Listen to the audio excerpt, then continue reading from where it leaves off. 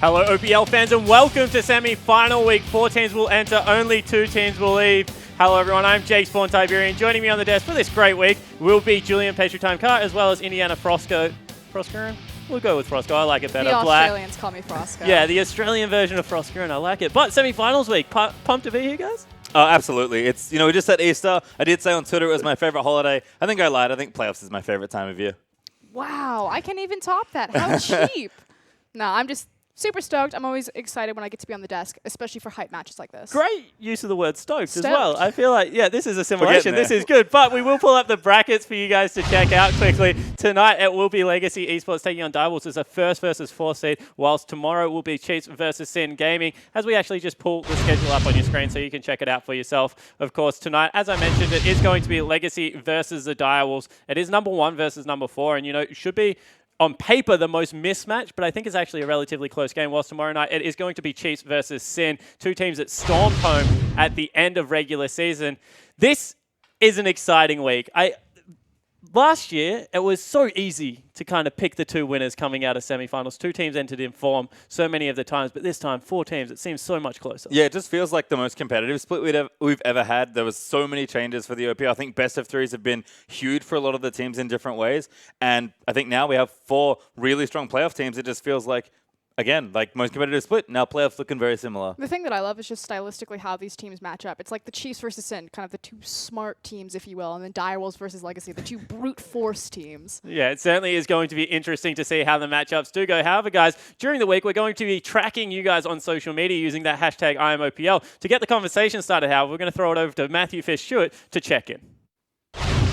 Thank you very much, Spawn. And as you can see behind me in just a second, currently 70% of you guys at home think that Legacy are going to take tonight's best of 5 series. If you guys want to show us who you think is going to win tonight, use the hashtags LGCWin, hashtag DWWin, and hashtag IamOPL, because these will be updated real time. It'll be an accurate representation of what everybody at home thinks is going to be the outcome of tonight's match. As you can see on the screen as well, we already got a few fantastic tweets in, and also Legacy Win is currently trending in Australia at number 6. So all of you Direwolves fans at home, get on your Twitter, tweet hashtag DWWin, support your teams, and we'll see you guys later.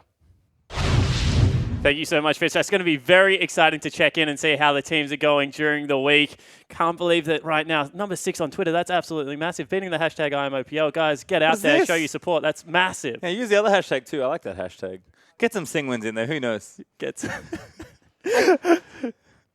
I was going to say, I think we made the joke that if you want to disagree with anything that we say on the desk, you can do it on Twitter as long as you use the hashtag. You use the hashtag, I'll respond to every single one. Well, there you go. You have Froskeran's personal guarantee. However, guys, there's also a way that you can watch the viewing parties from your local Hoyt Cinema. That is, of course, for the final coming up on April number 5. As you can see, the viewing parties on your screens. Get involved, get out there and force, show your passion for the OPL. It's going to be great to get along to some of those viewing parties. And, I went to some before I was a shoutcaster. They're lots of fun to get involved with things like that. However, guys, we do have a semi-final to get underway, so let's kick it off. It is going to be Legacy versus the Direwolves for game number 1. It is number 1 versus number 4, but 2 teams that were struggling later on in the season. We actually were able to catch up with Legacy last week, so let's check out and hear what they have to say. Yeah, no, I love LAN. There's nothing better than just killing someone, screaming, and knowing they heard you. They know, right? Like, you beat them and they know it. Oh, love it. I love seeing them walking around. I love seeing them sitting on the other end. I love just getting in their head. I love staring at them and just like figuring out what they're thinking. Like, what are you planning to do today? Well, it's not going to work because I know what I'm doing and it's 10 times better. Regret played last year, split 2 semi-finals in the studio, and King also has played 1 studio final. It's not much. Inexperience could hurt them. I'm not entirely sure, to be honest. But that said, I know no one on the Direwolves has any experience in LAN. I think Fantix and Sharp are the only ones. I think Sipple's only ever played in 1 tournament, as far as I know. I think the bot lane might struggle with inexperience on a LAN. Nerves are definitely a big factor. But if I was a Direwolves, yeah, I'd be much more worried about their players because they got way less experience than we do. Direwolves really only have one strategy, one win strategy. That's through their mid laner. It's fairly easy to counterplay. Like, it's really easy to read. You can see where they're investing their resources and you can easily counter it. A lot of matchups really come down to the jungle matchup, just who wins jungling. Pretty much their team will win the game. But I'm confident that Carbon has experience-wise and just understanding game knowledge-wise will definitely outclass Sybil. But I know that Sybil has some very cheeky pocket picks that he will probably reveal coming up to semis. You know, they're all very mechanically skilled players, and if they get a gold lead, they can punish you really hard with it. Not necessarily in a macro sense, but you know, if they get ahead, you're probably not going to win another team fight for the rest of the game. So I think if they're playing at their peak, definitely be a very close series. But again, I think it's more on us. You know, if we play at our peak, I'm confident that there's no team we can't beat. Do I see us as the best team in the region? Not by a lot. Not by a lot. I think Sin, Chiefs, and Legacy are very close. Very close. I'm pretty sure those series can go either way. At the moment, that's what I feel. I think within the next 4 days leading up to the semi-finals, we will definitely see which teams can focus and improve the most, and that's what I think will differentiate who wins the whole split and who doesn't. I mean, it'd be nice if Sin beat them. It'd be nice not to have to beat Chiefs in the final. That'd be a welcome change. It just always seems to happen that way. You know, we've had 10 weeks of OPL, and then we're going to have semi-finals, and at the end of the day, I'm going to be doing the same thing I do every year. Playing the bloody Chiefs. In the back of my mind, I know what the final is going to be. You know, it's this kind of like destiny, I suppose. You know, yeah, we're thinking about dire wolves, absolutely. But in the back of my mind, you know, I know who I'm going to be playing against in 2 weeks' time, and I'm prepared. Carbon looking to book himself another date with Destiny. Said he's not looking past the Direwolves and actually a little bit more reserved than I think we've ever seen Legacy this split. I think there were definitely some cheeky shots in there, which is just what we expect from, honestly, the general and his tactician. That's what it felt like from Carbon and Choose for me. Carbon, he's giving orders, he's making sure he's got the plans, and Choose is like, you know what? I know how to execute this. I've got the plan. I know how to counter Fantix. It's just wonderful to see these two work. It's a partnership that's worked for so long. Yeah, it certainly is. And we're actually going to take you through the Legacy lineup, guys. So let's take you through that right now. In the top lane, it is going to be Tally. That's the back of his head. Very nice back of the head, though. MVP. Yeah, and a player that's looked honestly completely on fire since he rejoined the team. And I guess the top lane there as well. Tally, just every champion he picks up turns to gold, it feels like. There's nothing he can do wrong on any pick. And to me, that's kind of like the biggest mismatch going into these two lineups is kind of where the top laners are, Tally versus Sharp. Very swingy in either direction. Yeah, it certainly is. Carbon, the man on your jungler, the most improved, the shot caller captain, overall dad of Legacy, and pretty great guy as well. You see Carbon, he's having a cheeky grin on the screen right now. What a split. Yeah, I mean, a player that's definitely driven by his emotions, but had an excellent split, especially given the overall performance of the team from 2015. He's, you know, personally invested in the team more ways than one. Carbon always wants to show up. And of course, Choo Choo's their mid laner. Very impressive throughout as well. Probably the most underspoken member of the team, but has stepped up in massive ways. And it's crazy the fact that Choo Choo's gets to be a highlighted member as a mid laner in the OPL, because right now it is such a stacked league of very potent and powerful mid laners, and Choo Choo's is right there. I mean, people forget, honestly, that Choose is a veteran, surprisingly, and it's going to show here. And on your screen right now, it is your boy, King. What an AD carry. Used to actually play for the team that they're going up against. Maybe a little bit more reserved, but still a very big playmaking AD carry. It's funny, if his first name's apparently Calvin, which I didn't realize, but your boy King, he's looked great all season long. He's going to be playing against his old teammates here, and as always, King wants to win. Yeah, it certainly is. And Regret on your screen. Very good Alistair Braum, Thresh player. He's got everything. He even plays a Bard right now. I think that Regret, once again, another underspoken, underrepresented member of the team, but their bottom lane really hasn't had to do that much. Yeah, obviously when you have the top side of the map pulling so much weight, but I do think that Regret and King have an incredibly high mechanical ceiling, and they've both shown in the past that they can go full pedal to the metal. Yeah, they certainly have. All right, guys, so let's break this down. Legacy, they're a lineup. They finished first. They only dropped one game, was against the Chiefs. Their strengths across the wrist. Where are we looking for this game for this team to get ahead? Top side of the map. Yeah. Definitely. It's going to be Carbon. I think he's the best jungler in the OPL. I don't think that there's much contention there, although he did say in the video that he certainly respects Sybil when he gets certain pocket picks.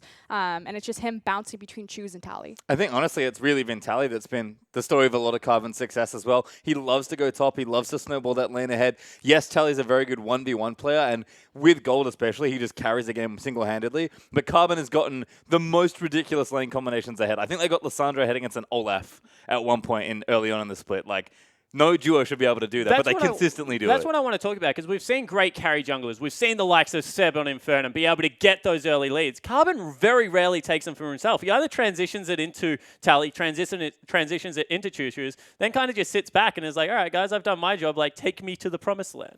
They're actually two fairly gank-heavy junglers, to be honest, which is sort of interesting. Like, I think Civil and Carbon, they like to get aggressive. They like to really, shed some blood. I think they could meet each other all their lanes very quickly. Well, speaking of the Direwolves, guys, we actually got a chance to catch up with them and talk about what was a rocky end to their season and how they're feeling coming into the semi-finals. Here they are. We're really going to have to step up on lane to beat Legacy. But I think we'll be more prepared than we ever have before.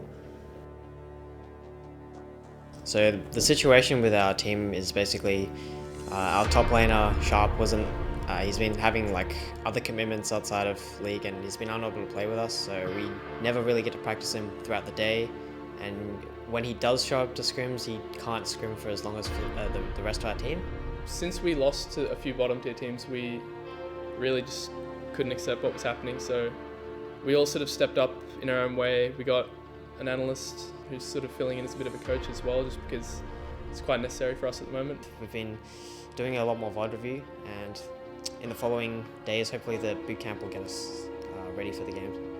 It is working so far, but this week is really when we're going to have to put it in and sort of improve the most to beat Legacy, because they are top contender. Legacy and Sin definitely underrate us. They're looking past us because in the past semis, they've just beaten us in the semis quite convincingly. Barely everyone's back alive. Legacy, they are going to finish it. They'll force their date with the Chiefs in the final. 3-1 over Direwolves. I mean, I can see why they're looking past us, but I think they really shouldn't this time around. I think Chiefs know that, like, while we've had our down points, that we're still, a contender, and they're willing to practice against us because they think that our practice is good enough to beat Legacy in the final. And I know how much Chiefs really want to beat Legacy, so if we could, it'd be pretty funny if we could beat Legacy and then even stop that from happening. If we can get it together, even just slightly, if we can just bump up our game that little bit, I think we'll be in a really good spot to beat Legacy, I think. Wow, that was almost a somber Sybil there. Very, very focused on what is a big matchup to come up ahead. They're right, it is an uphill battle, but if any team can do it, it has to be the Direwolves. They've done it before, to be honest. I don't know why they're that down on themselves. They beat Legacy in a semi-final. Yes, they got beaten in Split 2 to force that final versus the Chiefs, but they know it's possible. They've already had a good run. I think Legacy's been their Achilles heel in a lot of situations this season, but the Direwolves are a team, we always talk about it. When they're hungry, they definitely want to feed. And we also have to come into Not this in the bad way. with the expectations that both of these teams will be playing at their top peak performance. They talked about their boot camp in the video, and it's like going into this Direwolves, Legacy, both of them are very momentum-based teams, but we have to expect that this is going to be the excellent version of both of them. Well, let's actually check out the excellent version of this team. Starting in the top lane, it is going to be Sharp, the member that they spoke about, now stepping up his game, looking to put a lot more in, but has maybe been the exploitable link on the lineup. Yeah, Sharp kind of had a very up and down trajectory as a top laner. He started off, not great, learning the role in a lot of different ways, playing comfort picks like his mages from mid. He's gotten a lot better, and then I think dipped a little bit down. I think in general, the big reset for the Direwolves here, Sharp, if he's got the practice in and put the work in, you have to think he has before the tournament, he's actually looking pretty strong. Yeah, no, I agree with it. I definitely think the issue, though, is still going to be kind of the consistency with Sharp, but he's got Sybil behind him. And speaking of consistency, if Sybil's on his champions, looks phenomenal. I was about to say, Sybil is I always say that he can't play the same champion twice in a row. He's got the biggest champion pool I've ever seen in as a jungler. It's he's just played random. Shen for crying out loud. Yeah, he's an interesting player. Definitely very gank heavy once again, similar to Carbon. I think he's excellent picks he's shown he's really good on, but he does have a lot of other junglers that he's still really good on as well. Yeah, and of course, Fantix, the perfect mid laner for his team on your screen right now. We did IG check him, ladies and gentlemen, definitely over age. But this is really the carry for the team that we look to step up in moments like this. And I mentioned the 3-1 that they had in the last semi-final in Split 1 last year. There was definitely some Fantix action happening in the top lane that time around. He's shown up big on lane. He can do it here as well. Super mechanical talented player, very high ceiling. He's the guy to watch. Yeah, he certainly is. Another man to watch, however, is our rookie of the split, Raze, the new AD carry taking King's spot. Now wants to take his spot in the finals as well. Raze, formerly known as Zeratul, big Ezreal player, big Kaelin player, but this guy's gone bonkers. I think he's taken his aggression from last year as well, to be honest. Raze and King feel like very similar players, at least as where they were last year. Raze, we know how good he can be. This is a real test for the young bottom And he's lane. got a very good support behind him in Kuden. I think criminally underrated, especially by Egypt. Shout out to Bryce Paul. But this is, he's shown up to be a huge support at the moment. No, I completely agree. I think the bottom lane for Direwolves, again, if we're talking about mismatch, Legacy are weighted on the top side of the map. Direwolves, I think, are weighted on the bottom side. All right, so this is where I want to kick it off, right, guys? So when we look at these teams together, is it the battle of top versus bottom? Is there anything more to it? It looks very similar in the way these teams play. I would say that, as always, mid and jungle is going to play a massive role in the game, but an exceptionally big one. Choosing Carbon, they've been a pair forever. We know how good Fantix is. We know how good Sybil is when he can snowball. Like, that's the core of both of these teams. And if there's any sort of mismatch there or something starts going wrong, the games could degenerate very quickly. The biggest thing for me is stylistically, both of these teams are going to be fighting teams, but I feel like Legacy has an edge on a 5v5 fight where their coordination is beyond belief, whereas Direwolves are a skirmish-heavy team. They actually don't have the cleanest 5v5, but Carbon did say in the video, you know, if they get ahead, they snowball ahead. Yeah, and I think that's sort of the other thing there as well, in that I absolutely agree. Like, whenever they get ahead, they're such a scary team. Yes, they've shown they can fight from behind before, but just don't give this team a lead. You know what they do with it. All right, so it sounds like right now, whoever plays better on the day is going to win this one, which is not really much of a prediction. So I'm going to put you guys on the spot. Frostgreen, starting down that end of the desk, who's going to actually win today and why? Do you want me to give score as well? Yeah. Okay. I actually think it's going to be Legacy, and I predicted a 3-0. Ooh, why? Because I think, again, stylistically, these two teams, they both team fight, and I think Legacy just have the superior skirmish as well as the superior 5v5. And I think unless they just make a drastic mistake where things snowball far too out of control, they prove it during the regular season, they're the favored team going in. I have to give it to Legacy. Well, I think they'll take... I actually slightly disagree. I think Direwolves have the ability to take... But the thing is, you'll be like, oh, they'll take a game, but Legacy will win. Exactly. I think, yeah, and that's exactly what I think. Legacy 3-1 for me. Thanks, Frosco, for calling me out. I think Direwolves always have the ability to take a game. I just don't think they're consistent enough yet, at least from what we've seen, to be able to take 3 in a best of 5. That's a tough ask. Well, I believe every dog will have its day.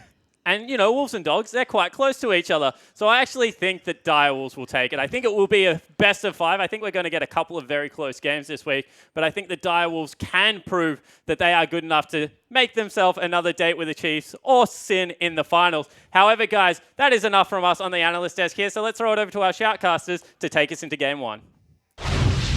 Thank you very much, Spawn. I'm, of course, Atlas. This is Rusty. This is Fish. My face will start working, don't worry, because we've got a semi-final to get into. So excited to get into these games. And, of course, Direwolves versus Legacy. Do you guys agree with the desk? Do you think it's a little bit Legacy favored here? I'll start with you, Rusty. I'm not inclined to make predictions as I am a caster, not an analyst. Yeah, I and just I'm really like be trying to get you to... Yeah, you can keep trying. It's not going to happen. Do it every single time. I do How think about we're you, going to Fish? 5 games, though. Can I get anything out of you? I would give you my prediction, but I'm just going to go with the Magic 8 Ball told me, which is Legacy going to win, apparently. Really? Are they going to win like 7-5 or something like that? 26-4, I think. Oh, wow. The 8 Ball's really mixing it up. But, of course, what the desk has already mentioned here is some really, really good points about sort of top-heavy versus bottom-heavy as we hop into Champ Select. And we'll see exactly who's going to come out on top when it all washes out. And Graves is going to be the first ban here from Legacy. Yeah, so to aid to that point a little bit further, we're looking at Tally trying to really get ahead for his team and continue to snowball top lane away from Sharp, whereas on the flip side, Direwolves, they need Raze and Kuden to get going to make King and Regret have a, let's just say, a very rough time in that bottom lane and do the converse for Direwolves. We'll see whether they can, as Gangplank is going to be banned away by the Direwolves. Poppy and Corky have already left the Rift. Definitely some big names still on the board. Callista's coming to mind, things like that. Direwolves are going to take away the Trundle. Lulu's up, guys. Yeah, Lulu's available. Lissandra as well as the other flex that Legacy have always got amongst them. I think Graves in particular, if we're looking at the bans, is the standout confusing one. Because sure, Carbon can play it. It definitely means that it's a flex with Tally as well, playing Graves in 2 lanes. It gives them a lot of versatility with their drafting. And to me, that looks like what Direwolves are attacking, a lot of their versatility. Exactly that. They did take Corky away as... Legacy did take Corky away as well, so that's a big ban coming towards Fantix. Strong champion, but Fantix has played that quite a lot this split. And Brom's going to be the final ban from Legacy too, so taking away that powerhouse support. Braum is an interesting one. So Kuden actually has a preference towards the Braum opposed to Alistar when the tanky champions of the two dynamic duo supports are available. It could mean that by banning Braum, they preference Alistar with the first pick, but with all of the junglers still available, who knows what direction they'll go. Is Nidalee the standout? Perhaps Kindred instead. Well, Raze also plays a pretty fantastic Callista as well, which is available, but Sivir, another champion that has definitely been skyrocketing into popularity. It is going to be locked away, and Raze, that's actually feels like a pick away from King if we're going back into the history books. Yeah, skyrocketing in favor, it absolutely is, but yes, King, the Sivir player essentially of the OPL right now. He jumped on that bandwagon quick. And there's the quick response. Yeah, I was going to say, speaking of quick, the Alistar, the Gragas both locked in instantly by Legacy. Alistar, again, Braum being banned, Alistar being picked up is a smart decision here. So Legacy's AD carry doesn't need to be as important, but Sivir's also got the ability to spell shield the entire Alistar combo, which means you have to get creative if you were Legacy. I honestly thought that one of these two picks from Legacy would have been Direwolf's first pick, but the Sivir pickup still a very, very strong AD carry. Would like to see what they round out with their next two picks as well. Nidalee's still available. Kindred if they want to play that champion, but we haven't seen too much of that Sybil's just yet. Elise is up as well. I mean, I don't think he really cares about the jungle pool right now just because it hasn't been touched. And Sybil, we know, has when he's on comfort, which there is quite a lot of, Spawn alluded to it on the desk, he's very, very comfortable. So not too worried. Direwolves may just finish their bot lane here and pick the potential top laner with it so that they don't reveal too much with their strategy. Or they could just reveal a lot with one pick, who knows? Whoa, okay. I like it. I think Karma, if that is a support, is ridiculously oppressive with a Sivir. That is a very fast team as well. They all want to run quick. That is very true. Choo Choo's, though, going to waste no time. Locks in the Azir. Maybe expecting that Lulu in the mid lane. We know that Fantix, of course, plays a few things. And King, he's going to get the Callista. That is a terrifying bottom lane. I will say, it's not usually Fantix that is the Lulu player, of course, entirely capable and a very strong Lulu player. But Sharp is usually the one who gets the brunt of, I guess, like you have to have the Lulu or the team has to have the Lulu. You just take it. Always possible that they flex it. Legacy have got some strong powerhouse picks in this draft so far. All these champions can be first picks in the current meta. Maybe not Azir too much, but strong champion pickups, and it looks like they're leaving their final pickup for Tally up in the top lane. Yeah, which makes a lot of sense. Standard Legacy, right? Absolutely. Give their top laner the last pick. Makes sense because they want to have the top laner win a 1v1.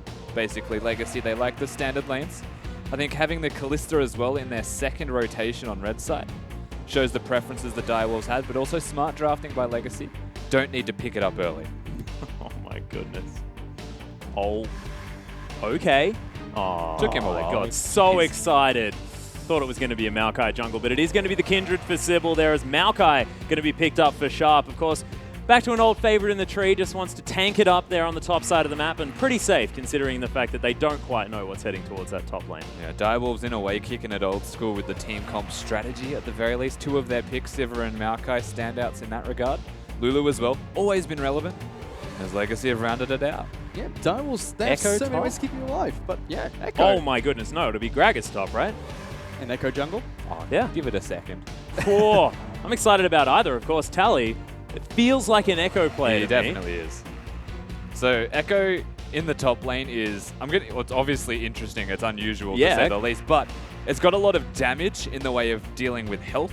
Of course, you've got the 3 stacks, much like a Vayne does. You do a lot of bonus damage. It's very hard to kill an Echo who can rush magic resistance as well. Abyssal Scepter, a very good item on the champion. It's got a lot of unique perks as well if he recalls and uses the ult back to lane if he's looking to just continue split pushing. From the looks of things, Legacy have a lot of ways to displace the Direwolves here. A lot of crowd control, a lot of ways to displace you, move you around in a team fight. Direwolves, on the other hand, tons of ways to just run at you and keep everybody in their team alive. AoE shield from Karma, Lulu keeping people alive, Lambs the spike, giving you that last bit of heal as well. Maokai reducing damage. These two teams have a really, really big strategy in their team comps. Yeah, they absolutely do. I think Legacy, though, on the flip side, they've actually met Direwolves' strength. I think they've actually combated their strength with skirmishing prowess in their champion picks as well. So Gragas, Echo, zone control champions, very strong 2v2. Azir as well, very good with the zone control. Emperor's Divide. pretty safe, I will say, in the mid lane. If Gragas is there, think about the distance you can cover with an explosive cask and an Emperor's Divide. They'll be under your turret in a heartbeat. I think Legacy in 2v2s in every single scenario on this map have actually matched Direwolves and said, well, we're just going to beat you at your own game. Well, we'll see whether they're going to be able to. But ladies and gentlemen, we want to hear from you. Use that hashtag DWWin if you think that the Direwolves are going to be able to take this series, of course, siding with Spawn on the desk there, or use the hashtag LegacyWin if you think that Pastry Time and Froscarin are onto something with their predictions. Of course, let us know exactly what you think. Use that hashtag IamOPL as well, because, man, I'm very excited to get into this game, but I have a feeling it's all about how they play in this environment. And the man in the middle that you can see on your screen right now, if I was a Direwolves fan, I'd be very, very scared of, because him at a live event, Carbon, just terrifying. Yeah, I thought you meant choo-choos for a second. I was like, he's not in the middle. You just double entendre the heck out of me. Yes, I think that Carbon is the man to look out for right now. Legacy, you said it yourself, when it comes to a live event, goes above and beyond, and that's because he feels the emotions. And having a conversation with Legacy before this game as well, they were saying Carbon feels content. And that, to me, is a scary Carbon, because that means he is happy and he is excited and ready to go. He's definitely experienced in the offline environment, and he is a strong captain of the team as well, you could say. He's been leading them to numerous victories in this split of the OPL, and he looks like he's ready to get another one for his team. Yeah. Exactly, 9-1. I mean, they haven't lost to the Direwolves as of yet this split, but of course the record in playoffs has actually been very, very similar against these two teams over the last couple of years. So it'll be very exciting to see whether the Direwolves are going to be able to step up in the playoffs, because they're going to have to. Based on their record so far and what they've actually been doing in the last few weeks of the OPL, they need to up that game. But by the sounds of things, scrimming against the Chiefs a lot, that's sort of been sort of the, I guess, practice pairings that they've gone off with, the top four teams now just pairing up with whoever they're not going against in the semifinals. We'll see whether that's helped their strategic play as we move into this one. How do you feel about it? I think we've sort of had the 2v2 when we came into the top four. It's like teams that aren't playing each other, like, oh, we're going to group together and try and beat the opposition, not reveal any strategies. And just to quickly bring that back to your original point as well, looking back historically at the playoffs between Direwolves and Legacy, and even including regular splits, I think Legacy are a total of 2 wins ahead, and that is only through 2 regular split games. So split 1 playoffs, 3-1 Direwolves. Split 2, 3-1 Legacy. This is actually effectively a 1-1 between these teams, playing each other in the semi-finals, which happens every time. Certainly does. Of course, King now on the other side of the matchup, which is very, very exciting for that bottom lane, because we've mentioned sort of top-heavy, bottom-heavy, but we're calling the Direwolves heavy on the bottom side. King, I could imagine, would not actually like that. This man has a lot to prove now on the Rift, and we'll see whether he's going to be able to step up his game, because he hasn't necessarily been as aggressive as when he was playing for the Direwolves. King is kind of like a minion farmer more than he is a champion killer, opposed to Raze on the flip side. So yes, I think the onus is a lot on Direwolves to get things done based off the play styles of the team's players. Well, speaking of getting things done, we are on to Summoner's Rift, ladies and gentlemen. Direwolves will be on our blue side as we step out. Legacy going to be taking the red. And look, the top lane matchup, one that we have already spoken about, Echo versus the Maokai. Very exciting. We'll see whether we actually get standard lanes. I mean, surprisingly, we have seen a lot of Echo in this OPL split, but not so much in the top lane, I could say, as Tally is going to be pulling that one out. But we have to see what happens between these two teams as we start off this game. So far, no tricky antics, just it looks like Legacy going to be grouping up. The first thing that I've noticed, though, is Fantix is on Lulu. Not necessarily your carry-based champion in there in the mid lane, and I want to see how he plays it, because it's been a while since we've seen him on the Lulu. And we know players that can make the Lulu seem like an assassin. Direwolves are the closest team that we have in the OPL to the LPL. Yeah. And solely because what that means is they play champions like Ezreal and Lulu, but they play them like they can kill everyone on the map and outplay them 1v1. They use spells aggressively every single time. So like Lulu, as an example, has E for a shield or for damage. Just use it for damage. Just get more on them. Hurt Yeah, them. damn right. Help picks. Help me kill the opponent by other means. But the Keystone Masteries are now on your screen. There's nothing that really stands out to me. Anyone have anything that they've noticed? No, nothing outrageous. Karma, in particular, I guess, with a Wind Speaker's Blessing from the looks of it, is a curious thing. But it increases self-healing by 10%. Oh my goodness, Tally got it. That is massive, as we did have Direwolves come through and try and deny the top Krug camp. And to add insult to injury, they don't even get the small one. Goodness. So Tally already coming up big for his team. Well, I mean, that's just coming up standard, right? Really, but saving himself from what could have been a horrible situation. We did see Regret9 try to do the same thing by invading the jungle. Both these supports giving the junglers and the top laners a little bit of a hard time, as Kuda's going to be poking around with that Karma. And speaking of the early start to the game too, we have a lane swap coming into this game. Direwolves are going to be sending their AD carry and their support up into the top lane. Legacy going to have King and Regret9 down in the bottom lane, as you would normally see. And they're all going to be pushing out to the turret as fast as possible, as Fantix and Choo-Choos just want to fight each other back and forth. Yeah, and we spoke about the teams playing against each other, the top 4 in separate 2v2s. Well, the Chiefs were who Direwolves played against, and the Chiefs love a cheeky lane swap pretty much every single game. So no surprises, the Direwolves, after their practice, their boot camp before this game, have actually decided to lane swap themselves. Yeah, and I actually really like this, because we mentioned the fact that both of these sides are a little bit top and bottom heavy. So maybe avoiding that early stage of the game could actually shore up some of those weaknesses. And they can move into that skirmish phase that both of these teams very much like. Yep, so both teams still working on taking down the outer toast. Look at this, Sybil coming into mid lane, getting an early gank on the Choo-Choos. He is dead. First blood will go on over to Fantix. So that was a very early rotation from Sybil. It was unexpected by Choose, to say the least, but Choose was putting a lot of emphasis on actually killing Fantix, opposed to just staying safe in the lane. So it's a pretty easy pickup based off his positioning on the map, but again, Choose, he should have known that Sybil was topside and played towards the bottom side of his lane. Instead, easy and early first blood picked up by Fantix. Yeah, and that is very, very scary. Even if he is on the utility-based champion in the Lulu, just going to teleport back into lane. And actually has himself a rejuve bead, as well as the cup. I hope you're not asking me a question from that. I'm not going to. I haven't got the slightest. Yeah, I was thinking, like, is that a Mikhail's rush? I don't even know what Mikhail's builds out of, and whether that's at all relevant. No, it doesn't build out of a rejuve bead. Titanic Hydra Lulu, pretty standard. Let's touch back in a couple minutes, shall we? Yeah. I'm having a mind blank. Yeah. It's interesting. Maybe just wants the extra health regen. Understands that, you know, Well, that after used a to little be, while... like, after also, maybe split 1 of last year. Mordekaiser going like 2 health points. rejuve beads was like the standard first buy or something on a particular champion. I'm having, you know, flashbacks, but not any good now. You rejuve bead bias. It was all about the 9 potions.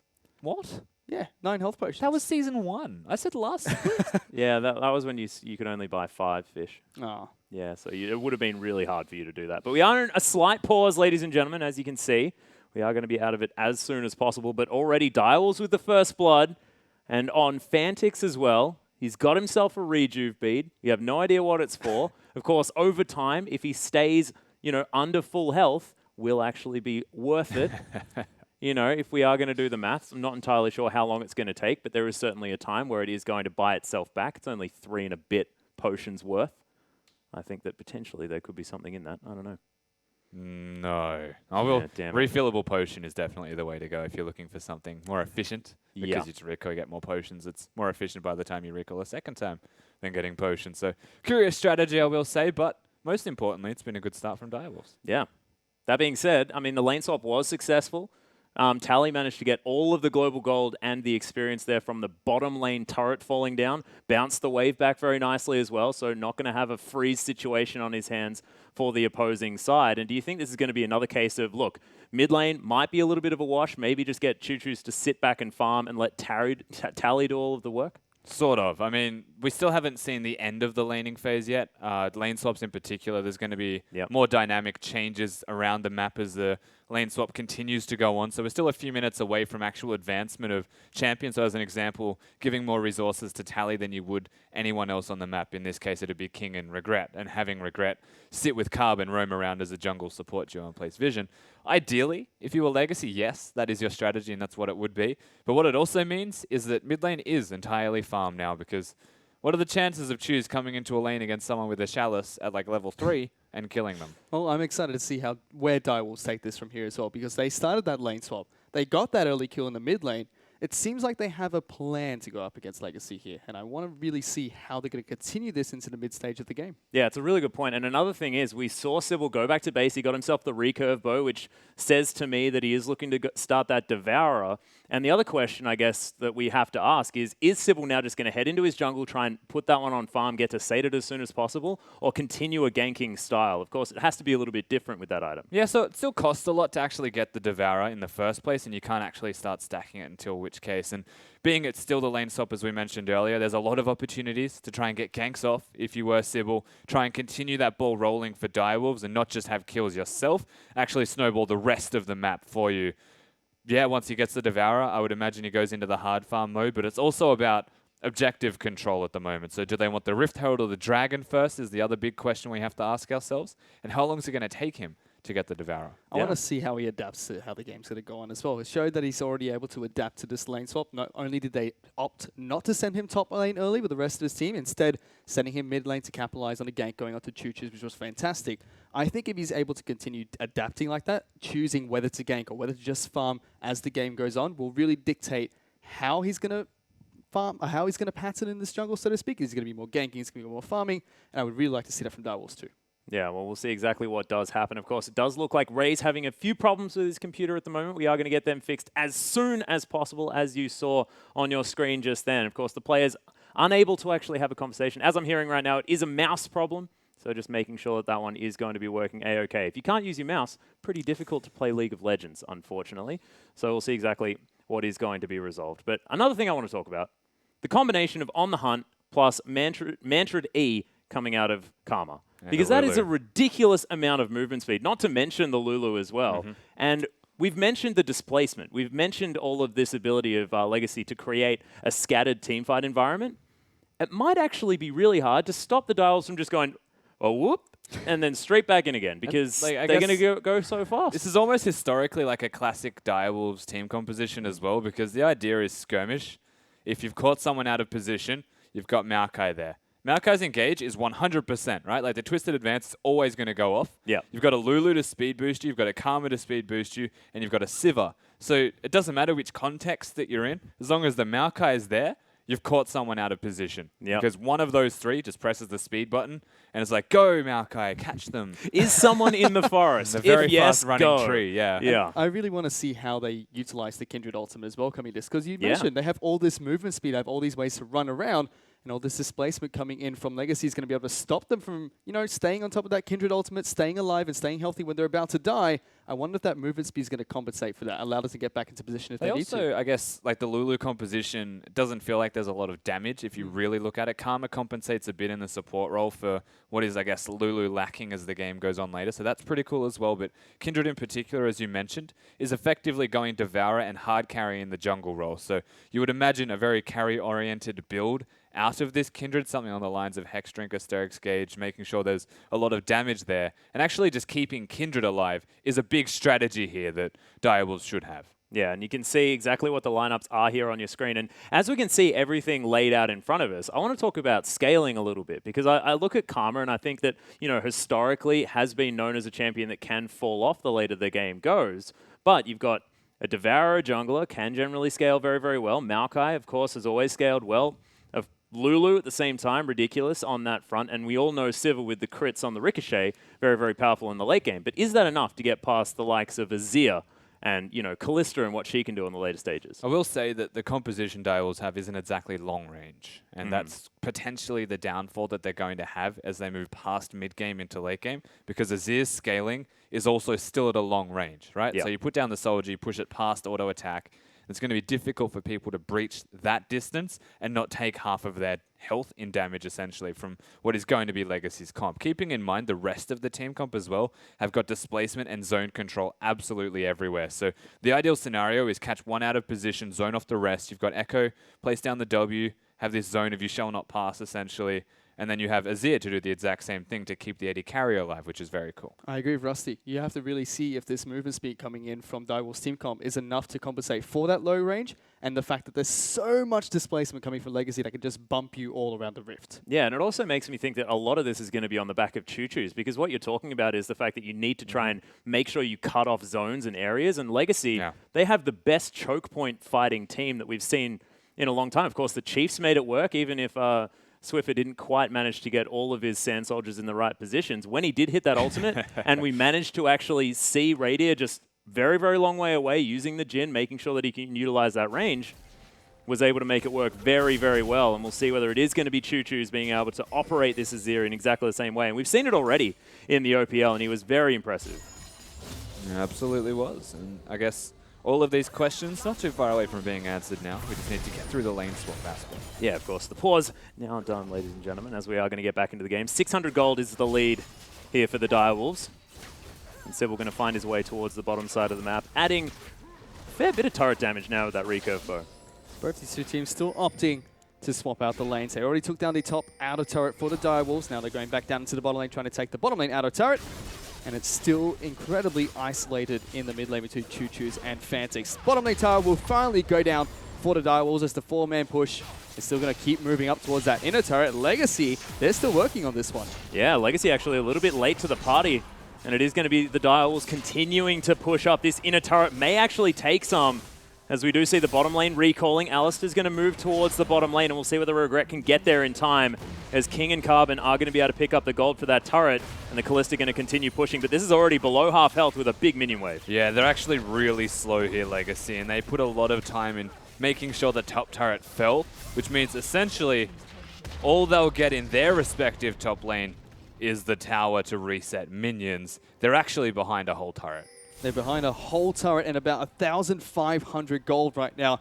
The lane swap is really paying off for the Direwolves. They have a kill, they have 3 turrets, which is 1 more than Legacy right now. And this is the ridiculous thing. This is Direwolves in a lane swap scenario. The team that we talk about wanting to skirmish, thriving in chaos, all of these sort of things have been thrown around about this side, but this has been all about strategic play and map movement from the team. Well, to me, this is just their preparation coming into the best of 5. It was all right. about controlling that chaos instead of actually just breaking it out randomly. Save it. If that's where the team excels, get ahead through smart macro play. Legacy have been definitely starting to falter in that respect coming into this playoff series. Well, we do have a tweet in from Ivy. Kuden, body them, Kuden. Justify my karma love. Hashtag IMOPL. Thanks very much, Ivy. Can Karma body people? Damn right she can. Have you seen a Karma? Yeah. They body everyone. I was actually watching Rusty play Karma today, and I was very scared. Yeah, it's the only time you don't feel bad watching someone play Karma in the top lane is when they're playing against a Darius, which is worse to deal with. Watching Rusty play anyone is actually kind of scary. Have you seen his AP Lucian? I certainly have. We've mentioned that one on broadcast. Good times. As Sharp is going to take himself to Rift Herald and move towards the top lane. Actually going to get eat up by Kuden as Regret, actually waiting in the brush, decides instead just to vacate. Legacy going to move back underneath their inner turret. Yeah, Carbon giving them the trophy. Of course, this is a sign that Legacy are trying to thwart any further advances the Direwolves are going to make. Of course, they're going to be down a member. Tally, he'll have to teleport in. But Direwolves with a Rift Herald and with the numbers advantage, looking strong here on this second turret. That's right, 4 on 3, and this turret's already down to half health. In fact, using the smite to try and clear as many minions as possible. That Rift Herald is going to make them attack faster, but not as tanky as the Baroned up minions that you would see later in the game. They just chip it down to about half health. Tally is still in that bottom lane, but Direwolves still continue to push on. Yeah, so this push is smart because Tally's kind of freezing it, and he can't stay there for long.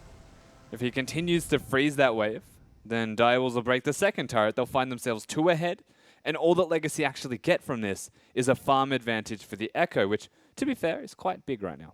Yeah, of course, Tally has been where they've been putting a lot of their resources, especially historically, so giving him some room. Of course, scaling up, he does a lot of damage. We're not used to seeing the Echo on the top side of the map, but from the jungle doesn't get nearly as much money as the top lane variety, and we'll see whether he's going to be able to get to that stage where, you know, one use of that chrono break, it can change a team fight if he gets it in the right position. It does a heck of a lot of damage. And we'll see whether he is going to get to that point, because we're talking about, like Frosco mentioned it on the desk. This is going to be both of these sides at the best that we've seen them. And the best that we've seen Legacy was having basically a hive mind. So irrespective if they may have like fumbled a little bit of the lane swap here, falling behind a turret maybe early on, this is still Legacy and still a team that feels like they're attached in the brain. I will say this isn't Legacy at their best right now because they're not playing standard well enough. They got ganked in the middle lane. That should not have happened. And this is actually effectively, to me, Direwolves playing better than they have been most of the split through their early laning phase. I'm going to call it more Sin-esque in the way that Direwolves are playing the map more effectively. Well, and this tower's in trouble. It certainly is. Regret actually manages to get a knock up onto Sybil, but Minions are going to tank up most of that damage. Barrel goes down, but that is just more damage on the turret. And Direwolves are just going to keep it here for as long as they can, as Tally continues to try and farm and get bigger. 35-13. We mentioned this is a mismatch, but Sharp's on a Maokai. And it barely matters how much money he has. He'll still be a Maokai.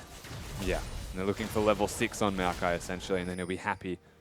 I will say, though, 41-15 is biggest. Ooh, Regret. Yeah, Fate's Call's going to come in. Regret looking for the headbutt back, but Sharp! He gets knocked once again further back with the body slam, but he's going to die eventually as it's going to be picked up by Choo Choo's, evening the score, at least as far as kills. Yeah, actually headbutted into a body slam. So there was funny. No escape for Sharp, to say the least. Of course, maybe not the most efficient combo, but it didn't really matter because, again, Sharp hasn't laned. He's just getting the scraps of Direwolves. And naturally, we are going to see how this happens. So headbutt and a body slam. It's just a lot of time where King can get stacks in him to rend the heck out of him. Sharp did have that Rift Herald buff as well, so not going to be able to continue with that push up in the top lane, but did certainly get a lot of chip damage onto that turret. If we take a look back in towards the mid lane, Choo Choo's was the man that made that rotation up to make that play happen. He's still going to be farming it up. And that rejuve bead is finally gone from Fantix. Looks like he's decided to sell that. Yeah, I actually think he thought it was a refillable potion. I'm not gonna lie. Like, I even said that They when he look bought relatively similar, right? I mean, they're both green. Yeah.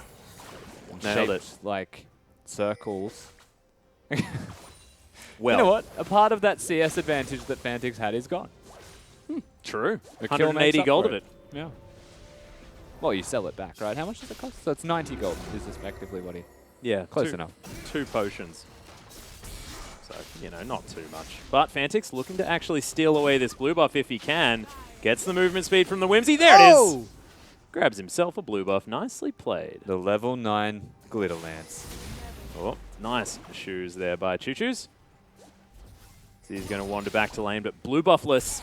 That could be a big deal here for the Azir. Doesn't quite get the Thunderlord's proc, but you can see definitely a lane bully. It does look like Choo Choo's is going to try and pick up an Abyssal Scepter as well. So the 2 Doran's rings and his biscuits are all the mana regeneration he's going to get for now. Fantix will have that blue buff to be able to shove out this lane a little bit more.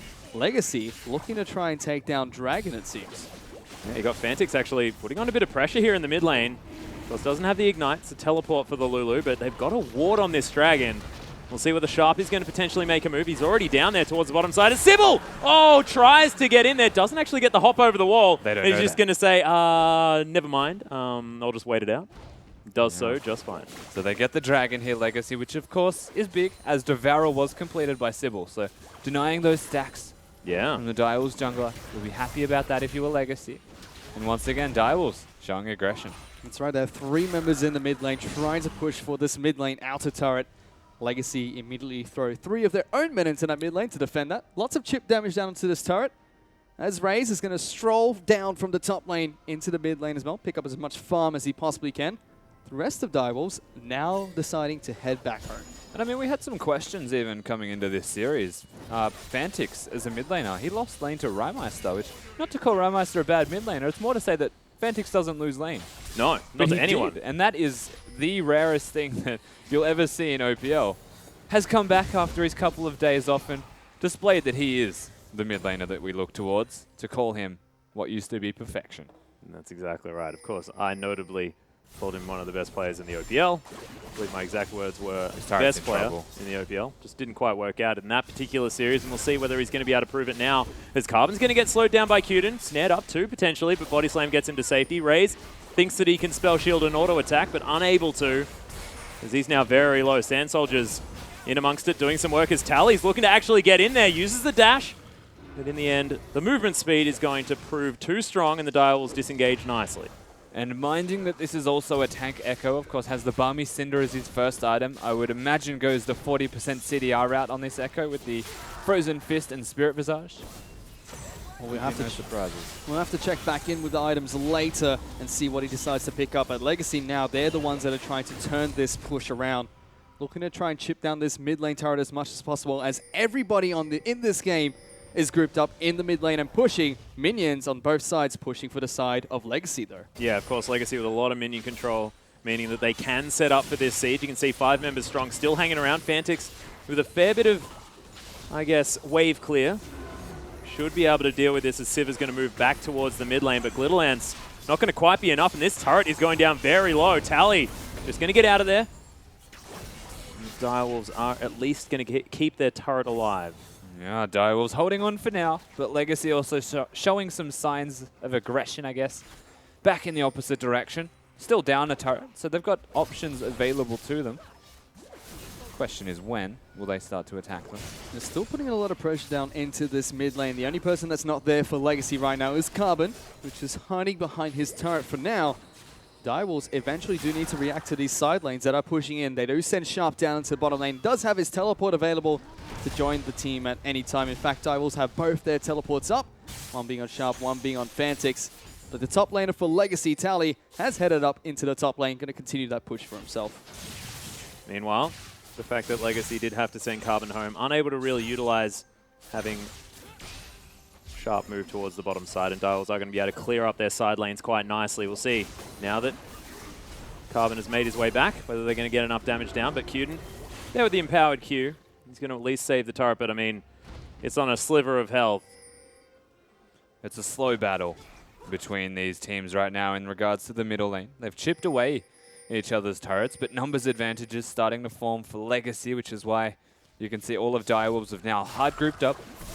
Of course, trying to stack the Devourer actually provides small advantages to Legacy if they keep their jungler mid, pressure down objectives and get the team gold, whereas Sybil needs to be at least a little bit selfish with stacking the Devourer up and doing some jungle camps. So interesting distribution of their efforts.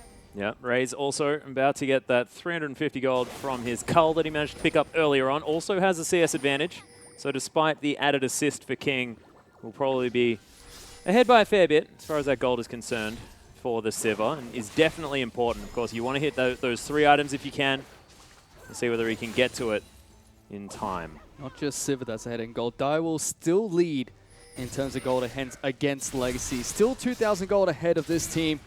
They don't have a single dragon yet, which has gone on over to Legacy, but are still a single turret ahead. Legacy have been really trying to take down the mid lane outer turret first and to equalize that one back up, but their mid lane outer turret of their own is pretty low as well. Speaking of mid lane, hot tip, Azir maxes W first, second rather, opposed to the E, which I know doesn't make a lot of sense because the E does damage when you hit people. It gives you a shield as well to reduce the cooldown, I believe, but when you're not building cooldown reduction, you need more soldiers. Whoa, Sybil. There's the flash pulverizers. Regret getting right in amongst it. Sybil, yeah, it's going to jump straight into a stun potentially, as he does actually manage to get some vision over the wall and might be turning this one around. We'll see. Tally is going to get polymorphed. Not going to be found by the Glitterlands though, and Direwolves with some sneaky plays, but not going to find too much. Yeah, oh, wow. Raze though, is going to get shielded up and sped by Cuden, and really nice patience there on the ultimate as the boomerang's going to fly through. Carbon takes a lot of damage, especially now with only that jungle item there. Ray's biting back, I will say, though. Positionally, Legacy are looking to get these out of inner turrets in the bottom lane, which means mid is actually running a risk of going down. They're doing a really good job trying to get it, but look at this. Regret 9 now trying to jump in on towards the rest of Direwolves. Teleport is going to be coming back in from Tally. Cancelled. Actually cancels that one out. Still pushing in the bottom lane. He will be able to get this outer turret. Yeah. Flash had to be used there by Sharp, though, who used his Twisted Advance, and then sort of there was an invisible cow after the Fate's call.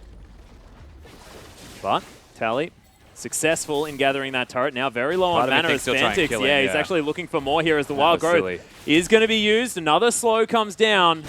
But he is going to get out of there. Explosive Cast comes in. Sharp, once again, going to be taken down. And the Sun Turret, it's going to help out. Choose, despite giving up first blood, has picked up every kill for Legacy, which is 2. Which means, of course, Legacy, they broke the mid lane turret of Direwolves. They also broke the bottom lane turret, and Tally lived. They are now 1 turret up themselves, but still down a fair bit of gold, as, of course, the second it went down, Sharp overstayed his welcome. Carbon, easy pickup, and well done as hello.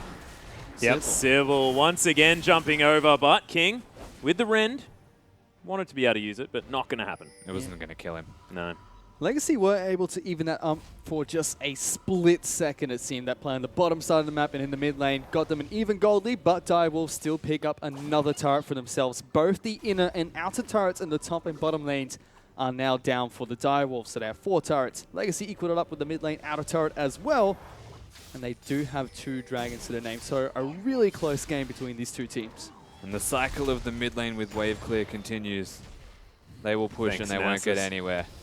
Yeah, that's what he says, right? Yeah. Naturally, of course, Azir and Lulu being both of the mid laners, you'd think that no turret would fall down. This comes down to timing your pressure when you think you can be there, and when Legacy are pushing advantages, knowing that someone has gone to answer Tally. So it comes a lot down to having vision. I think most importantly speaking of, Direwolves have a lot of it to try and take this turret in response. Yep, they are going to be able to do so as well. As the adder is going to fall. Direwolves pick that one up relatively easily as Legacy were caught shopping. That being said, it is a Nash's Tooth that was picked up by Choo Choo's. Blade of the Ruined King now there for King. Building towards that Hurricane now with the Swiftness boots already there. And you can see it's a lot of items already for Tally. As Sybil grabs himself the stacks. No cheeky carbon's going to take those away. How many marks was that? 18. What? Marks. Oh, sorry, I was looking at the Devourer. I don't care about marks. Okay. You can check those out. It's all Nah, about fair Devourer enough. stacks, mate. 18 marks, like, man. That's huge. That is a big Kindred if he has 18. He's had like 7 Barons, man. That's 100 marks. He's actually doing 100% of their health in damage. Every auto attack, no problem at all. No, I'm not sure. We will have to check back in. Yeah. I think also the 2 kills that Choo's got, by the way, has evened out this mid lane. So the effective roaming, I'll say, of Legacy, and once again playing back to their team composition, which has a lot of strong displacement and skirmishing strength, has given time for Choose to wave clear mid even when he was behind and rotate top, which got him that first kill, evens out mid lane, and then he picks up an easy second one.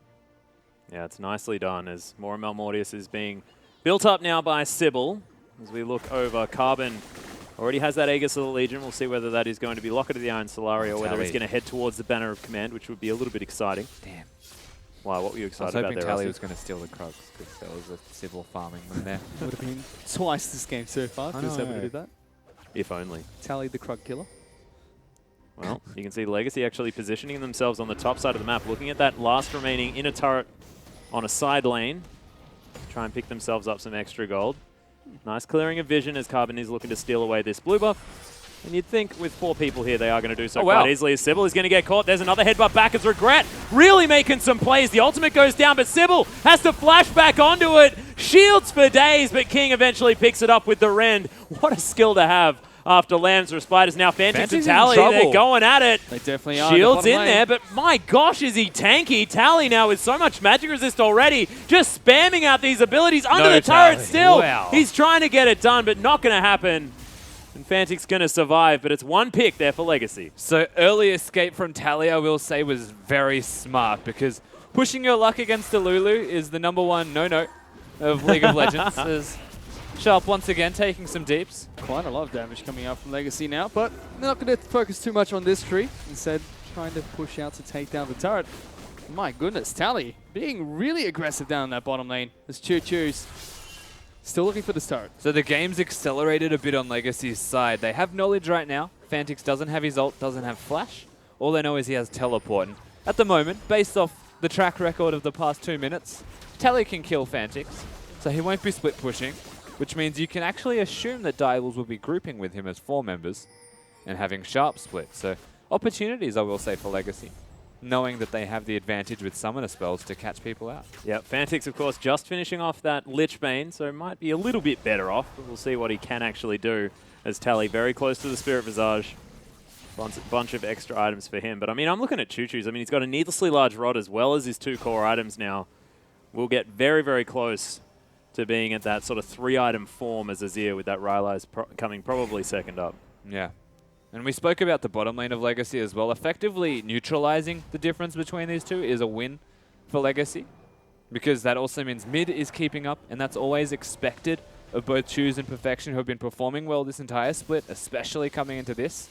The top lane is still the major discrepancy that we have to talk about. That's right. 50 CS up on Tally right now, and 2 deaths on Sharp, which does mean he is at an experience disadvantage. Tally has 2 levels on him 22 minutes into this game.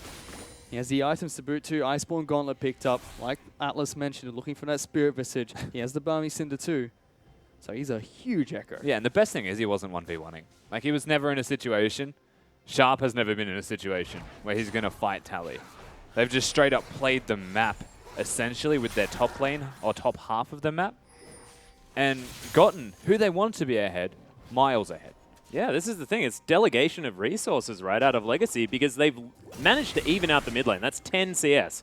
Means about nothing right now as Carbon going to body slam himself pretty aggressively onto the enemy side of the map. But look, you've even managed to even out King. King is now ahead by 8 farm on this Kalista. 1-0 and 2.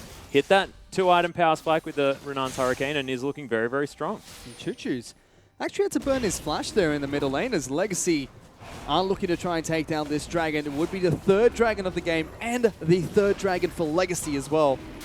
And this is going to go uncontested once again. Legacy able to control that dragon pit really effectively in this game. Yeah, not only do they have 3 dragons, once again they've denied the stacks from Sybil. Yeah, and that's the big deal. Yeah, that's the other massive thing. Of course, 3 dragons in 24 minutes puts you well and truly on track towards the next one being at least a team fight, or at least a big emphasis from the Direwolves, so a predictable strategy in the next, well, in 6 minutes from now. But that's starting on the right page and then some, as a teleport from Sharp. Yeah, but Legacy are going to disengage effectively. That's a massive glitter lance across 3 members, but Legacy able to get out. That was just going to reposition. Yeah, exactly. That also means that Tally has a lot of free time up in the side lane once again. He's still split pushing in the top lane. It's going to be Fantix that meets him there, puts down the Glitterlust, trying to slow him down. Thunderlords will proc as well as Sharp. The big scary tree just running at him. But with all that pressure, Legacy are able to just take the mid lane turret for free. It's now 5-5 on turrets. Send more than one person to the side lane. Tally's going to call it out. You're going to get free objectives. Azir, very good at taking down turrets. And it almost looks like Direwolves had a fantastic early macro game moving everyone around the map. And now it's Legacy pivoting on Tally, so to speak, taking all these turrets. Well, you can see Cuden actually going to stop Carbon's back here as he body slams his way to safety. Direwolves trying to take control of their own jungle. I love those red lights to show them with the sweepers. Yeah, no, it's real cool. It's great. It's like red strobes. But Direwolves actually think that they might have something here. Just going to try and grab themselves this Rift Scuttler. Sybil with some well-earned Devourer stacks. 29. Yep, one more, and he will have that little puppy turned into a new one. Of course, I love Straight Devourer to on Kindred. Raptors. It just makes so much sense. Well, Wolf because of has Lamb and another Wolf, yeah. Unfortunately, one of them disappears at 30 stacks, so rest in peace to his current Wolf. The more jealous one. One remaining. Yeah, but you know, it's like he absorbs the wolf. She absorbs the wolf, sorry, you know. And it becomes Wolf and Wolf. Yeah, but then due to the fact that, you know, you get extra auto attacks, it feels like the wolf trying to escape. I don't know. Okay. I feel like thematically it makes sense. Quickly bring it back to something Yeah, that I let's do do that. want to discuss, though, is Carbon's build path. All right, do that. So he's got Banner of Command. He's just completed it. He's just Love used it on a minion. And that, to me, is like, again, I said this at the start of the game, and I will continue to reiterate the fact. Legacy are trying to beat Direwolves essentially at their own game. So early game, they actually got out-rotated entirely. And they struggled. They fell behind a bit of gold. And then they just started to pressure them out with vision, do some more skirmishing style of play, and make small advantages. Of course, the aim of the game for Legacy right now is have numbers advantages by forcing people into side lanes. If Fantix is with Tally... Oh, hang on. Yeah, Dial's actually looking for an engagement here, but the E's going to be used to get the Azir to safety. Regret might be slowed down, but just uses the ultimate in order to keep himself safe. And that is ultimates traded Sivir for Alistar. Yeah, and once again, this comes back to Lulu having to be in the bottom lane. So Tally can cancel his teleport, and Tally's also going to be applying a lot of pressure. What this also means is that the 2 split pushes of Direwolves are magic damage. So how are they meant to kill a Banner of Command cannon? Look at the deeps. But look at this. Tally doesn't care about this turret. He wants to take down Fantix, forces him to pop his ultimate as well. Wild Growth has been used, and Tally's still going to continue to work on this turret. Pots down the displacement field to try and deter Fantix from continuing the aggression. But you're right, Kindred is rotating down from the jungle. Is that the red buff now? Gragas is right behind him, going to be able to knock him straight into the wall. Might have to pop that Lance of Spy. Tally's going to pop the ultimate, get a lot of damage down to these Direwolves members as Sharp is trying to flank on towards Tally. Will be able to pick up a kill on him, and it's now Carbon that's in a lot of trouble as the rest of Legacy were able to take down Raze in the backlines, and now it's going to be Regret Knight jumping back in. Yep, Sharp actually going to get altered away there by Choose, but King able to take down Sybil already. Choose just walking through the Emperor's Divide. Sharp can't actually find him, and it is going to be an even trade in the end. Tally and Carbon for Raze and Sybil. And at first, you were looking at Legacy's target selection and kind of questioning it, because they lost their top laner very early. And saying that, you have to keep in mind that Raze was the man that King was definitely looking towards. You can see even the way they walk down on the minimap is Sharp's engaged, we mentioned it, 100% guaranteed to go in. Times it well with Tally trying to get away, but all of this time spent on Kuden almost backfired. And saying that King did work and is now 2-0-3. King is 2-0-3, and the entire Legacy are 5-3 now. 2,000 gold ahead of Direwolves, so completely flipped that gold lead that Direwolves had at the start of the game. And they're looking really strong as we approach 29 minutes into the match. A minute until Dragon number 4 for Legacy would respawn. And you'd have to think that might be a point of contention for the Direwolves. They might want to fight over that objective before it's a little bit too late. I'm going to take a stab here. I'm going to say it's Abyssal Scepter. Next item for Tally. But that to me would be like, I'm very curious if that's where he's going to go. Because they've already got one on the team. Well, Fantic's going to get body slammed here. Was thinking about the auto attack and then said, no, Carbon, you're not worth my time. He's going to move back towards the mid lane, continue clearing out these minions. Direwolves haven't quite found the engagement that they've been looking for. And now Sharp behind by about 80 CS as Tally's just continuing this split push. And look, it's almost as if Legacy are like, okay, you can take your cluster teamfight comp and we'll just raise you taking down all of your turrets and never grouping up. So they've actually, the way that they've set up their lanes here on Legacy's side and Direwolves, I will say is accurate and correct right now, but the inside track that Legacy have essentially to what is the Dragon Pit, which is up in 4 seconds, is noteworthy. They can catch potentially out of position here. And they're looking to try and do that with 2 people up in the top lane. Regret9 going to get the double knock-off onto Kuden. We'll be able to take him down. Sybil just has to watch as his helpless support gets absolutely destroyed. Meanwhile, in the top lane... Yeah, Tally actually looking to 1v2 here as he does have the parallel convergence down. Gets the slow, looking to try and face up. There it is, over the edge. Sybil's here as well. He's just going to turn the aggression on. Tally! Now trying to run away. It's not enough. He's so fast with that passive. Oh, he dodged it. And that is going to be enough. Out of the way of the Glitter Lance and says, not even close. This is freaking Aladdin right now. That's all he's doing. Literally just ran the gauntlet of death, every single member of Direwolves one at a time, and gets away with no health or mana, the perfect amount.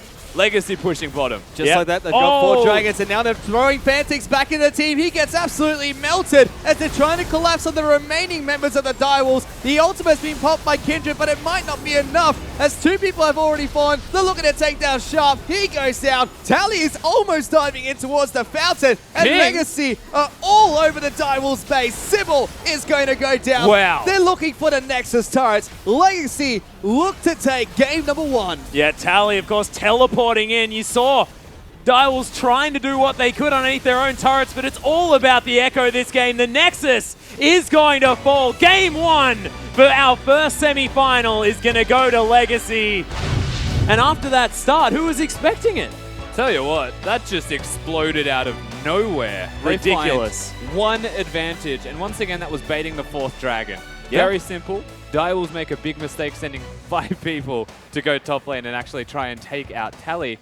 The Miracle Escape teleports back in and ends the game with his team. And it was such a strong start from the Direwolves as well. They had a huge map rotation that got them so many turrets ahead. And Legacy, they just stayed calm and collected and fought back when they knew the time was right. I will say, though, most importantly, it was just the decision-making of Legacy. I think Gragas, to me, was actually the big standout difference in what separated these 2 teams. Kindred's not hard engaged. Carbon says go.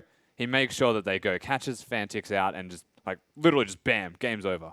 Yeah, and the Dragon Denial was fantastic there as well. Sybil never really felt like he got to grab a whole bunch of those Devourer stacks, but ridiculous first game there from Legacy. We're going to throw it back to the desk for some further breakdown.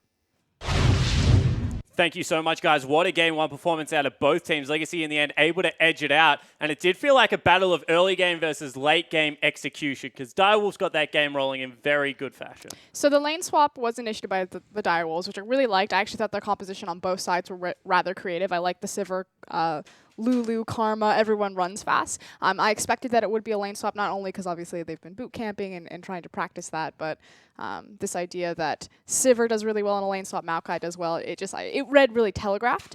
They executed it brilliantly to a point, especially when Carbon was delayed on rotating up with his team and they actually had a tower advantage over the bottom side. The issue is when Legacy decided to hold the wave on the top side, when what's their name? Direwolves had the Rift Herald and they were pressuring forward. They should have taken the tower on 2 wave attempts, but they tried for the 3rd wave, and that's when you had the brilliant roam from Choose because Fantix wasn't able as Lulu to be pressured forward in the lane. The fact that Fantix just didn't hold Azir down cost Direwolves majorly. And I want to talk about this because I actually think that this is a case of greed and Legacy reading it really well. Any other team dives mid lane.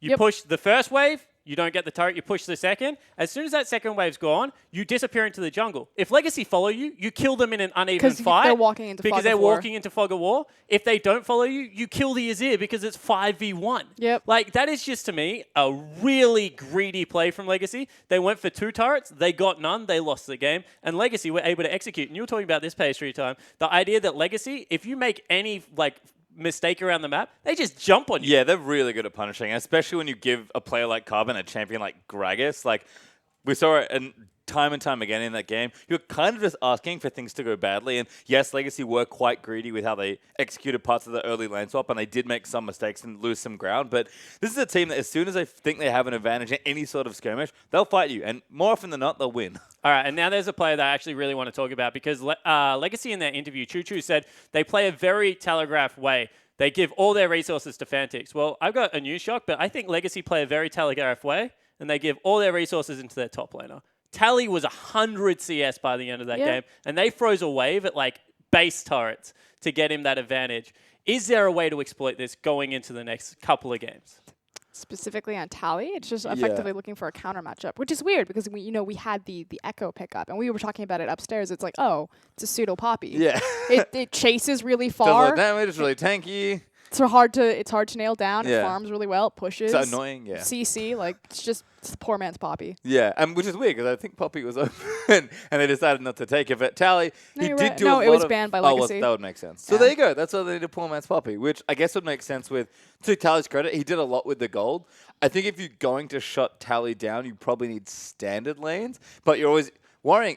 The worry then is that, okay, now you have to fight the Carbon Tally 2v2, and I'm not sure the Sybil Sharp 2v2s may be up to the task. And that's something that I really want to underline is, and we've talked about this before, the series going into this, like Legacy wants standard lanes. That's how they win the game. They're very strong in it. And Direwolves, I think the best case scenario for them is to continue to lane swap. And it was so close, but just not quite there, simply on a single mistake, holding the wave too long. Well, just not quite there means that Legacy do take game number 1 in pretty emphatic fashion in the meanwhile. But we do have a couple more games coming your way, guys, so don't go anywhere. We'll be back in 3.5.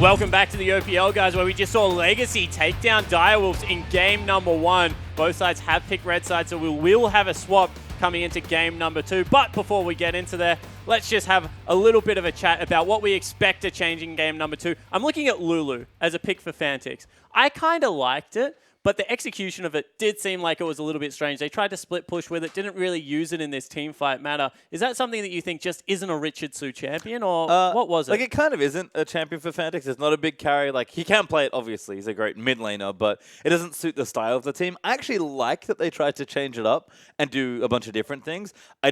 You can tell that they're not as comfortable playing that way, and I think if they are going to, it might take a lot of the series to sort of warm up, if that makes sense. I mean, frankly, if we look back at that game, there was never really a team fight. There was one kind of scuffle at the bottom when there was a collapse onto Tally, but it wasn't a true 5v5. We did see Sharp attempt a teleport flank a couple of times, and we also saw Carbon threatening with the cast, but it's kind of like if you have Maokai, if you have Gragas on opposite sides, and you have such disengage options, everyone's like, either I'm going to Emperor's Divide you all back and disengage, or I'm going to pop the Sivril and I'm going to run the opposite direction. And more importantly, like, Gragas and Maokai can both get in, but with the team comps they had, no one else could get in. So it was like, oh, if I commit here, I'm going to be like kind of stuck up Schitt's Creek, and like that's going to be bad, and then none of my team could get there. Yeah, and that was sort of the thing with the Direwolves comp, is that they needed to play around objectives, and they were trying to do that, right? Like, Kindred loves playing around Dragon, especially with the Devourer build. You always want to play around the big kind of open river areas, because you just get to speed everywhere and do a whole lot of work. And they just couldn't find that. Had to fight in too many lanes, and Gragas says they eat you for breakfast in that situation. Certainly didn't. In the end, that was Legacy picking up the win. However, guys, you've heard enough from us.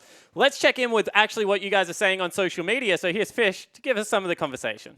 Thank you very much, Spawn. And before that game, it was actually Legacy that were ahead in the polls. They still are, but the Direwolves fans seem to be fighting back. It's currently 63% to 37. Sorry, 63%? Yeah, 63% to 37%.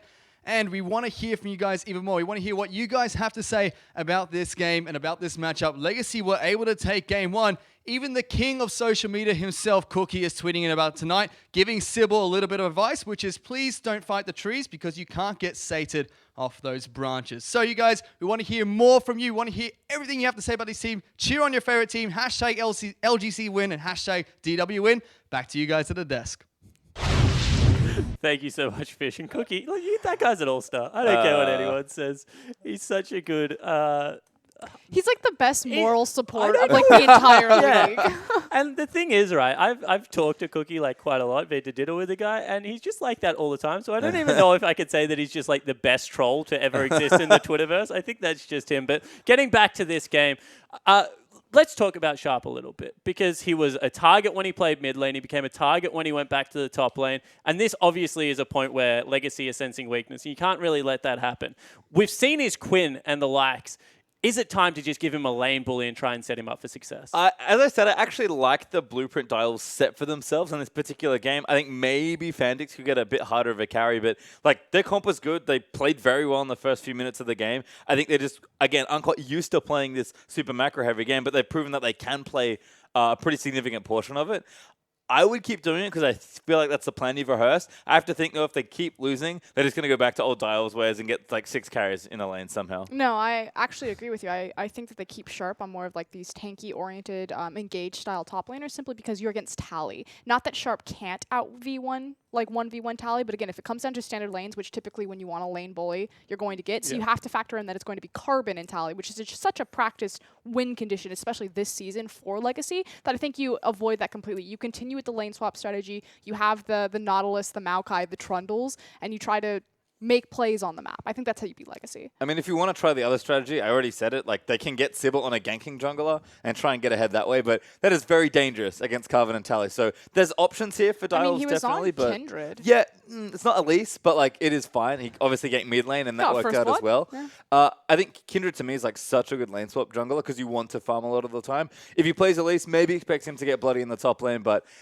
I wouldn't want to do that against Legacy. I think it's too risky. Really curious if they knew that the Kindred was going to come out from Sybil, simply because they had the Callista as well as the Gragas, and both of those champions act as perfect like counters. And then Azir as well. It's pretty much like Lambs or Spike goes down. Well, if they stand in it, guess what? I'm going to pull Rend. You're going to die anyway. Or guess what? We're going to blow everyone off of it. Well, certainly was a good tactic in game 1. We'll see if they can replicate it in game 2, because the pros are ready to get back onto Summoner's Rift. So here's your casters to take you there.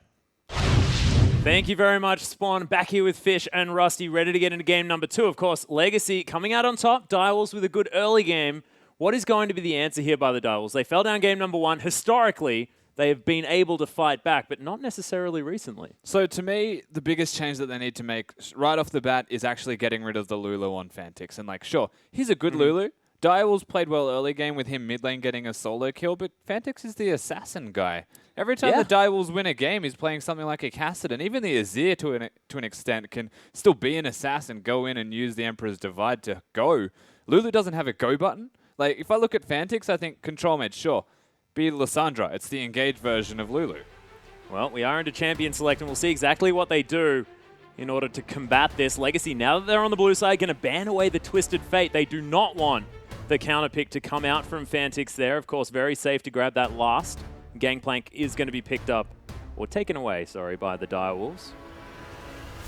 Not wanting to see that at Legacy at all. Of course, they have successfully switched that one up quite a lot. Yeah, Legacy being blue side as well.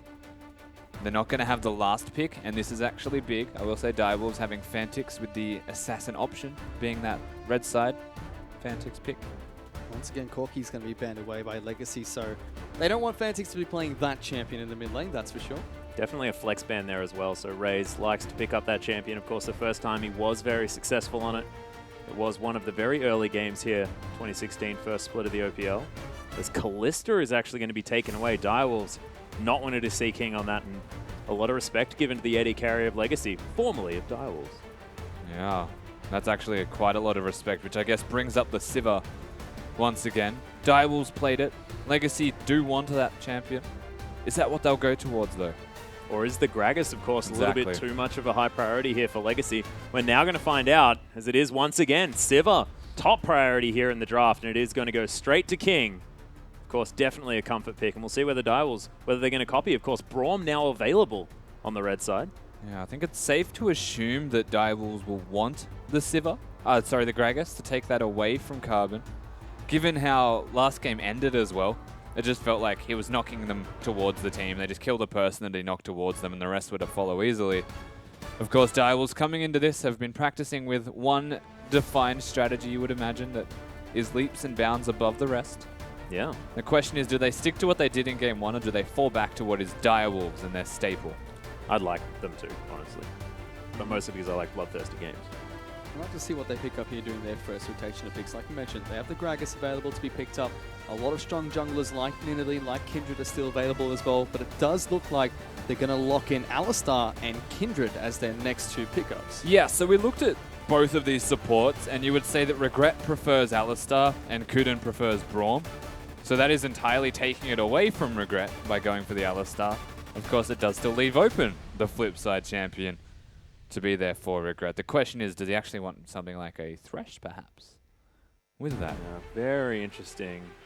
As once again, I mean, we heard from the desk that Kindred was looking like something that was definitely accounted for by Legacy last time around. All of those picks still available, apart from the Callista. I've tunneled on it. I just want Brad. I love the golden bottom lane, It actually just smacks Alistar around if they get standard lanes, and Legacy could look towards that, having the Sivir there. Level 1 strength is unrivaled. Instead, it's going to be Graves and Azir that get picked up by Legacy. So? Yeah, of course, Azir staying with the golden theme, but the Graves was banned away last game by the Direwolves on the blue side of the Rift. Yeah. So Carbon back in comfort, but Tally often plays that one too. He does indeed, and that's the question. Where is the Graves going to go? Of course, you would imagine Carbon wants Engage, being the shot caller, I will say, for Legacy. So Tally being very capable of split pushing with Graves. Maybe not as survivable as the Echo the first time around, but the team composition that they have so far, at least from Legacy, is damage everywhere. He's done it! Fantix has picked up the Viger in the mid lane. Now, Rusty, do you want to take us through this particular matchup? It's defined as the counter to Azir, plain and simple. So what this does, first and foremost, will force Choo Choo's into going the Abyssal Scepter route and the Cleanse first, as well as his Summoner spells. So leaves him susceptible to a lot of raw damage from other people.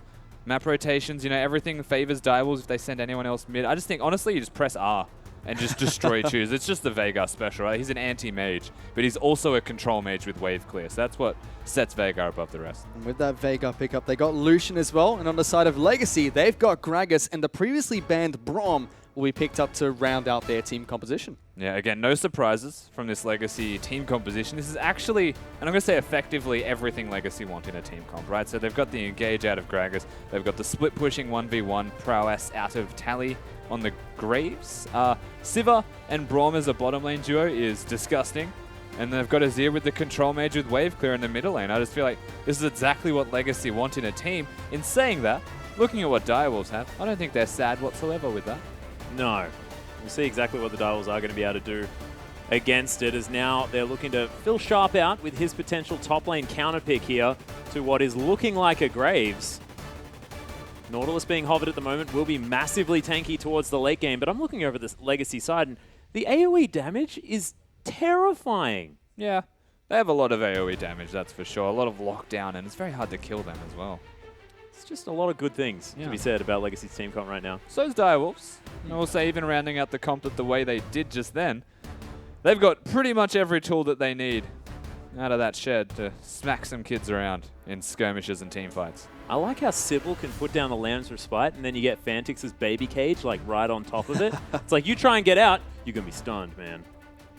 It's kind of cool. I like it. Circular type CCs. Yeah.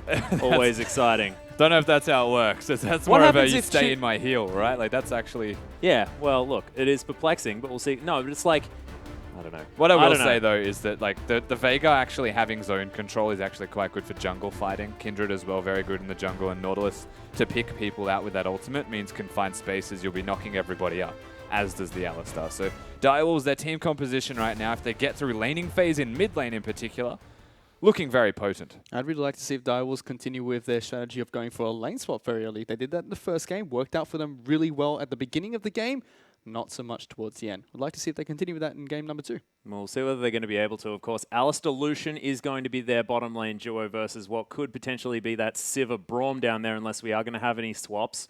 And as far as that sort of head-to-head, like 2v2, how do you think that one goes? Because, of course, you know, it's a little bit interesting. Normally you see the Lucians paired up with the likes of the Braum or the Thresh for that lane dominance. How about with an Alistar? Lucian kind of hides the weaknesses of the Alistar to an extent. I mean, Direwolves looking to level 2, Legacy looking to level 1.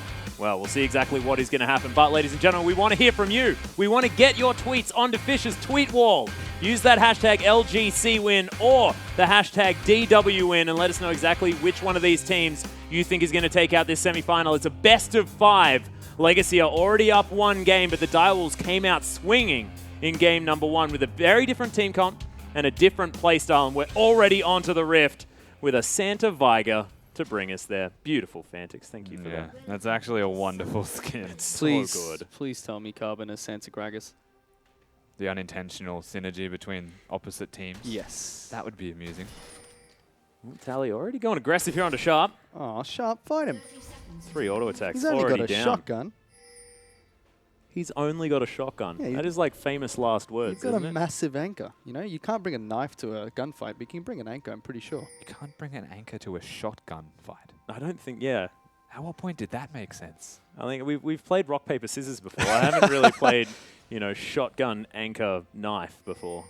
Played knifey spoony, but we have definitely played some knifey spoony. As you Carbon, call that an anchor. He's actually the Fnatic skin this time around. And as you can see, starting towards the top side of the map, looks like we may not necessarily have any lane swaps as not too much deep vision has gone down. So the question is, Direwolves trying to psych them out. Yeah. By actually having their bottom lane in the bottom lane and expecting Legacy to swap. Because honestly, I don't think Direwolves are unhappy with being in standard lanes, but as it was mentioned on the analyst desk, Kindred does love to farm that jungle and get Devourer. Very easy to do so in lane swaps. I'd like to see if he can farm any more of those tree branches that Cookie was talking about. Apparently not very effective on the Kindred, but we are into the game.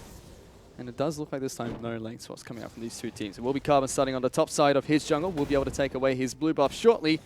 Kindred, on the other hand, starting at the red buff. And it's going to be Choo-Choo's going up against Fantix. Fantix pulling out the Veigar in this game. We'll have to see if he's going to be able to put some hurt down onto Choo-Choo's under Azir immediately. Trading between these two mid laners. So we're looking at level 2 for Azir in particular. Starts to get a lot more trading threat onto a Vega who starts to really feel it. And I mean, the counter to what is a Vega has always been coined as assassin. So things like a Zed who can just get on top of you immediately, very hard to stun people out. Azir's similar in his trade patterns early, so it's actually quite an oppressive lane for Fantix to deal with, which is why he would have that teleport. Well, of course, Sybil starting on a major camp here means he gets to his blue buff a little bit faster. You can see Gragas actually sticking towards the top side as he moves in to take down this Rift Scuttler. It's the bottom side one that is marked up though, and we'll see whether Sybil is going to be able to pick that one up, grab himself a little bit of extra damage early on with that passive starting to stack. I will also give a reference point for everybody who doesn't play the mid lane. It's essentially the cookie counter. And I'm not referring to the Helion's jungler. I'm saying that you keep your eye on the scoreboard down the bottom and keep tabs on how many cookies they have available to them, because the one with the least amount is losing. So Hellions always win this matchup. That's what you're saying. They've always got another cookie. Yeah, the big thing here, of course, keep note, 2 cookies to 0. Azir is destroying Fantix. Health bars mean nothing in this. Wow. I do like cookies, so I'm definitely all for your little analogy. Unfortunately, 2 have already crumbled in the mid lane. Fantix chugging those as fast as possible. It's Carbon. His red buff is gone. Sneaky little invade coming in from Sybil there. Will be able to take that for himself, so he does get a 3 buff start. Yeah, nicely played by the Kindred. Utilizing starting on a camp. And in this bottom lane, King and Regret going up against Raze and Kuda. Nice spell shield coming out from King there. I believe he was able to dodge out the Pulverize as well. Mentioned it in the first game as well. Looking at Sivir into Alistar actually is good for the Sivir. And the assumption that Kuden does the full combo, not half of it, as King. There's a red buff on Kindred. Yeah, Regret actually getting slowed down quite a lot. There's the Wolf and the headbutt. Pulverize comes in. Exhaust down onto Regret. Heal has to be used, but he is going to survive for now as King, with the help of some minions, is going to get some damage back onto Sybil. Nice early gank, but not going to quite get what they're looking for. And you can see Carbon's immediate reaction is to invade on the top side. So getting what they can, Legacy. They do well to live, but that is a heal and flash burn for only the exhaust of the Direwolves. Actually a massive victory here for Direwolves, if they can keep pressure up off the back of it. Well, we have to see if they can take advantage of those summoners, as Fantix has to immediately teleport back into this lane. Doesn't have any more cookies for himself, but instead has that refillable potion. Strategy, don't worry. Only level 1, but Carbon, looking for a little bit of a strategy of his own, will flash over the Sunwolf of Fantix, and actually First Blood goes on over to Choo Choo's. That was so beautifully executed. That was actually amazing from Carbon, I will admit. He went over the cage, inside to the middle of it, so that he didn't get stunned and could get as maximum amount of damage off as possible.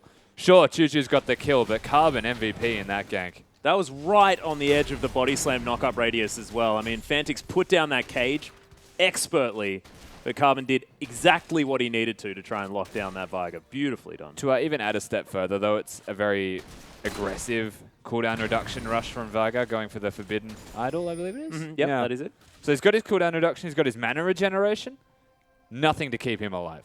And that's against an Azir who was already winning that lane handily. We're going to take a look at the bottom lane now. It's King and Regret 9 moving on towards the Krugs, taking those away. So just farm up a little bit for themselves as Raze and Kuden push towards the turret. Yeah, of course, a bit of an advantage here for the Direwolves bottom lane, making use of that early gank out of Sybil. Has got some work done. 12 CS in the lead now for the Lucian and the Alistar, but that wave pushing towards Sivir, and we'll see whether King is going to be able to get a little bit more back. Of course, without those summoner spells in the bottom lane means they have to give a little bit more respect. And it's Choo Choo's now in the mid lane, waiting for Fantix to stroll back on in. Is it a stroll? It's more of a hop, isn't it? It's a strange hop. He's actually a rabbit. Like, it's the closest to a rabbit you'll get in a champion with the walk animation. Look at him. I don't know. Cottontail Teemo is pretty convincing. Pop, pop, pop. Yep. That's more rabbit than Cottontail Teemo. Damn right it is. Really? Oh. Like actual rabbit. Well, Tally, clearing all of these minions out as they're thrown into him by Sharp. Nautilus, the man with the anchor himself, able to at least weather the shotgun. He's been showing me why you don't bring that anchor to the shotgun fight. I'm sorry, Sharp. It's also a big CS advantage, but Sybil's actually here. Oh, she's stuck. Yep, Baby Cage is in there. Has to use the flash to avoid the stun, but is it going to be enough as Wolf is going to jump through? Flash from Sybil. Oh, that was beautifully done. Even had the Lamb's Respite if he needed it, and Direwolves answer back in the mid lane. Yeah, Kindred, a very mobile champion, able to lock down Sybil. Choose evidently not having a Sand Soldier or having the E available. No way to escape that. Aggressive but appropriate from Sybil. With that, they even up the kills in the mid lane. 1-1. So take a look at the items really quickly. Choo Choo's is looking to try and rush that Abyssal Scepter. Still only the Forbidden Idol down in the bottom lane. As Carbon being really aggressive inside of Sybil's jungle, trying to steal away the red buff, is able to get it. Jumps Sybil's straight on got top no of mana. him. He does have no mana. Have to see if he can pop got his no mana. ultimate. No mana at all. Gets knocked backwards. Carbon slaps him one final time. And will pick up a solo kill in the jungle. Alley-oops it to himself here as Sharp going back in on Tally. That was very cute. Carbon really taking matters into his own hands this game. And I absolutely just heard Carbon yelling out the back there. Sybil, again, I'm going to say no mana. Uses that jump and then tries to predict a body slam by juking to the left or trying to predict the keg. Patience for Carbon. Gets himself an easy kill. And once again, reactive play. Sees the gank. Now he's ganking himself. Well, ult goes down onto Tally here on the top side of Sharp, completely out of mana. That's the shield gone. It's Carbon. Can't tank this turret for long. They get the flash. They think that's going to be enough. It's definitely going to be enough. Of course, Tally at least going to force the teleport, you'd imagine, to that top lane. We'll see. No, wants to stay. Greedy. Yeah. Well, Cuden is going to get the knock up. There's Regret. Going to throw down the door. Raze just soaking damage. The exhaust down onto King. As they exchange those summoner spells here towards the bottom side. Stun down onto Raze now as well as Cuden. Doesn't have level 6. Raze has to use the flash. Boomerang comes in. King with the aggressive play. Now throws down the ultimate. Cuden might be in trouble as both teleports are going to be popped right underneath this turret. Is it going to be enough now as Sharp? 1v3. Sybil's going to make his way in as well, and the Lamb's Respite could possibly go down. There it is. It's going to be put down, but we have to see if it's enough to keep them alive as the heal's going to come Wow. out. Tally picks up a kill. Kuda tries to go back Whoa. in, but it's a triple kill coming out for Tally. And just like that, Legacy are 6-1 9 minutes into this game. This just became a massacre out of nowhere. Direwolves trying to be proactive. It doesn't end here, though. Fantic's even being pressured. This is just a whole map effort from Legacy. And this is the team we expected coming into the semifinals. Legacy look like they have 3 more members on the Rift right now. Even in the mid lane, Fantic saying, where have all my mates gone? And unfortunately, just weren't able to make that one happen. Let's have a look at it again. And this is honestly, I did say this, a big mistake from Kuden. Doesn't actually even knock Regret anywhere and wastes 2 of his spells. Raze gets his culling cancelled by the stun. And this is where the teleports start to come out. Remember, Raze flashed with force, so King being able to respond was immaculate. The teleports actually stopped the dive, I will say, onto Kuda. And Lamb's Respite, whilst it was necessary for Sharp or for Sybil, is actually going to save the rest of the team. So, as good as it was, just as bad. Tally timing his burst with the ultimate ending. Triple kill immediately. It was looking really close as well. Sybil was almost able to get that final tick of damage down on the King.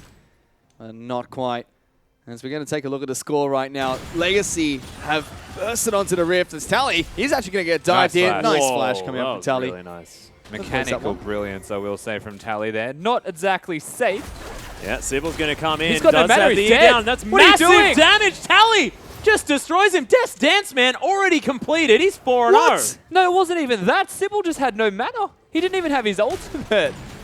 That was, look, it was a mistake. Yeah, I'd agree. Oh, 4-0 Tally on this Graves right now. I can tell why it was banned in game number 1. Whoa. Legacy Tally showing what he's made of. Kuden, I don't think, even though you're level 6 and have your ultimate now, you might not want to try and fight this guy. That's a lot of damage, and that's a massive carbon jumping on top of the Alistar, as Tally is going to be able to take it down. Raze popped his heal, was not in range to heal up Kuden, and now he's in a lot of trouble. No flash available. A double kill for Tally. He has 6 kills in this game. Legacy are dominating right now. He's making Graves' Q name seem so incredibly accurate. It is the end of the line right now for anyone towards the bottom side of the map. It's just ridiculous. 6-0. Yeah. Out of 9 kills that Legacy have. And that's not to say that he's doing everything. But he's the benefactor of a lot of that gold for Legacy right now. And no surprises if you think about Legacy's win condition. It's always that top laner winning a 1v1 and working off it. Once he gets that Phantom Dancer, invincible is going to be a damage-dealing top laner. And right now, it's a 1v anything. Honestly, it's like whoever comes towards Tally, he is happy to go up against them. Now building that zeal as well as the dagger. We'll see which one of the Zeal items he is going to head towards. Could be the Phantom Dancer, could of course be the Rapid Fire Cannon there as well for some extra auto attack range. I believe Phantom Dancer is the general choice for the Graves on the top side of the map. It is. I will say though, Legacy, keep in mind their rotation they've just made by having Tally go bot lane. So they're trying to accelerate top. Yep. Even though Graves is 6-0 and could effectively win a one-on-one, having a numbers advantage favors them as this is a 1v2. End of the line, man. He's looking for that 1-on-2 here. Will miss his ultimate. Does get locked up by Kuden, but it doesn't look like he matters about that too much or cares at all. Look at Raze. He's going to get chased down by Kuden. I mean, chased down by Carbon as Tally is just going to rain the paint onto Kuden. Takes it down. In fact, gets a double kill as it looks like Raze ran into the turret. Yeah. Carbon didn't even get an assist. No, Raze executes himself so that there was no assist. It was a best case scenario for Direwolves, I will admit that much. Does still give an extra 2 kills as we can see this one again. As unfortunate as it is that the ultimate missed, Tally still crit beforehand, so you know, gets a bit of RNG in his favor there. And no turret to save Kuden. Does his thing and dies up the top side as Raze says, I'm not giving you any assists. Carbon's like, I'm going to watch you die from point blank range. I was expecting a dance, honestly. Yeah. Well, that gives 2 kills on over to Tally. He's got 8 of them now. He is so far ahead. Sybil's health bar is melting underneath this turret. Legacy not really the pressure. Oh no, Kuden. It's happened again. That quick draw was ridiculous. That was well done from Tally, but I don't even think it was going to connect from Kuden. Oh, that's disappointing. For what it's worth, I can see Sharp smiling from ear to ear in the bottom as well as a dive top lane. Yeah, Ray's actually going to get exhausted here as Regret is going to miss it based on the flash. Nice dodge out of the way of the Glacial Fissure, but I don't think it's going to be enough as King, just happy to tank up the turret, picks up the kill on the AD carry, and they'll finish off the turret as well. Yeah, top lane turret going to fall. 12-1 in kills right now. Direwolves have done well to assure it's not a perfect game, honestly, at this stage, as they are being run over by this Legacy Steam train. They have shown what they can do in these standard lanes, and look at this, Tally not relieving any of that pressure. Sharp is going to take a bit of damage. Carbon's going to jump up here as well. Just the Alistar to try and deter them away, and they successfully do so. These two mid lane out of turrets as well. They're still standing for these two teams, but look at the lead that Legacy have. Wow, Vantix has to flash away. Yeah. Legacy have a 9,000 gold lead just 15 minutes into this game. Legacy, man. Oh my god. One thing that this team can do is use advantages and leads to try and close out games effectively. Direwolves, I think they've got the longest game that they've won in the OPL, so there's always an opportunity to bring it back with this resilient side. They've got the Veigar for scaling, but it's never going to win that early game, and in fact losing lane effectively. Yeah, well, Cookie is going to tweet in, I want to bring Tally when I go back to Korea. He has deserved to play in the LCK. Never changed, man. Never changed, Cookie. You're the best. Wonderful human being. Next time, use the hashtag ImOPL, though. He actually said I'm OPL before as well, and he missed that. It's adorable. Oh, my goodness. Speaking of Tally, though, he's finished off that Phantom Dancer. Got himself some boots there as well. Mercury Treads, to be exact. Sun Turret is going to fall down. That is not going to count towards the Direwolves tower counter. Once really again, need to find some. We have to keep in mind that Veigar will start to win at least the mid 1v1. So Legacy may want to group around their mid laner and start making some plays. Well, there's the opportunity for Fantix to put down some serious deeps, as you can see. Regret throwing up the door. Actually looking aggressive here as the rest of Legacy are actually collapsing. Tally off to the side. Yeah, that is a 5 versus 1 unless the team can get their collateral damage for a lot. In there is the baby cage going to block everyone else off. Tally flashes over the top, gets the heal. There's the Lamb's Respite. Might actually save Regret as everyone's going to get pushed off. And Choo Choo's with massive damage. Legacy with the teamfight execution. Knocking them into a choke point and then pushing them all out together once the burst was down. Legacy right now are playing a force the Lamb's Respite, then force them out of it and kill them. And they're doing it fantastically. Tally actually teleported into the back there looking for a flank. Direwolves try to collapse on him, not enough. And look at this, they've taken one turret. They're looking for the first inhibitor turret of the game. Tally's dashing forward. It's going to be Choo Choo's that gets the last Sand Soldier off to pick up that kill. And Legacy, they're just steamrolling through the base right now. 13,000 gold at 17 minutes. Inhibitor's going to fall down as well. Legacy looking so incredibly dominant. even pushing forward for some cheeky auto attacks. Now going to find their way out, and this whole map belongs to Legacy. Ooh. Game 2 in a semi-final, and this is the Legacy that shows up. My God. Actually, a bit caught out here to an extent. Well, they're just focusing on this turret right now as Carbon just happy to tank it up. Sybil getting taken down very low as Tally just right in amongst it. Quick draws around. There's the last auto. He's stuck inside the baby cage, but who's stuck in there with who? Cunin gets destroyed. The Graves finally gets shut down, but at what cost? That is more of the base destroyed. Legacy Esports are going off right now. This gold lead with these inhibitors down, they could look to just end, honestly. They definitely are. It's just 18 minutes into this game. Legacy are looking for a sub-20 finish. 2 minutes left on the clock before even a surrender could take place. They've taken down one Nexus turret, working on the second. Everyone from Direwolves is up. They're going to try and contest this. Kuden is going to try and jump in. Nexus is taking some damage. Regret 9 will eventually fall. Carbon is the next turret. They haven't got it. They haven't got it yet. Direwolves looking to push them off. They take down King. Only Choo-Choo's left. And then there's a pause. All right. Okay. So, Legacy may have overstayed their welcome just a little bit. That being said, 13,000 gold is the lead. They're still definitely, heads in it. You saw Tally saying, let's just, make sure we stay calm. There's worse situations to pause in. Legacy, that was definitely over-aggression in an attempt to end the game. Death time is at 17 minutes, I'm going to say. Not very long. Yep. So, overzealous in their advance. I did certainly like Chooser's use of the sand drift. Yeah, push the Alistar towards his team. Yeah, and then flash under the Nexus turret after doing it. That was the 30-minute I think it was it was also the celebratory move, right? Well, that's what I mean. That was the game is over because they're not a live type of strategy, and we do a lot of damage to the Nexus. Not to be. He's the only one left alive, and it looks like this man in your screen was looking to try and pick up the ace there. Of course, did get a lot of kills, but Fantix, his computer, giving him a little bit of trouble for now. We are going to be back into the game ASAP. As you can see, Dial's members still looking definitely okay. I guarantee that would have been the quickest game of the split if they were to end it there, but let's be honest, Dial's looking okay. Is Legacy about to buy after getting 2 inhibitors and come back with probably an extra item on all of their carries? It'd be the Cinderella story if Direwolves could pull it off. Yeah, 13,000 gold at 18 minutes. I'm not sure when that has last been overcome in a competitive match, but I highly doubt it's been ever, honestly, because it's looking like a complete shutout from this team that you're seeing on your screen right now. It's the King having a bit of a drink, Choose there in the mid. Just playing with the hand warmer. Yeah. Looking good, though, Legacy, I will admit, this game. Especially, once again, credit to Direwolves, because they've been smiling and laughing this whole time.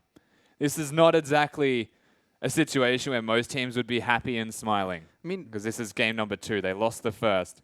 And they almost lost this game in 18 minutes. But to me, I am most impressed to see that. You have to think that's a good mentality to come into it as well. Of course, you want to be serious. Of course, you want to be thinking about how you can pick up the wins. But to make sure that games like this, being 2-0 down in a best-of-5 series, isn't going to get to you in a negative way, definitely could help them out if this game goes sour, which it already has, and into the next games of this series. So here's the thing, right? Direwolves, they're not in a gaming house like Legacy are. And that's always the one advantage that Legacy has, right? But when you actually come into game 2 of this best-of-5 series, but you've already spent 2 weeks or so together as a team now, started to really boot camp in the days leading up to this, you feel a lot better about yourself as a team. Losing doesn't actually mean as much because you can look at the person next to you and say, it's all right, man. Like, we'll get it back together in game number 3. It feels a lot better to at least be next to the team. So, and that's actually sort of exactly what you saw on the screen there from Raze. I mean, he was head in hands. Then Cuden looks over. They make eyes, and then he's grinning again. No worries at all. Beautiful. Yeah, naturally, I guess. It was a wonderful sort of expression of the story you were telling right there on the screen, Rusty. It was beautiful. That was it. I was interpreting what I was seeing on the screen. I made it up as I went. Thank you. I liked it. No, I do mean Direwolves being anti-tilt is great to see because they're at a LAN together. They've had time to practice face-to-face. It shows a lot of growth from this team already. Well, they have been able to come back a couple of times, being a game down in the regular split of the OPL. So if they do end up losing this game to Legacy, they would effectively be 2 games down to them. And it is still possible for them to pull off the reverse sweep. So Well, it's a great Legacy have mentality to done have. it. I mean, if like they can just look at the team over from them and say, well, if you guys can do it, we're going to do it, and we'll see whether we can see it from them this time, because they have to do it now, and we'll see whether this positive mentality that it looks like they have in their chairs at the moment, despite how that game's been going, is going to help them out. Because, of course, we were talking about Direwolves as a very emotional team drawing towards the end of the split this time around in the OPL. But we've noticed that, especially in the beginning of game number 1, they were looking like they were most definitely very all together. And we'll see whether they're going to continue to do so in crunch time when it comes to game number 3. But we do have a replay now, ready to bring you up on your screen. And this is the second last team fight. This is basically the very ambitious teleport from Tally. And look, it worked. And this is the one that led to essentially 2 inhibitors being taken down. So Tally looks pretty stupidly out of position based off where the rest of his team is. Vega even zoning them off, but realistically, is a Graves, the 2 items, and a Warlord's Bloodlust ever out of position? The answer is generally no. If I'm not mistaken, he has the Phantom Dancer as his second item. Phantom Dancer. So you've got the Phantom Dancer. You've got an item that heals you every time you use your spells as well. You have the True Death Stance, Grid. Yeah, Death Stance. You have the True Grid as well from your passive on your E. That is a what's the word for it? Very tanky Sustainable? Graves. Very tanky Graves. Very sustainable Graves. Oh, yeah. Yeah, and it was like 12% from Phantom Dancer is reduced damage to the target you hit, right? 15% of the damage taken from Death Stance is actually over 3 seconds, so it's effectively an extra like 27% that's taken away, and then add the sustain into that. Just insane. But we do have the last team fight for you as well. As we bring this up, this is a very, very confident Legacy, which leads to some interesting times. Once again, it's like a 13k lead at this point, so Carbon thinks that he is invincible, and rightly so, as the player who really thought he was invincible was actually Tally. Sits in the cage and says, as you mentioned in the cast, Max, you're stuck in here with me, I'm not stuck in here with you. He does go down, so the invincible Tally falls, but they basically break the entire base from that. Yeah. Well, we'll see whether the Direwolves, after, picking up a couple of kills, I mean, there is at least one of their inhibitor turrets remaining. So, of course, we are switching out a PC for Fantix there in the mid lane.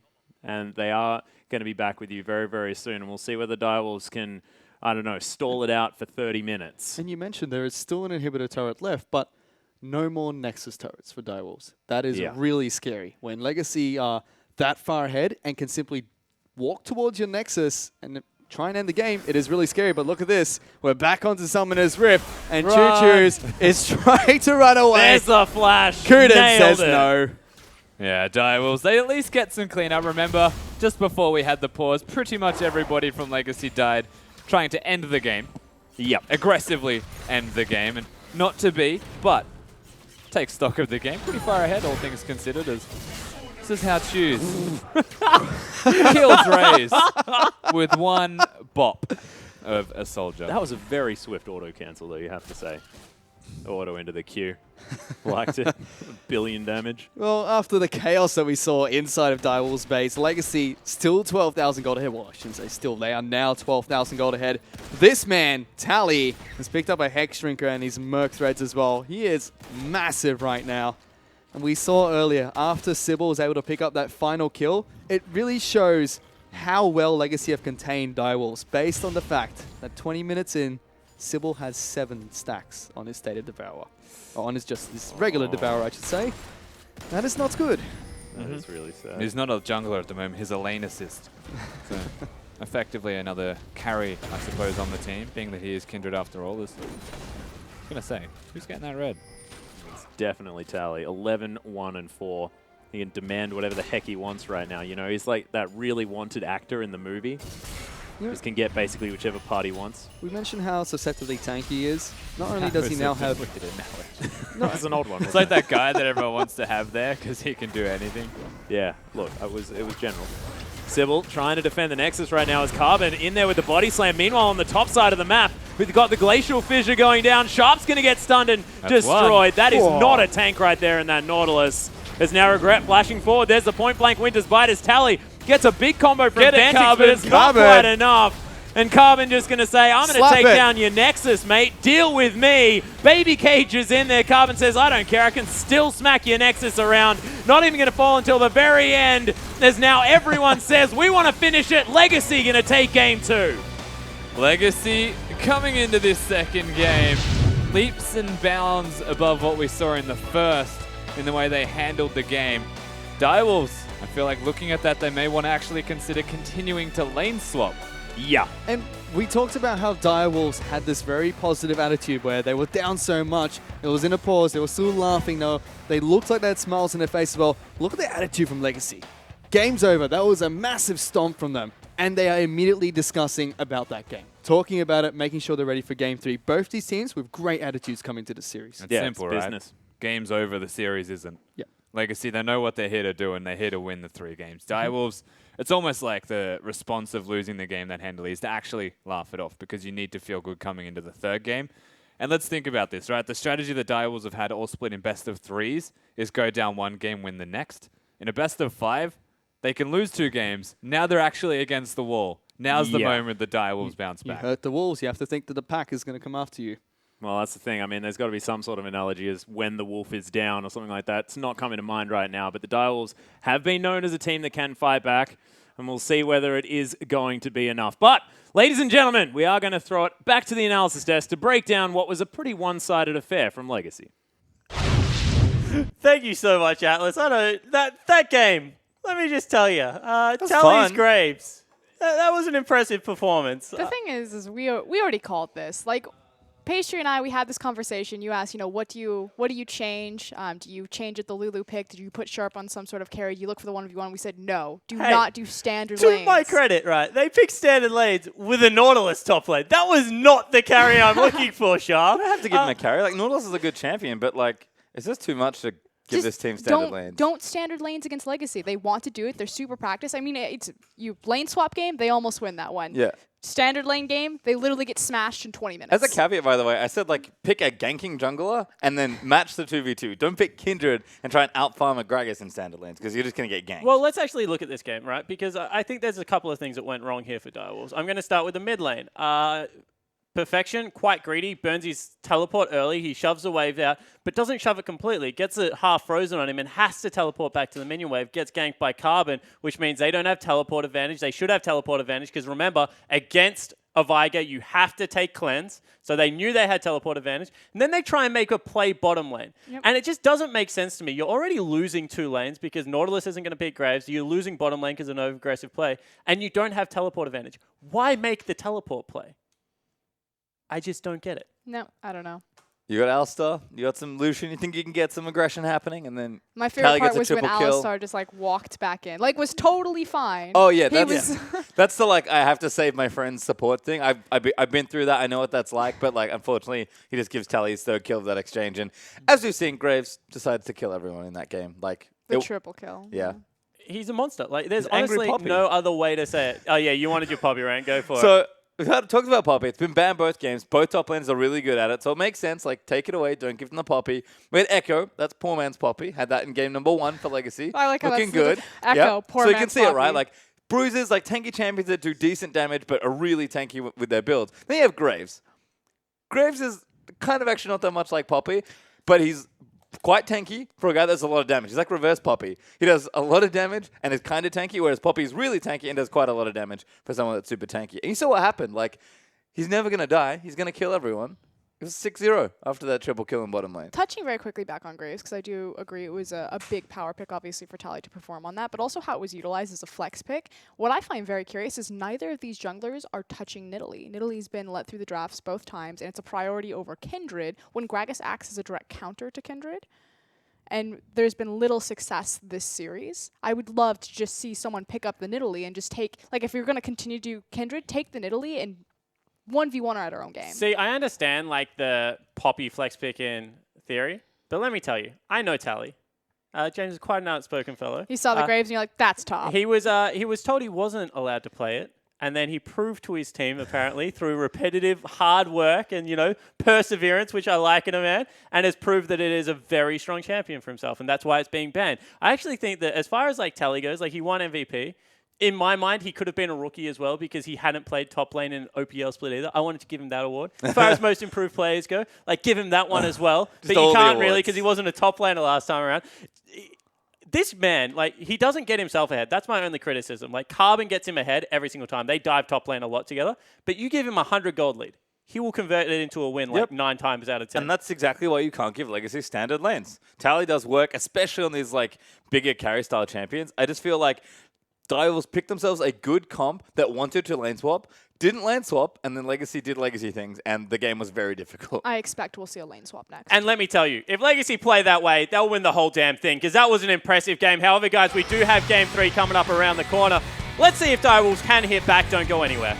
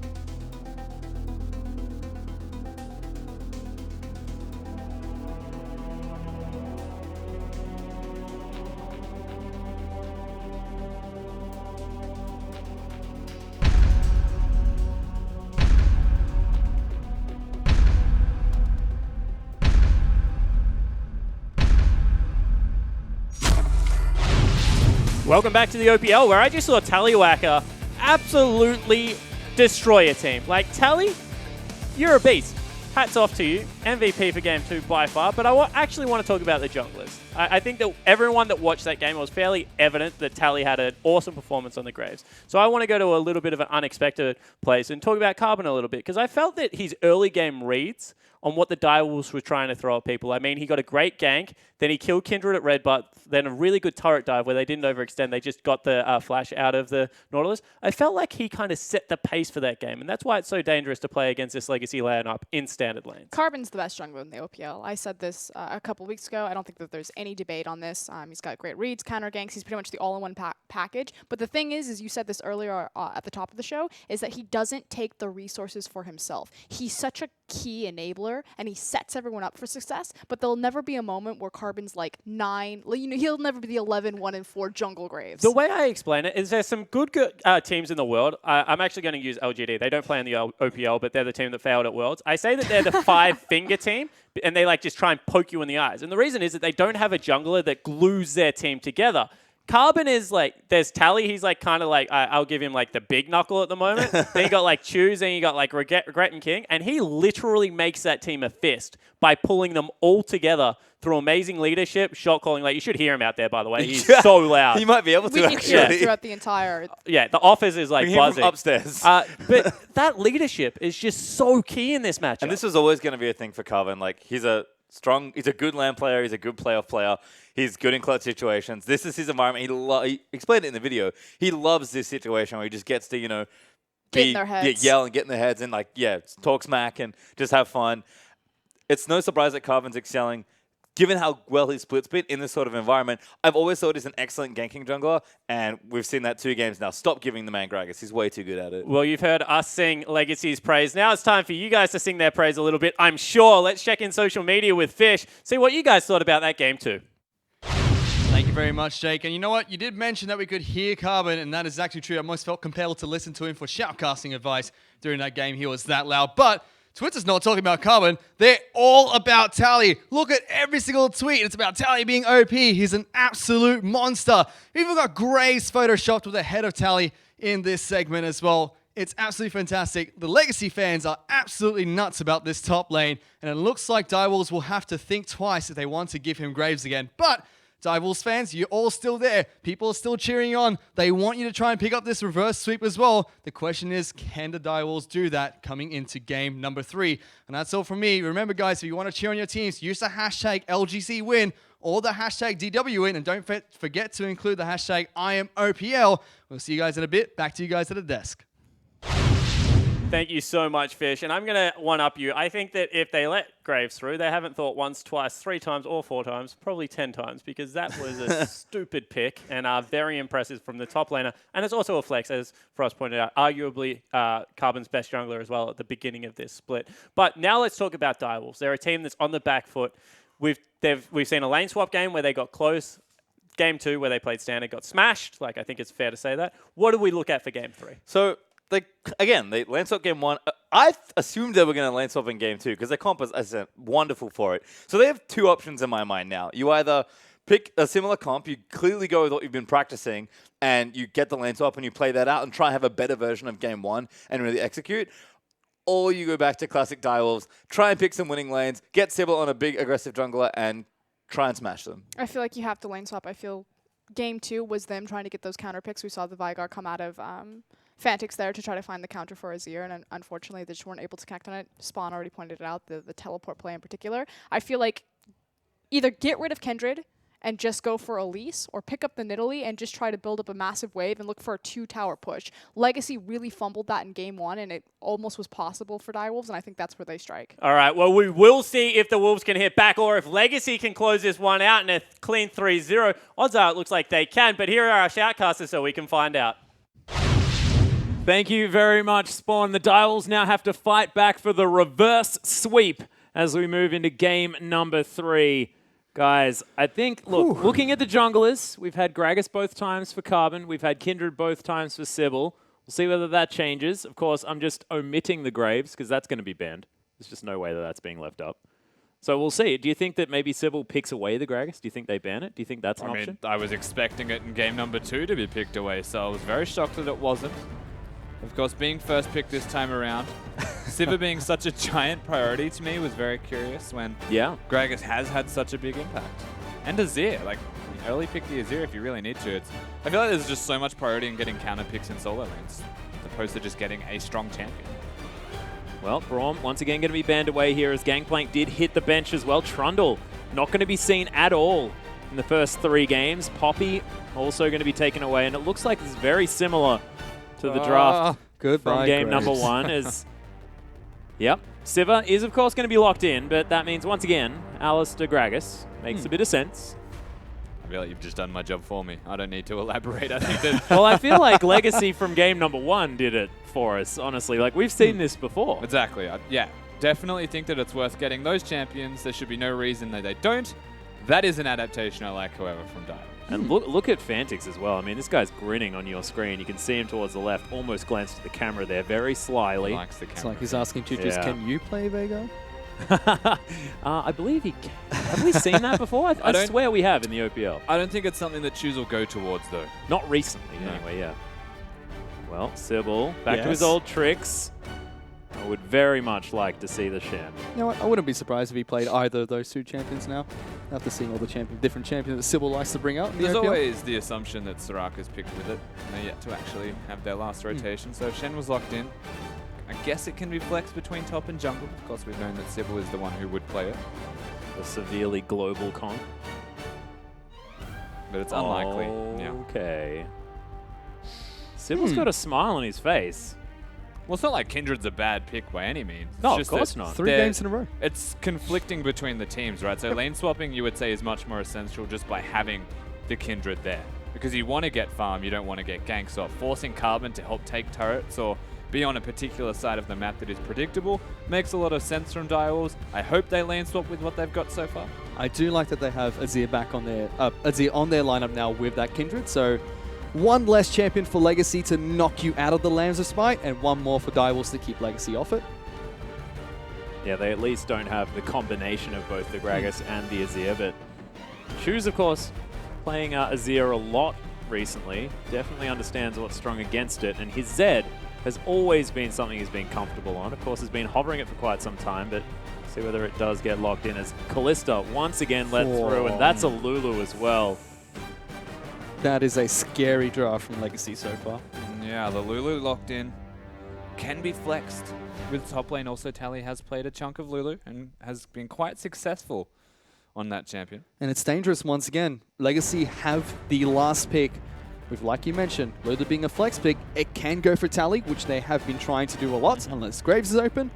And it could potentially be for Choo-Choos as well. So a 2-prong attack coming in from Legacy. We'll have to see what Direwolves pick up as their final 2 picks in this draft stage. My only concern is that they've gone with Callista with the Lulu. So yeah, early signs dictate that Tally will be playing a carry top laner in response to having the Lulu there, so that the teleport ganks and team fighting can be much more impactful, or at least variable with what Lulu does. If he does play a carry top lane, hopefully it would be as strong as his Graves, because that was a phenomenal performance. I mean, you can like to hope, see it again. but not many champions go 11-1. Well, not many players go 11-1, but Tally is one of those that you can look out for to do just that. Well, he did it last game, so I'm not going to combat that one at all. As Legacy now to make up their minds, it is the Maokai and the Janna locked in here for the Direwolves. So once again, some more displacement added.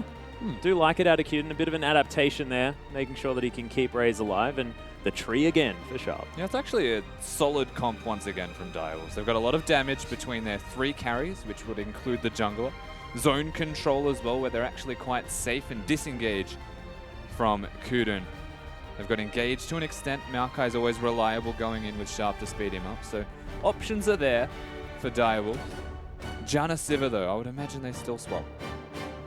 Oh, it's a lot of turret damage as well. As Yasuo picked up for Choos in the mid lane. Hang on. Oh, actually, yeah. I Is say it? Choos in the mid lane. Because it could Tally? be top lane. We need to wait till they actually lock that in. Yasuo top lane has been being picked up a lot more. I'm not saying that I would prefer it into a Maokai. I believe Brandon Swiper Holland has been recently tweeting about the old Yasuo in the top lane, saying that he's going to dodge if ever he sees one. I'm not sure whether that is because they're on his team and he doesn't like how they work, or whether it's because it's very difficult to deal with, because right now it's in the hands of Tally, and you're exactly right. I spoke a little bit too soon. 20 seconds is lock-in time. True. 1, 20. So it is Yasuo up in the top got it. lane. He's going to be able to, he's not going to be able to. We have to see if he's able to try and chop down this tree. But it's anyone that knows how to chop down trees, it's going to be Legacy. It's true. That being said, he doesn't have a Lumberjack skin. It's not quite Scion versus Maokai, my personal favorite matchup. Yeah, so Tally, with this particular pickup, you would imagine goes the split push heavy build. Phantom Dancer with Trinity Force, I believe, is the standard for Yasuo's at the moment. The question always first and foremost comes in with Keystone Masteries. Grasp of the Undying is the standard pickup for Yasuo. So lots of options here for Tally. Early Hex Drink is always good into magic damage champions, and Direwolf's very magic damage heavy with their comp. Yeah, and we'll see how Sharp is going to be able to navigate this as well, because it's going to be difficult for him to stop, I guess, the Yasuo from just freely farming in this lane. Just being the Maokai, you just want to sort of neutralize. And Tally, we know what can happen when he gets ahead, but ladies and gentlemen, we want to hear from you. You're going to have to get behind the Direwolves if you think they are going to be able to take down this game. They are down 2. Use that hashtag DWWin, or if you think that Legacy can go for the clean sweep, use that hashtag LGCWin. Of course, anything you want to talk about, use that hashtag IMOPL. Our players ready to get on the Rift. You can see already Legacy all business at the moment as they're looking at match point here in this semi-final, booking themselves a date with either Sin or the Chiefs, and we're on Summoner's Rift. They are loaded onto Summoner's Rift. We'll have to see what these two teams decide to do at level 1. As it looks like, once again, Legacy are just going to be fanning out across the river, spotting out the Direwolves, but they don't spot this little invade from 3 members of the Wolves. They are trying to ping it out, and Tally is running away. We'll have to see where the Wolves go from here. Does look like they want to get a couple of deep wards down into Legacy's jungle, and it will be Kunin that walks over to place the lane ward, just to watch out for any lane swaps coming in from Legacy, it seems. Yeah, so Tally's snuck past the vision by being there early, but Carbon was also late to even get into the jungle. They do know, however, where the ward was placed. In Legacy, once again, it's a Yasuo into a Maokai. They could potentially look to hide the Yasuo early through lane swaps, get a tower down each, and then do exactly what they did in Game 1, which was prioritize farm onto Tally, so that when he starts split pushing, he can effectively do so. There's no way for Fantix to answer this time around on Azir. Whereas Choose, they've got potential 1-3-1 strategies. As I will just say that Carbon actually popped all of Sharp's saplings based off his health bar. Oh, that's denying cheeky. the Raptors. Very cheeky. Is Fantix going to start up the laning phase here against Choose in the mid lane. A bit of a mirror from what we saw in game number 1. Is now raising Q and heading over to see what they can do. Oh, Tally already charged up that Q. Got a decent knock up there, and he's going to make sure he secures the Krugs. Oh, Boomerang, not enough. Tally, the killer of Krugs. Yeah. But it's been matched effectively, the lane swap from Legacy. You can see Alistar and Kalista. Yeah, double teleports towards the bottom side too. So both the teleports burnt from Direwolves and Legacy, which means that we will see the standard lane, so to speak, the reverse of the lane swap. So you have both the duo carries, the 80 carry and support up at the top lane. Mid lane is going to head to the mid lane, and all the top lane is down in the bottom lane instead. Junglers are both going to be starting on the top side of the map. We saw the Krugs being protected by Tally, and as Sybil and his kindred once again farming up the blue, and he's able to get that blue buff for himself. Tally already looking a little bit aggressive in this bottom lane, just running at Sharp, making him back away. Well, every time Yasuo's got his flow and has the shield available, he can effectively trade, so no surprises to see aggression. And once again, just have to highlight how important standard lanes were to Legacy, even delaying their own getting to the lane by making sure they had standard and forcing teleports across the board. So it was a very big deal to them, but they are successful in getting it. If game number 2 shows anything, they kind of want the standard. Well, Carbon actually looking for some cheeky action here towards the bottom side of the map, but instead just going to body slam his way to a Grump, continue farming things out, making sure that he's following his trend that he's set up throughout the OPL, which is get Tally ahead and then jump on his back. Beautiful. Sharp is going to take a little bit of damage from Tally down this bottom lane. We'll be able to regenerate a little bit from his auto attack due to the amount of spells that Yasuo does churn out. Undying as well. And Grasp. And Tally does get his Tornado available. Immediately forces the tree to back away. Sharp is chugging his potions here and is out of mana. So Tally does have one potion, his Doran's Blade available to keep him healthy. This mid lane just trading back and forth. And it's going to be the 80 carry support from the side of Legacy that take away the Scuttle Crab. Yeah, making sure that there's no marks to be picked up from Sybil. Like it. Yeah, absolutely. Denying that. They had a bit of time as well because Legacy are pushed. And this is the, I guess, curious thing, and I will say well-timed from Legacy with their wards in the top lane, because bottom is frozen effectively for Tally. He's managed to, he even tanked the wave to keep it in the position where he can feel safe and not actually get ganked. And as the carry top laner of the two, one being Maokai, of course, Tally needs to have it in his control. Whereas this side of the map, having an Alistar Kalista, not that safe, which is why they've got the early wards, and they've timed it with Tally freezing. Because that's the assumed gank route, right, from Sybil. Both junglers now are heading towards that bottom lane. Pink will be put down by Sybil. Carbon drops a ward immediately, but look at this. Tally and Sharp looking to pick a fight with one another. He's going to actually try and jump onto Carbon here, trying to avoid that body slam, it seems. But just going to be a trade back and forth. So that was actually really cute from Carbon. He actually tried to bait the flash. So Sharp, outthinking himself almost, uses the Twist Advance, expecting a flash. Nothing happens. Yep. Would have been really cool if he had have tried to use the flash body slam. The twisted advance on target ability would have actually really helped, but unfortunately nothing happened. Exactly, and he was just trying to bait the summoner spell out of the Maokai. It also forces you to play more passively if you don't have your flash available, knowing that Carbon likes to hang around. And speaking of Carbon, he picks up the Scuttle Crab on the bottom side of the jungle as well, so he denies another stack away from Sybil. As we head back in towards the mid lane, Choo Choo's is slightly ahead on CS, as they're just going to both poke back and forth. They've each played this champion once so far. But we can play the cookie game. Oh, yes. Because Fantix has none. So every piece of poke that Choose gets onto him is valuable. Because he'll get pushed out of this lane and doesn't have teleport. He's running heal on his Azir. He's actually already been back as well. Picked up the double Dorans and the boots instead of the Fiendish Codex that Choo Choo's managed to purchase. Which is what I mean by a greedy build path also. He's gone for the boots opposed to a refillable potion at a pink ward. Very greedy. We'll see if he's made to pay for it. As right now we can see Tally did go back, grabbed himself a Zeal. We'll see what he turns that into. You mentioned Trinity Force or the Phantom Dancer. We'll see both, which one is. generally. Yeah, well, Sybil actually. Oh, Oh, misses the headbutt. Pulverized his regret as there's the barrel. As Sybil's trying to turn this one back around. He manages to get the smite. That is going to mean that he at least collects his jungle but loses one of his summoner spells. As you're right about Choo Choo's and pushing out Fantix. It's getting dangerous here for the Azir. Carbon actually threatening the dive. Choose wants to ideally stop the recall, but oh, never mind. Gets it. Carbon will. Correct. Yeah, so you did mention he got the boots, a little bit aggressive, a little bit greedy, I should say. And does mean he has to go back to base. Choo Choo's flashing forward for this. The heal use. Oh, The that's heal's been massive, used, but but look there's at the that! ultimate! Fantix with the sick outplay and gets the first blood! Wow! I feel like Choo Choo's forgot he had heal. I think is the best way to explain that one. That wasn't just stopping a recall that time around. That was a massive blunder by Choo Choo's, and Fantix makes him pay. Oh, That was so cute. It was actually, yeah. So the heal was timed well. Of course, Choose doesn't have Ignite, but sick outplay. Most importantly, even getting the shield on the E. wow. What a play from Fantix. Greedy build, but the greedy play from Choo Choo's costs him. Lots of greed. Lots of greed. Tally as well, falling down low. As Sybil paid a visit towards the bottom side of the map. Carbon now with a ward in the red pit. And it is Santa Gragas this time around. I like it. No presents for the mid lane. Too greedy. Always On the naughty needs. list. There always One needs to be present. some sort of Santa Claus in this game, apparently.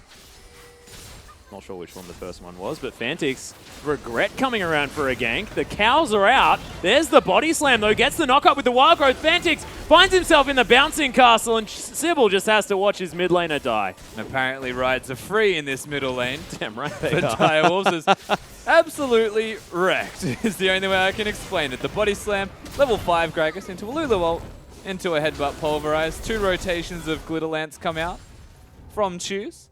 And they get an easy pick up there. Good Boing, rotation. Boing, boing, boing, Most boing. importantly from Regret. Ridiculous. Nicely played. This once again though, so it's a Janna support from Direwolves, right? Like there's no real roam threat, whereas Alistar's got all of that control, and by roaming around and trying to force Kudna leave, it's effectively a one-on-one, and King's fine with that. He has boots of swiftness. He runs fast. You can see Blue Buff is going to get contested here by Legacy. They take it away.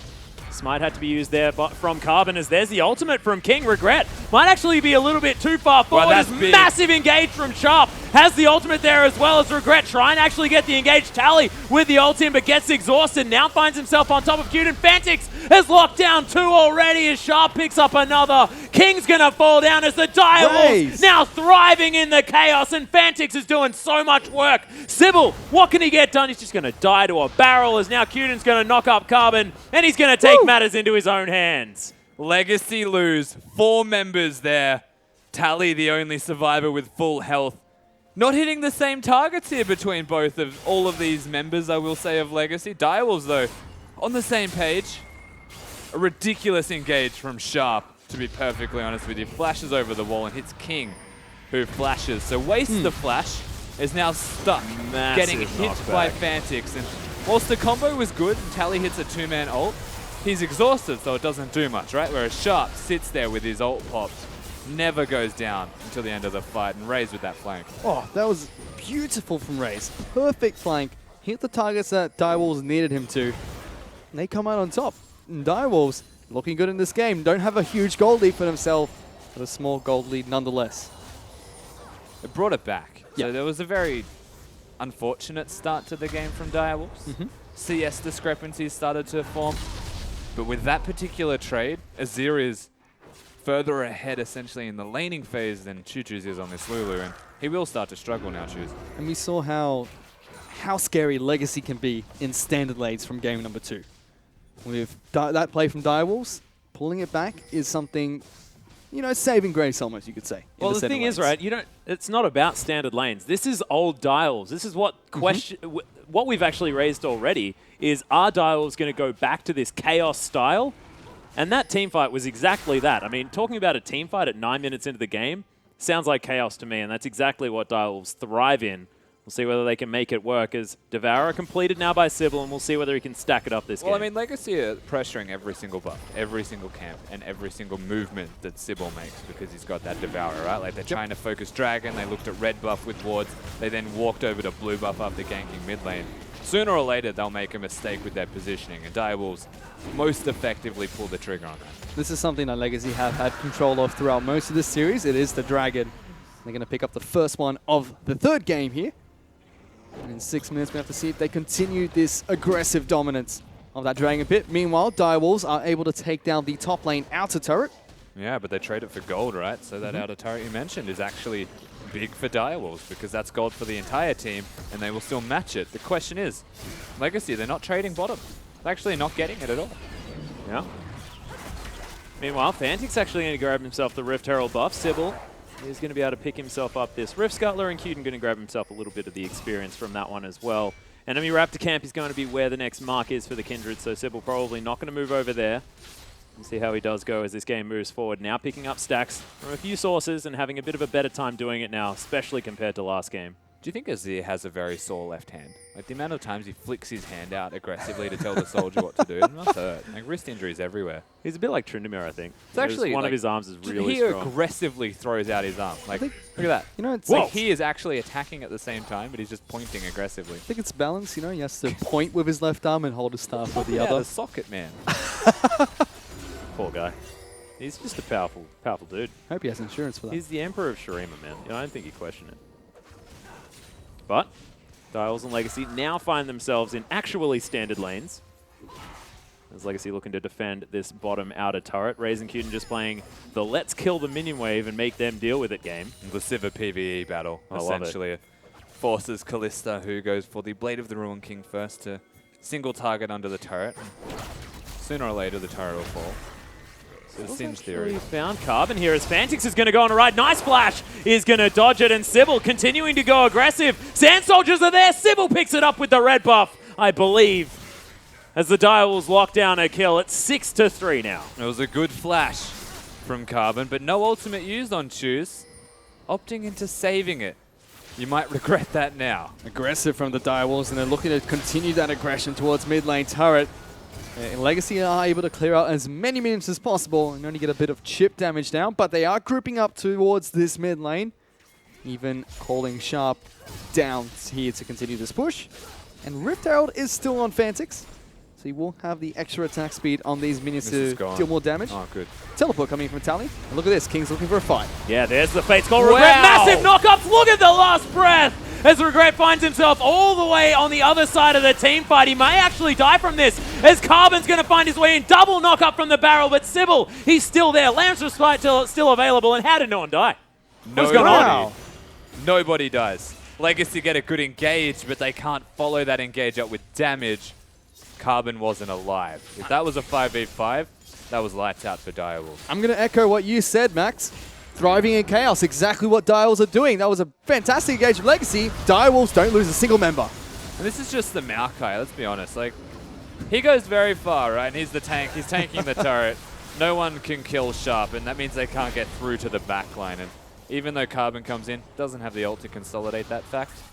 It's too hard to pick up kills right now. Questions on damage for Legacy. Yeah, awesome disengage as well out of Cutum with the Monsoon. Really making sure that nothing else could happen.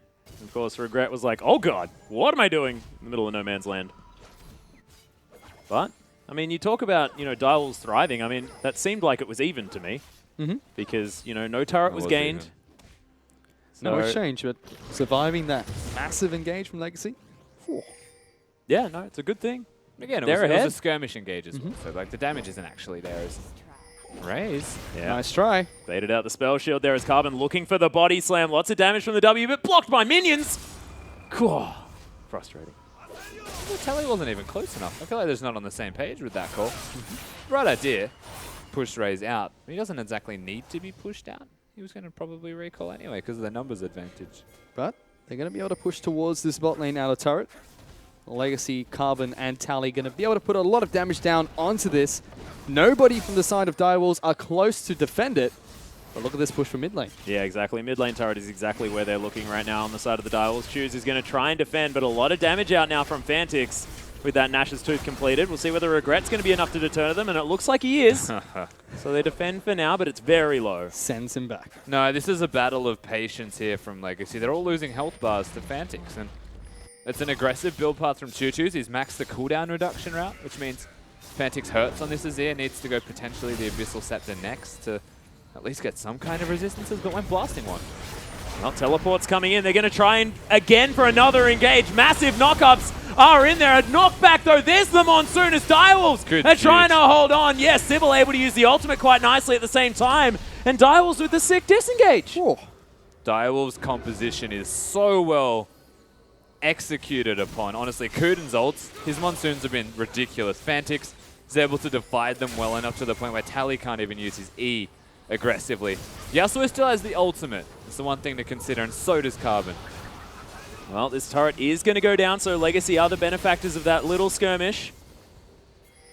Able to neutralize, but once again, I mean, look at this fight. I mean, the big unfortunate thing once again is that they couldn't get Tally's ultimate off. It's just, like, he does use it. I take that back, it just wasn't onto the right targets at the right time. The disengage from Kuden diffuses everything. And it's not like Legacy are chaining their knockups poorly. That was a beautiful chain of the knockups there, but they've got the wombo. Well, that's fine. And they're hitting it, but that disengage is disgusting. Yeah. Well, Sybil going to find himself a little bit behind enemy lines without the Lamb's Respite, so probably going to want to chill out just a little bit. Why did Choose not go Rod of Ages as well? No, Rod works. I swear, every competitive Lulu I see has a different build. Well, this is max CDR, like to wave clear as much as you can. The problem is you'll take a lot of damage from it, right? Look at that poke. Exhibit For A. instance. Vantage just like, you, leave, go. Every time he points at it. Thankfully has teleport, so the poke he takes is able to be kind of brushed off. Well, Tally just going to clear himself out with some Krogs as he continues his little farm game. Being the split push carry man that he likes to be, definitely in his element right now. Phage is done, so building towards that Trinity Force. Yep. Exactly as Rusty predicted. And Choose now just shoving this wave out. So they've broken the mid lane, and we'll see whether we're going to see Legacy once again pushing into the enemy jungle and utilizing the map lead that they have with that turret down. But Sybil, he may get his first dragon. Yeah, sneaking it over the back of the pit, so Dials, they get one back for their team. I'm not sure if this is even the first one they've had all series. Feels like it. It might be, actually.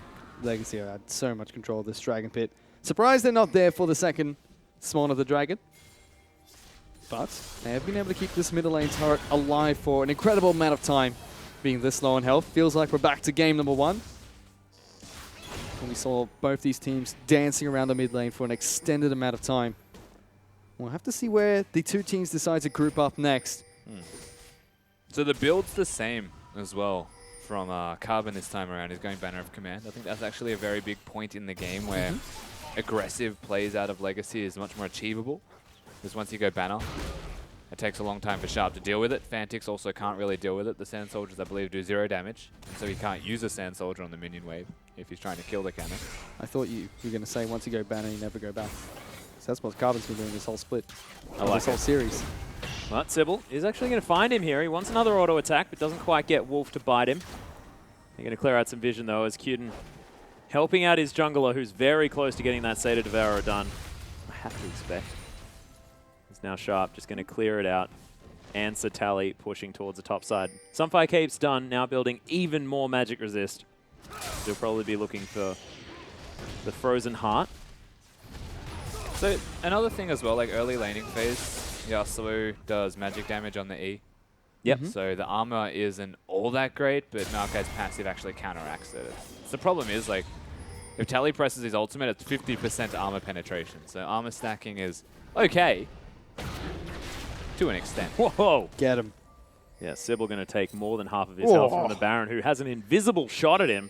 That's pretty rude.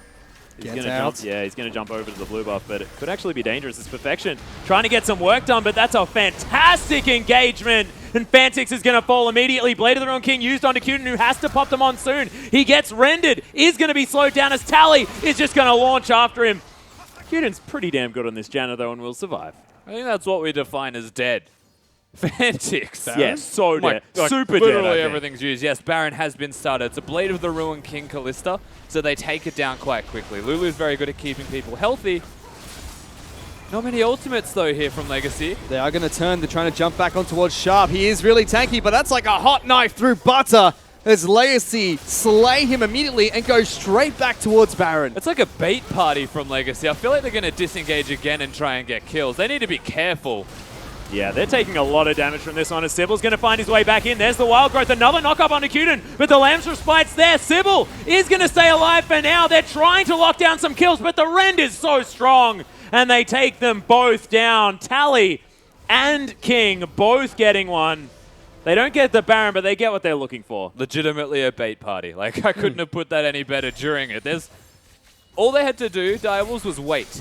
Yep. They didn't know how much health the Baron had, though, so they can't wait. They have to go and check, and that's where they continue to go down. They will likely get this turret for it, though. It was a great play from Legacy nonetheless.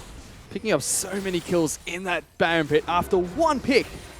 And just like that, they are able to pull the gold lead back for themselves. They're 1,000 gold ahead of Direwolves. It's not that much 22 minutes into the game, but as a gold lead nonetheless, Tally looking to try and increase it even further, pushing this top lane outer turret down. Will even up the turret that Direwolves were able to take in the mid lane. But it looks like Legacy are back onto Baron once again. They don't know that this is happening. Direwolves just see two people in the mid, one person in the mid lane, one person in the top lane. No, they see it now. Yeah, they have to run away. They should run away. They're going for it. Teleport's They're coming not running Sharp. away. Yeah, Sharp is going to try and find his way in. We'll see whether he's going to join the bouncy castle one more time. On the hunt's been popped. But Direwolves not going to be able to catch up to Legacy this time. I'll just disengage. That was very coy from Legacy. Tempting fate, honestly. Sneaky. Maokai had a Sivir ultimate and his flash available. He could have gone in if he chose to. Legacy using this Baron as like a base of operations. Well, they get themselves the teleport as well as the on the not even hunt. an ally. Like, They've signed a demonic pact. they're using an enemy as a base of operations. They're like hitting him in the head saying, Direwolves. They're like, Baron, get out of my pit. This is where our offices It's like are playing going. against two enemies and losing resistances but still making it work. It's very confusing, but it's effective. It also shouldn't happen here, especially when the game is so close as far as that money is concerned. Legacy going to take themselves down the Sun Turret. Or is it still called a Sun Turret when it's the other skin on the Azir? I don't know. The Eye of Sauron gets taken down? Not sure. The badass turret of badassery. Yeah, the badassity turret. I like it. Lock that one in, Matthew. That's all I got. No, it's good. That's all you need. But 1,500 gold is going to be the lead here. It's Legacy pulling ahead. But slowly this time. This is a much closer game, and especially game number 2, but also game number 1.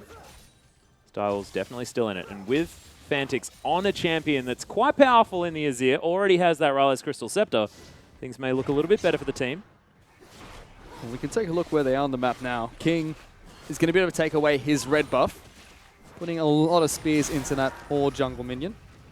The Brambleback. Oh, He was definitely a Brambleback then. Poor guy.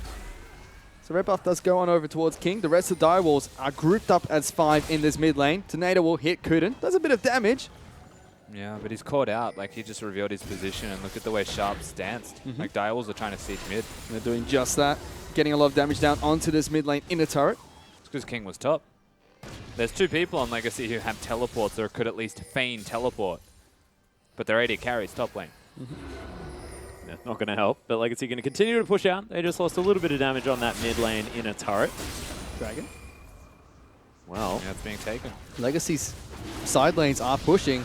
Dragon will go on towards Direwolves. That does mean Sybil is sated for this team fight, which is going to break out. Regret 9 diving deep, but so is Sharp. He's going to be knocked back in towards the pit. They throw Regret 9 out once again. Huge knock-up coming in. Tally will get 2 from that, but look at the backlines. Legacy. Ray is all over God. everybody. Double kill for Sharp. He's being chased down by Tally as Raze is desperately trying to run away, but a huge fight for Direwolves.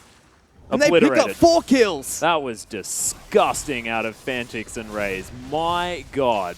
Tally against the world right now. Direwolves, they've won the team fight. They still have Lamb's Respite.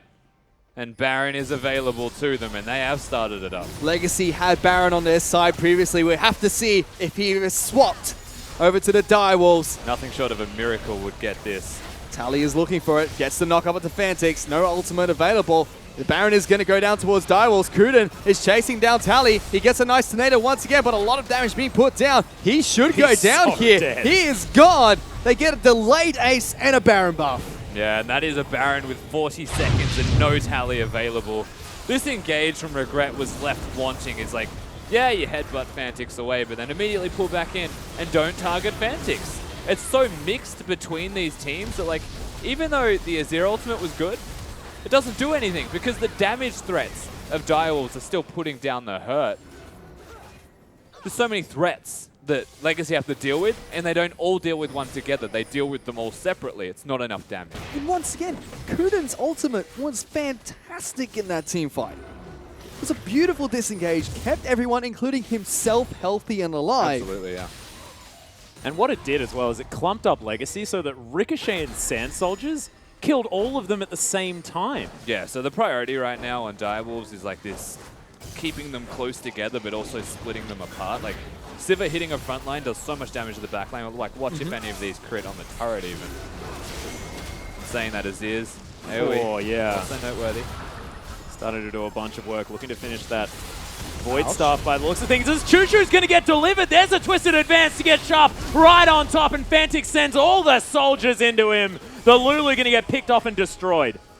Let the games begin for Direwolves. 3k in the lead with the Baron buff. No mid laner for Legacy available. Wolves are hungry. They're still pushing towards this mid lane inhibitor turret. They have the Baron buff available. No mid laner for the side of Legacy. Windwall does come down for Tally to try and stop this. Carbon does get blocked by the tornado. Oh my he God. gets melted. Regret Knight tries to go in, but there's only 3 members from Legacy alive. They will take down the mid lane inhibitor turret. They're going to work on the inhibitor as well. Direwolves are 4,000 gold up and in the lead in this game. Yeah, that is ridiculous, man. Direwolves, they just brute force their way through. This side is looking very strong right now. Tally's not able to get a lot done on this Yasuo when it comes to team fighting. He's unable to split as well because they're just grouping. My God. Painful. The Ricochet is doing so much work. No Baron buff carbon for 10. still there. Double siege minion as well as Windwall is about to wear off as Sharp. May actually be a little bit too deep, but no. He gets healed. They're going to get the turret, and Legacy going to try and clean up. Sun turret falls down in the mid lane, but the base is in shambles. Absolutely is. Legacy hold the second inhibitor, but they've lost their middle one, and there's nowhere for them to go on this map. Whilst Direwolves have recalled. This is backs against the wall. Direwolves stepping up in this series. Thriving in chaos. Precisely what they've done this game so far. We talked a lot about their mindset going into game number 3. Both teams had the right attitude. It seems like Direwolves' mindset of making sure that the 2 games didn't affect them has come out on top so far. Well, they're making Azir look like the most ridiculous champion as well, because at the moment, he's looking very strong in all 3 of these games, no matter who he's in the hands of. Yeah, he's got his Void Staff built up now, so a little bit of magic penetration. He actually just went from blasting one Amp Tome to Void Staff and a measly large rod. That's a big buy. In fact, 2.25 hundred gold. Look at this from Legacy, though. No. They're being sneaky. The ward will spot them out. Trying to pull a little bit of Fnatic there. Good foresight by Raze in order to throw that in there. Sybil's nearing a flank. He needs to be a little bit careful as well. A little Wolf Spirit's Not like, sure nah, get back here. Get Wolf back Spirit. here. That was very cheeky, though, from Legacy. They're trying to defend the outer turret in the cheesiest way possible. That's a sign that they're recognizing how far behind they are. Doesn't work. And that means that Direwolves are going to continue their push down in this bottom lane. No tally down here as well. Oh Look at this, my a teleport is coming in. God. That was brutal damage coming out. Sharp is going to run aggressively towards this inhibitor turret. They take down the inner and outer turret, now working their way towards the inhibitor. There's no answer to Azir, man. They can't do anything about him. As Choose down quite low. Half the health of this turret is now gone as Direwolves looking to set up shop here towards the bottom side. Someone has to deal with the super creeps in the mid lane. Eyes are on Carbon with engaging and Regret. Like, they have to go in or they just lose the game. Well, Regret's going to start it up as Tally's going to get the ultimate as Fantix. They try to take him down, but uses the E. There's the Emperor's Divide. He's got them all where he wants them. And Regret now taking so much damage. Sybil able to take down Choose, but King gets rid of him in response.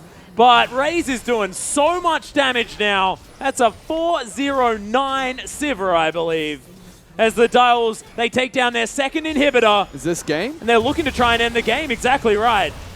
They're getting some damage down onto Carbon. He's really low, has to run away. The first Nexus turret Runs has away gone to the down. death chamber. He is trying to stay alive, trying to keep his team still in game number 3. But that is the second Nexus tower going down. Tally. They He's jump dead. for the Tally. He is gone. They're working on the Nexus. Game number 3 looks to go in Direwolves' favor, but King is trying to stop this from happening. They're getting auto attacks down. King is still trying to put spears in, but it's not enough. The There's still people auto there. attack still They're going. trying to go for Whack a shot. tree. Can he get it? Sharp's Okay, gonna he's punch got it. He has to hit it one more time. Is he gonna get it? Yes, he does. Just branches the Nexus down, and the Direwolves, they answer back in game number 3, making this a 1-2 series. Still match point for Legacy, but momentum now possibly in the Puppy's favor. Well, Legacy dropped branches on people, and that's exactly what Sharp did to the Nexus. They're punching it as the tree. What a That's the comeback from answer. Direwolves.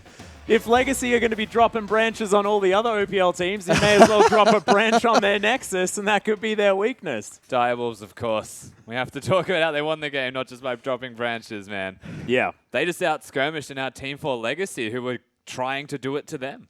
Yeah, it was incredibly well played. And do you think it all comes down to that first team fight? The 9-minute team fight that they had, the teleport, it was Legacy being coy one too many times. It came back to bite them, and credit to Direwolves, man, that engage was spot on. Yeah, really impressive play, but we are going to throw it back to the desk to break down that match. Thank you so much, Atlas. And I said that every dog has its day. Well, maybe every wolf has a game, because that was a pretty impressive one. I got the second one in there, by the way. I promised you guys that I would. This was interesting to me because I kind of agree with Rusty about the koi thing, because I want to talk about the first engage. We're talking about the one where Maokai flashes over the wall and goes into like 3 members, gets the flash out of King. But he kind of looked like he lived for a little bit too long. And then that came back and bit them on the behind, because Choo Choo's was by himself, kind of like, why don't you just help me out? And Tally, for once, was off chasing a Janna. Yeah, the big issue is that Tally split from that team fight, and he chased Janna as well as Kindred, two of like really high mobility champions. And frankly, I think if you're going to point any fingers this game, Tally goes from having an incredible Graves game to a non-existent. Like, I'm pretty much of the opinion that as soon as you locked in Yasuo, that you forfeited that game. Like, that's how hardly I stand on that. And obviously in a standard lane, like even Maokai versus Yasuo in a standard lane, I still don't think is the best matchup for Yasuo. I think that's actually fairly easy for Maokai to overcome. We were talking about this kind of an EQ combo, just does so much damage, but you have to have 6 items as a Yasuo to be relevant. You have to stack in as that composition, like you're trying to, you know, Gragas Cask into Final Breath all 5 people into a Maokai, who's going to negate. I mean, his ultimate's effectively an exhaust. Kuden did work all game long as well with the Janna. Like, we know he's a good disengaged player. It's funny that, of course, the Soraka player is the person now bringing Janna into a win in an OPL semifinal. But I think Soraka wouldn't have been awful there either. No, of course not. And they actually considered it probably. But Jana, Maokai, just like, no. Like, your plan is to engage on us the whole time. Azir, Jana, Maokai, stop your team fight. Win a team fight eventually because they scaled up pretty quickly with the Sivir and just kill people. Yeah, and in the end, that's what it came down to. Let's talk about the Sivir Azir combo a little bit because I love this combo. The idea against Sivir, right, is you're kind of trying to separate your front line and your back line because the thing that she does really well is if she hits your front line, she crits your back line when she gets enough items. Yep. They were trying to create that separation, and time again, Fantix, the perfect mid laner, I have to get that one right, was just able to put the front line back onto the back line and win team fights. I think the Dragon fight was actually a really good example of this, where they were trying to dive onto Raze and just could never get to him. No, yeah, I completely agree. But it's even worse than that because not even he had what, Essence Reaver and I think Static Shiv. He didn't have the Infinity Edge complete and that Dragon team fight, and you counted the crits. He crit 3 times and 5 auto attacks. And one of them was a reset as well. So like you watch it and he's like, auto attack, oh, that one didn't crit. Let me get my W in there. Yeah, oh, nailed it. Oh, good crit. Perfect. Yeah, nailed it. Yeah, and Got it that time, that's boys. the power of Sivir, to be honest. Like, I think Sivir's she's clearly a very good champion. You have no problems with Sivir, really. Like, she's solid in lane, very safe, creates good things for your comp. It's kind of a utility AD carry. And then as soon as she gets 3 items, or if you're a very good player and you crit often, which good players, we know they crit more, and you don't have 3 items, but you just crit a lot, Sivir just does silly things. Like, 3-item Sivir is absurd. And we saw that in those team fights. Like, you can't beat, like, you're not getting in on the comp, and you're never beating them in damage. This is the big issue. When Sivir was really potent and powerful, Essence Reaver didn't exist. Yeah. And so the issue is that Sivir had a mid-game power trough because she's always been a 3-item AD carry. So champions like Ashe, Caitlyn, Sivir, Tristana, you need to have those 3 items before you Jinx, before you can take off.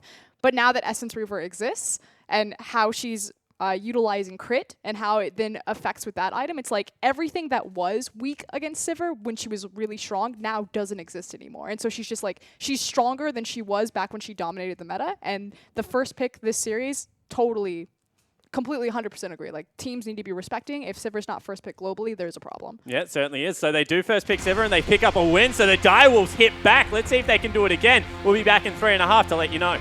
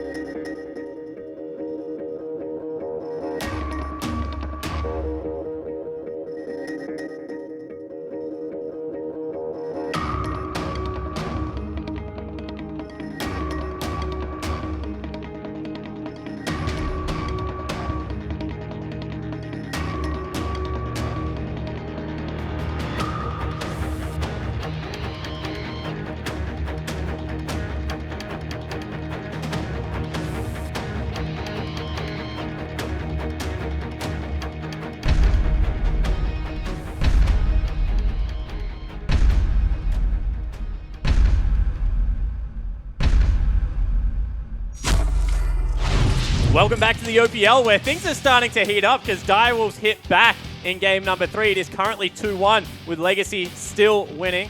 I'm still Jake Spawn Tiberi, joined by Pastry Time and Frosco down the end of the desk.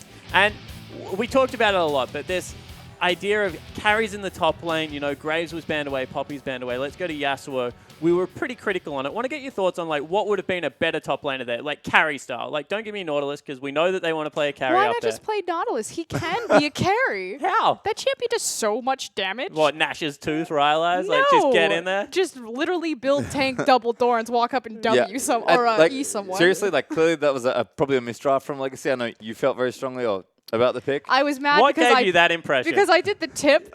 Remember, I said Legacy 3-0, and then I saw the Yasuo pick. I was like, great, it's 3-1. Reverse Thanks, guys. sweep Inc. Well, I mean, again, like Trundle's banned, Gangplank's banned, Poppy's banned. Like these are all the carry style champions that 3 we've seen bans from at Tally every Yeah, single effectively. game. And then he's like, I don't need a carry. It's like, play Riven. It's like, no, I don't feel like Riven today. Give me Yasuo. Like Yasuo is a fine pick in certain situations, but Just play Not- Nautilus. Like I understand what he's like. He yeah. wants the carry. Just play a tank. Okay, so this is my next question. Is that behavior punishable? Because when they were playing at their best with Tally in the top lane, got to cast your mind back to when they beat the Chiefs in that summer final, he was playing a lot of carry top laners.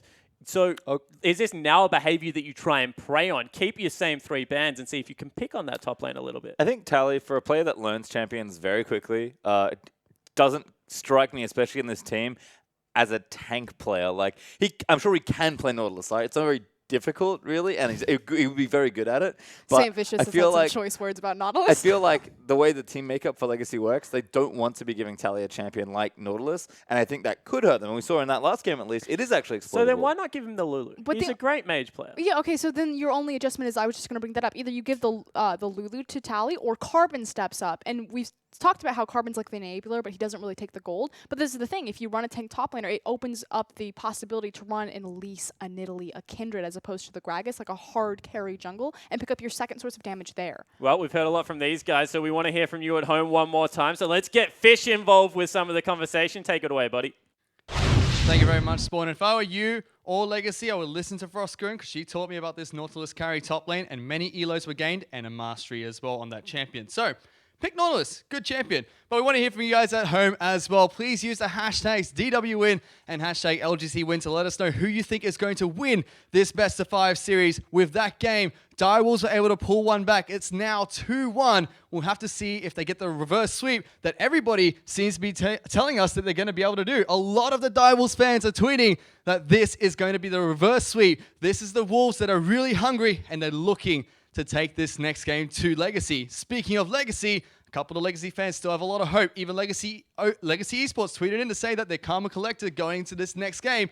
And one of our tweets from a fan from Mood Juice actually mentioned that her dad had to tell his guest he's going to the bathroom to watch that game. So if you guys are home, please tweet hashtag DWWin, hashtag LCGCWin, and hashtag IMOPL. Let us know who's going to win this best of 5 series. But back to you guys at the desk. That is honestly the oldest trick in the book. Yeah. The dad bail? I used to. So before I was a shoutcaster, I worked in insurance. NALCS No one was would've on guessed. in the morning. So I used to literally do that. I would just go take a bathroom break when my team played. I won't say who that is on air because I get to have a look at them every now and again internationally. But yeah, so I just take a couple of minutes on the bathroom, watch it on my phone with some headphones. Dust myself off, go back to work. Nothing happened. And now I get to actually, thankfully you get to watch League of Work now, because there was going to be some problems, I guess. Hey, I'm just saying, guys. I can relate. Oh, yeah, no, that's true. Yeah. Out of all the things you're literally going to relate to someone over, This is bathroom habits. Okay. All right. You know what? You I'll know what? relate. Let's talk about this game then. You guys can be like that. Let's talk about game number 4. The game that's going to be up and the reason we're here. Currently 2-1 for Legacy Esports Club. Legacy Esports, sorry. Direwolves were able to take that game. It was because of quite a clever, I guess, drafting phase. And I want to talk about its disengage style because they're very known for going forward Direwolves. But they picked Maokai, Azir, Janna that game. And I think that that's a little bit surprising. They just had a massive team fight comp, right? Like, they constantly wanted to, they always want to win fights. Dials are a team that we used to joke about being the 25-minute team, and that was pretty much a 25-minute game from the Dials as far as peak goes. They had good tools to prevent Legacy from fighting early, and then were able to take the fights mid to late. And they're a team that's always been very good at that. You could see that with Sivir Azir. It's a great scaling comp. It just felt like it hit a point where they navigated the Legacy's aggression and were able to find wins in the mid game. Something that I do want to talk about, because we were really hard on the draft phase from Legacy coming into this, but the Direwolves did play very well. And throughout this series, they played the beginning of Game 1 really well. Game 2, it's a wash. Game 3, still a very strong performance. I mean, you think about the Fantics outplay when Choo Choo's tries to dive him. It's like, heads up, guess what? No. Yeah, he's not a window shopper, turns out. I learnt one thing this game, and it's that Fantix doesn't hit P until he's actually in the fountain, because he was like, yeah, I see you, buddy. I got you covered. Yeah, that's actually a really nice play. And that's something we kind of come for expect to Fantix. I feel like, in general, he's maybe not playing up to par as much as we've seen. I don't know, he played great. Look, his Azir's great, but I think it's one of those things where if the Dials are going to keep the momentum they built in this series, they're going to need like a little bit more, because Legacy, especially after a loss, they get real mad. Final thoughts for us? Contested picks are going to be Azir. I actually think Sivir and Azir are going to be the two most contested picks. I don't want to see a Kalista, because simply Direwolves have shown the counter is always going to be Maokai, because you can twisted advance right onto the back of her. Sharp's shown that he's confident playing it. They'll pick it over and over. Move away from Kalista if it's going to be, I want to see Ashe. I want Ashe, Azir, and Sivir. Well, we'll see if that is what comes true, guys. We've heard from these guys on the desk. We want to hear from you. Use that hashtag IamOPL. Tell me whether you think that Legacy are going to win or whether Direwolves will win, and send us into a game number 5. But here are our shoutcasters to take us into game number 4. Thank you very much, Spawn. Thank you for also informing us of your bathroom habits. That was fantastic to know. Hey, I can relate. It's fine. So can I. You guys... Absolutely. Huh. He's I not alone. thought I was He's the not only one alone. on the desk. I didn't want to admit to it, you know? You're I the felt like it anomaly might have now. been How's weird, that because feel? on that desk, everyone was going to be strange. We need to but- swap. Yeah, Spawn exactly. play-by-play. Here we Exactly. go. Why aren't we all just chilling out on the desk? We could have had a good old banter about the old bathroom break. But we are into Champ Select, which is going to save us, as Kindred is actually banned away on the side of Legacy, and we'll see what Direwolves actually adapt to this time around, as Graves once again going to go, and I like that one. I don't think we're going to see him again this series. I also want to echo what Frostgren mentioned on the desk. I think Azir is a must. Yeah. At least put attention towards, right? It's going to be pick or ban, plain and simple. Now, Legacy are first pick. They'll most likely go for Sivir again. The question is, do they then ban the Azir and have the knowledge that they'll play something like a Lulu in mid lane instead? Could be a thing, of course. Is it just the combination of Sivir and Azir? We saw that was incredibly potent Just out of the Azir. Direwolves. I mean, they've always, like, the bans that Legacy have put in place, the only difference is the Kindred this time around, so that's where the Azir would have been. But there's an adaptation from Direwolves. Yeah. Oh, I really like this out of Sivir's gone. Legacy, though. Wow, first pick Azir coming in from Legacy. Yep. Whew. Exactly. Recognizing the strength of the champion. Hey, Direwolves just beat them with it. Yep. Legacy have won with it. And it's Makes the a lot only of sense. champion that Fantix has looked phenomenal on today. I mean, his Viger looked a bit interesting there in the mid lane, sort of the counter pick, but just didn't work in it game lost number two 2. Yeah, exactly. It lost Yeah. two Azir. And Kindred was even banned out by Legacy, so Sybil has had 3 games on that champion. Oh, this I'm time he's really not going happy to get it. about that, though. Just pick away the Gragas. And Braum. Yeah. I mean, Janna's always going to be there as a flex pick, Alistair. but again, I feel like I look at these these players, and I think that Braum is Kuden and that Alistar is Regret. I don't think there's a reason to really take them. Regret didn't have a standout Alistar at all. If I'm not mistaken, Trundle has been banned this entire series. It has. Yes, Most so definitely has. this is now left available. We'll have to see if it's going to be taken by the Direwolves, and then what the response from Legacy will be. I like this, though. I like this Sybil's as well. Elise is so good. Indeed. I think Direwolves have kind of gone back to just what they are good at. Yeah. To be honest, of course, as you mentioned, being given the Trundle, but picking Elise this time around is the Sybil special, I will say. And Carbon's had a lot of experience on the champion as well, so could be heavy hitting. That being said, once again, the possible Gragas-Azir combination could be in effect. It was fantastic in a lot of the games from Legacy. Of course, first 2, we did see both of those champions. Part of me, oh no, Graves is banned. I was going to say Graves would be a good pick here. It would. As if it wouldn't be banned from now on. Who am I kidding? You know what, go Lee Sin. You know, even if Legacy head on to the finals, I think it's going to be permanently banned. I just like how the fact that the Direwolves still polite even in game number 4. You can GG's have Gragas. in the bans. But Kalista is going to be hovered at least here as the bottom lane's locked in. Alistair Kalista one more time here for Legacy. And look, I guess, I mean, they were talking about the fact that Maokai, a fantastic pick into the old Callista, but now with the possibility of Sharp being on the Trundle in the top side of the map. It's not like it doesn't make sense, right? Like the Kalistar bot lane is perfectly standard. If Direwolves, I actually would like the Twisted Fate. I'd be very curious to see in Orianna. So Twisted Fate, let's go with that. I think that that'd make a very good pick comp. It actually gives a lot of pick potential with the Trundle Pillar when TF's ulting. Forces summoners to get away from the Pillar. Easy stuns to be picked up. Lockdown as well with Jhin. With anything. Like they've got a lot of combo. Twisted Fate was banned the last time Direwolves were on red side. This time it is going to be Kindred that gets taken away instead. So they still get at least in the jungle, but they are going to get the Twisted Fate in the mid lane. Don't even have to counter pick it because of that first pick Azir. No, that gives them the option of top lane counter pick though. Kuden can always play the Trundle. If Sharp gets an unfavorable matchup, and Tally, the question is, what does he actually want to play? The jungle is always going to be assumed. And also, I mean, the Pillar's fantastic against Callista as well, making sure that she can't use that martial pose in order to get around the lane as effectively. But it is going to be the Echo one more time here for Tally as Gragas picked up for the 4th time in a row here for Carbon. Makes sense. Of course, even in the game that they lost, he was still playing well. Has been his go-to pick, and we'll see whether Legacy can make this comp work. Of course, very similar to that of game number 2. Yeah, definitely is. Lots of zone control. The major difference is, of course... Or game number 1. Game number 1. Of course, no wombo, essentially, from Legacy. It's just about putting down stuns in combo and knocking people around. Losing that Yasuo, to me, is actually a very big positive to the team composition that Legacy do have. We'll have to see what Direwolves round out their team comp as well now. Like you mentioned, Rusty, they do have the flex pick of top lane or a support. And they are probably going to go with this Maokai. Like Frostgreen said, it is a way to lock down the Callista, who is very mobile. And it was fantastic in that previous game at doing just that. Yeah, there's also a lot more kill threat this time. Fantix can actually just port in or teleport in and then go back. Of course, he's able to be back and forth now in the team fight. Yeah, and of course, you know, Spawn actually mentioned on the desk, Huden's been the unsung hero. The last game where the Direwolves were winning so convincingly was the Janna that was very, very powerful again on that disengaged flavor of support. And Trundles can be so impactful, especially in the late game, navigating through, making sure the team fights and the chases work out effectively. And with the likes of Jhin, with the Twisted Fate, their sort of catch and lockdown potential is so, so huge. Yeah, and this is why I actually like Kuden playing Braum. I think Trundle's the exact same thing, right? It's got a hint of disengage as well as the potential for pick if you put the pillar in a choke point.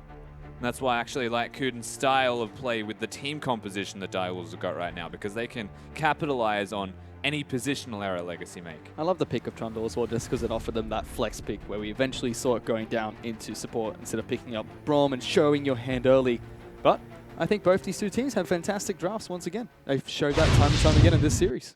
Yeah, and it looks to me like Legacy sticking with what they know and what has been working for them so far in this series, whereas Direwolves have been the one to really throw the monkey wrench into the works here. And we'll see whether they can utilize this big change-up of playstyle, especially given the fact that Sybil, now on a completely different jungler, is going to be a lot more gank-focused, not really caring as much about the farm. Yeah. And we'll see whether that difference is going to affect them, because Fantix on the Twisted Fate, this is a very different style of game from the Direwolves. So that's the first question we have to ask, is how will Sybil adapt to the different playstyle? The second one is essentially how will Legacy react to not just constantly invading them? Yeah, that's exactly right. But ladies and gentlemen, we want to hear from you. Do you think that Legacy are going to be able to close out the series 3-1 now? Use that hashtag LGC win. Otherwise, if you think Direwolves, they have it, they're going to be able to go for that reverse sweep. Use that hashtag DW win and let us know on Twitter. You also use that hashtag IMOPL if you just want to join the conversation. But we are onto Summoner's Rift. You can see at the top of your screen, 2 to Legacy, 1 to Direwolves, and now all of it rests on the red side Wolves to bring this one back. That's right, match point Atlas. And Legacy, they are still on that 2-win. Direwolves looking for the reverse sweep that a lot of their fans are hoping for. And if there's any team that can do that, it would be the Wolves. They've done it in the OPL regular season split, pulling back a lot of 1-0s during the best-of-3 series. Now they have to prove they can do it in a very long best-of-5. Yep, excited to see last game's Keystone Masteries there as well. If you guys are curious about how the Direwolves managed to win that game as far as Masteries are concerned. Yeah, no, great. It was the Learned a lot Warlords from that Bloodlust. Yeah, no, it's good. It's good. I actually quite like it. Moving on. Yeah. It's the Grasp of the Undying as well that we did see out of tally that was working quite nicely for the Aswell in the laning phase. It's got a very different champion this game. But you can see Sapling's already set up. So there's only 2 Saplings there. I think it's usually 3 to take it, which to me says that Fantix is about to red card them for 3 CS. Look, I wouldn't put it past him. Look, yeah, exactly. To me, it's Fantix, it's Raptors. Yep. He may not be Gangplank. I don't think it matters. The man loves some popcorn chicken. 30 gold. It's worth it, really. Well, you can see Legacy are starting this lane swap. You can see Cuden making his way through. Oh, no one got him. Trundle doing what he can. Peace. Yeah, Save the chickens. Legacy looking for good Cuden, flash. who is trying to disrupt, but everyone moves over. He's going to vacate using that flash. Exactly right. Yeah, so Legacy, they were all there, but they're all there to actually stop the lane swap again, right? So they want the standard lanes, and it's kind of like a, I guess a brute force measure to kind of... Brute force. What's Brute force Yep, measure. that's the one. Countermeasure. Oh, Yeah, it was a very good sentence, but unfortunately, just the execution I'm just wasn't going to quite sit there. over here. No, we need you. We need I you. want to watch League of Legends. Well, Raze. Well, you can go to the bathroom if you'd like to do that. Oh, nice. Bringing it back to the former conversation that we were having. I like it. But Dancing Grenade out here from this gen, and we'll see exactly how this matchup is going to go. Calm Because down, fish fingers. of course, it was popularized into the Callista matchup, if I remember correctly. Yes. I think Jin defined as being able to outtrade Callista by trading in bursts. 4 auto attacks is the very obvious rule of thumb with Jin, but it also means that you're meant to hit them 4 times and then peace out. Otherwise, you run the risk of being outtraded by a Rend, which is where Trundle comes into play. So it should be the auto attack combo, however many it is, and then pillar and run away. We can take a look at the mid lane now. Fantix taking a lot of damage, but aggression up in the top lane. Raze is going to get exhausted. Kuden's Runs away to reload. Kuden has got this. Kuden is on fire, but here comes Carbon. Kuden doesn't have his flash anymore, but he's looking to try and take down King. Not quite close enough for it, and it will be Carbon that picks up first blood. Yeah, Carbon with a very early rotation towards this top lane. I will say that was outright unexpected by Carbon to be top because he just started on the blue side of the map. So, early gank, still a level 3 gank though, and they pick up that first blood. Makes a lot of sense there as well, of course, blowing the flash early. It does make a lot of sense. Cuden did work, though, despite that. If that was a 2v2, I would give it to him. You can see why Ejim is so frustrated with him in solo queue as well. It's not just his Soraka, it's Trundle apparently. Okay. Whoa, dishing out pain. There's a different reason why Ejim is frustrated. Woo.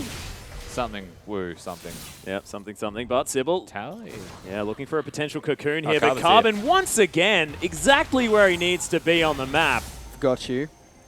And this, like, again, Spawn actually mentioned this on the desk, his awareness and prediction of where direwolves need to be in the early game. Oh my goodness, Hello. once again. Actually, they'll get out-traded, though. Yeah, that's a level 4 Sybil here who's able to do a lot of work, uses the repel to Actually, close the distance, gets the flash. That's a big deal. No flash body slams out of this Gragas. So he was expecting Sybil to be at Gromp. And pathing-wise, Sybil changed it up, caught him out of position, looking toward the Gromp, and effectively actually has to flash his way to safety. So big win for Sybil on the flip side. Yeah, I like it. Fantix using his teleport to get back to the mid lane here. You can see grabbed himself a Null Magic Mantle as well as an extra Doran's Ring. Building up towards that Abyssal Scepter by the looks of things for Fantix. He's just throwing out wild cards and chooses. You have to be a little bit careful. Yep. Once again, it's the Azir that doesn't take the teleport coming into this matchup. So he's still stuck on his Doran's Ring, just trying to farm as much as possible. It's a twisted fate after all. You might want that cleanse. Elise as well is actually the jungler you take cleanse into because the pick potential in mid lane is ridiculous. There's these two going at it again. Yeah, big knock up out of Regret, but getting his namesake there as Raze just chucks a 4th hit into his head. Not too bad. Cuden just utilizing that Relic Shield, getting the work done. He's doing pretty well up in this top lane. It's still relatively even, but he does have a slight CS lead from himself. But look at this, man. Carbon is back up top lane once again. Regret is positioning really aggressively. He doesn't have flash.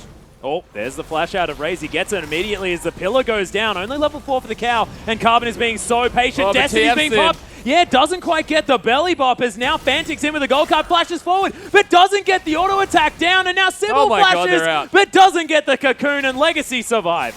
Legacy get out in, I'm going to say, a lucky way there.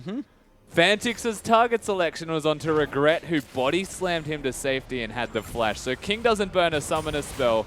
Carbon without the flash was protected quite nicely from Legacy. So really well executed on the runaway. Yeah, it was a little bit like the Benny Hill music was needed. From both teams as well. I mean, avoiding the pulverize really early from Raze. Fantastic as well. Neither of the teams get a kill or any advantage up in the top lane, but still showing what they're made of. Well timed as well from Fantix. Of course, no teleport available for Choose, and actually had recalled, I believe, based off the pressure that he was putting down. So the second the recall came in, they signaled that they can go top. But teleports are still available on these two members on your screen, Sharp and Tally. Just farming out down in the bottom lane to have the summoner available if their team require their assistance. So we're going to head back in towards the mid lane. Completely even in terms of CS, as Stinger has been picked up by Azir, and Twisted Fate is still working towards his Abyssal Scepter. Tally looking to be a little bit aggressive against Sharp here. Dashes forward. We'll be able to whack him a couple times if he gets close. Carbon phase dive. being a bit sneaky. Doesn't have a ward to spot the blue buff. Looking for Twisted Fate, but actually is a bit awkwardly running around. Card. Nailed it.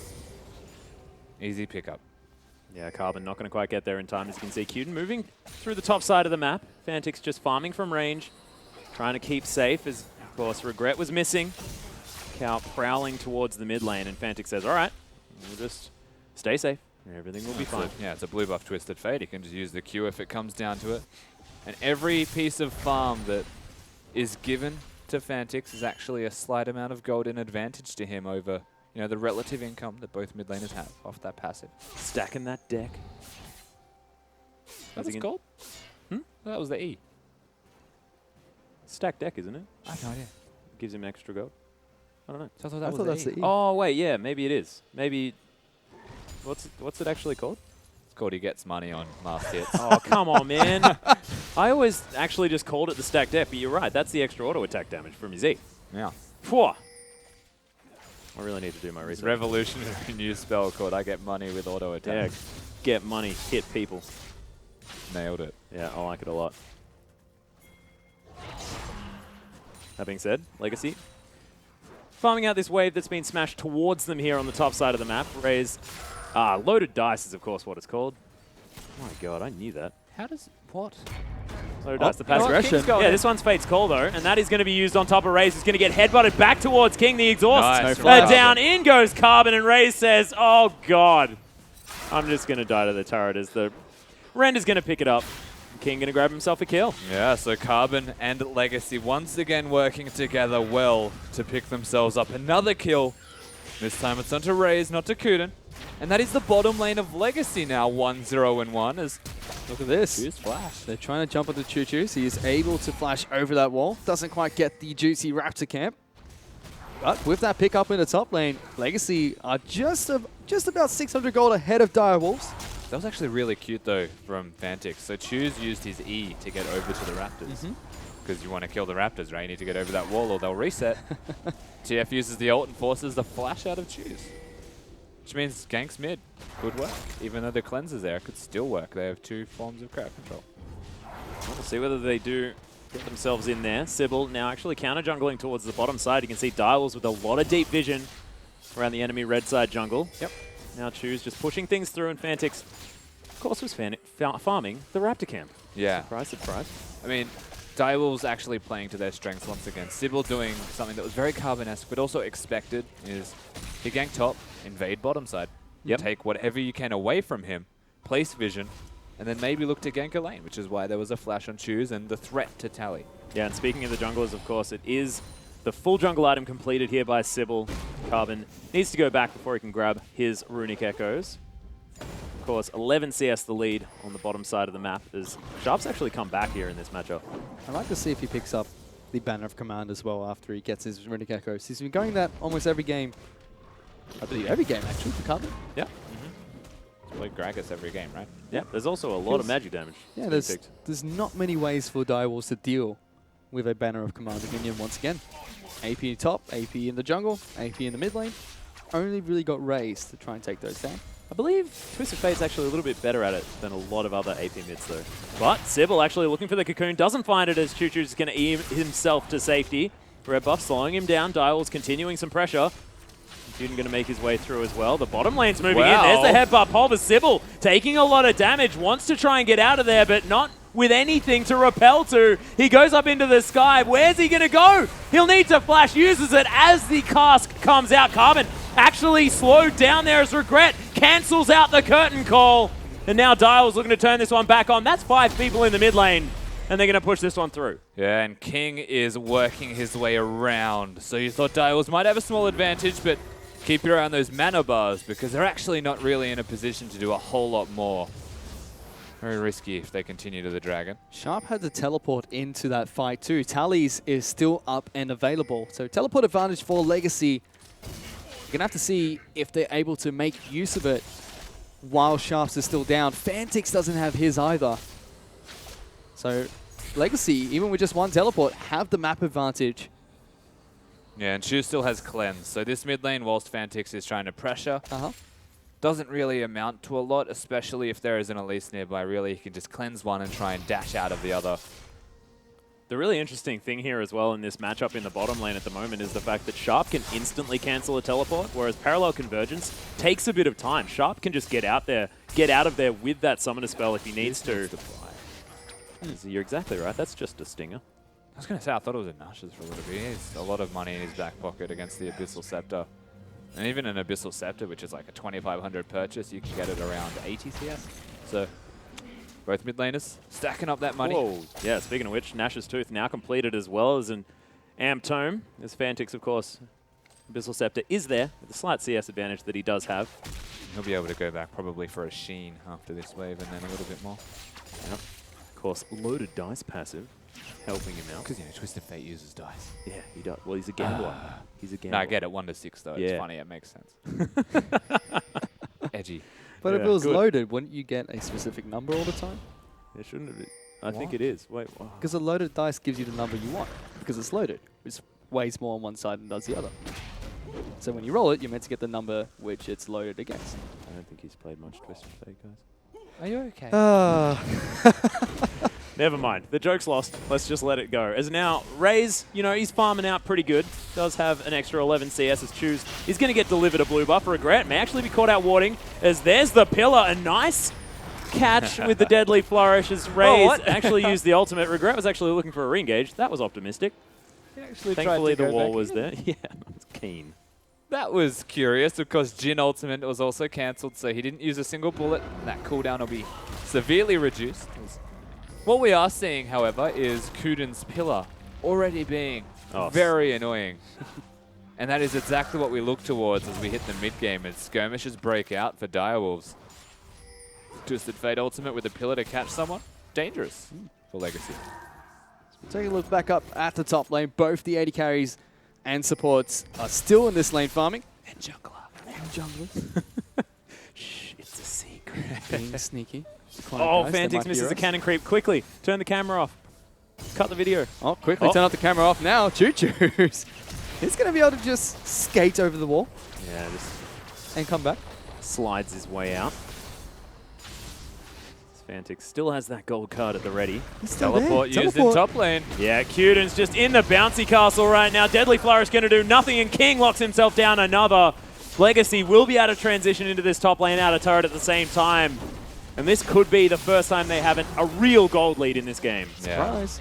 I mean, the first real teleport of the game. Oh, Fantix. Hello. Get him. Got him. See you later, Fantix. The 1v1 from Choo Choo. Solo kill from Choo Choo's from Legacy. And they get the kills up in top lane and the turret. They're looking for the inner turret as well. Yeah, pushing 2 turrets right now is actually massive. As Fantix, a gold card on a turret, is it really worth it? It didn't even matter if he hit Choose because the cleanse was there, to be fair. So, like, let's be honest, mistake. And hello, fighting. Yeah, Dial's actually looking for something more there as the chrono break was used from Tally. Yep, Regret is going to get slowed down by that ultimate. Lots of shots into the backline there as well as King takes a lot. It is going to be Choose taking a turret in the meantime, but Tally may be caught out of position. Carbon heads over the wall. Deadly Flourish, max range, not going to get there as the disengaged barrel is brilliant out of the Gragas. And Fantix now trying to find Choose. Early cleanse. Big deal as the Emperor's Divide has to use the flash into it. That was a very confusing interaction as now Choose is going to die. Fantix locks down that kill, and Dials at least get something back, but that's a huge swing of gold for Legacy. But it's also the mid tower that's about to get threatened for Legacy, and nobody able to respond besides a lone Moo Cow. So that is going to go down. He couldn't move there fast enough, thank you. But again, that's actually a trade back for Direwolves off the back of a teleport from Fantix, not the ultimate. They lock down Choose, who didn't Captain Jacket. He was he was able to abuse the fact. He thought he was back on NA, you know, just a little bit early. Thought the ping was there. 200 ping wasn't enough. And I can actually tell you for a fact that he plays on 8 normally because he lives 200 meters from my house. So it would be basically the same as right now. So it's not that he's used to something else. No, again, it's just a misclick. Yeah, it's too soon. Just when I brought it up, I just wanted to make sure that, you know. Absolutely. Yeah, but it is going to be the Rylai's Crystal Scepter almost completed here for Choose. Getting very close to that one. His Azir has been fantastic so far this series. We have to also quickly mention that Fantix playing Twisted Fate is kind of a big deal. Yeah. Like, historically, you don't give this guy Twisted Fate. It's been banned from him even, like, every single game that he's played mid lane, mostly in the OPL. And Choo just picked up a solo kill onto him, which speaks wonders for Legacy's mid laner.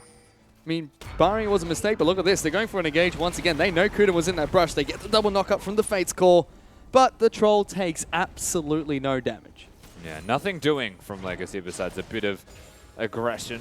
They have to keep their eyes peeled, honestly, for Direwolves. Look at Fantix. He's even hiding himself by doing Wolves. The strength of the Twisted Fate doing jungle camp as opposed to a Gangplank is he could literally be anywhere in a second. Yeah. And you just don't know where he is. So vision control, you would think, is very important for the mid lane area of Legacy, but in fact, 3 pink wards are there from Direwolves. Speaking of Twisted Fate, he's looking to pick up Zhonya's Hourglass as his second item, so he can dive into the backline to be a little bit aggressive with his Destiny and pop the stasis to keep himself alive for a couple of seconds. He's effectively a tanky stun bot, though, so he's not going for the Lich Bane just yet. You would imagine third item. It also means that he doesn't want to split push. He wants the team fight, group up with the team and hit those gold cards. Legacy have been doing that really well. Great engages up in the top lane, solid kills in the mid lane. Gonna have to wait and see where the next big team fight breaks out. And it's look on at this. Carbon. Yeah, Carbon got there's caught. the Destiny is Carbon. He's just going to get caught out and destroyed. Fantix grabs the kill as now Direwolves positioned for a dive. Regret going to get the headbutt as King's going to be the focus. There's a Deadly Flourish. The ultimate comes out as well as King's going to die. It's a double. Regret now underneath the turret, but that's 4 members of Direwolves. And see you later, Moo Cow. Direwolves pick up 3. No teleport for Tally because it was still on cooldown. Choose not rotating because Twisted Fate does it better.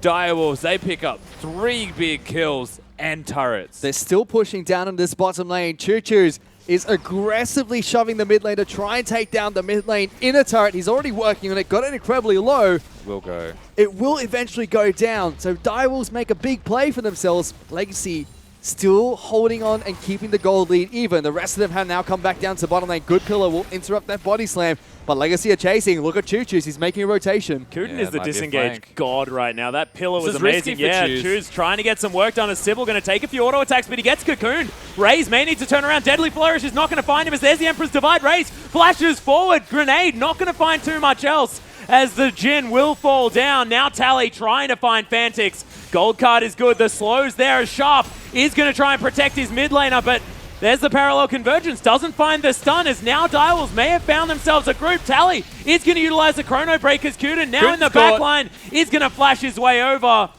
And Direwolves still in position to fight this one. Regret gets Fate's called, but Direwolves say, all right, we'll trade that one and see you later. Yeah, Direwolves actually get out with only 1 person going down. It was still Raze, however, so not a lot of damage available to them.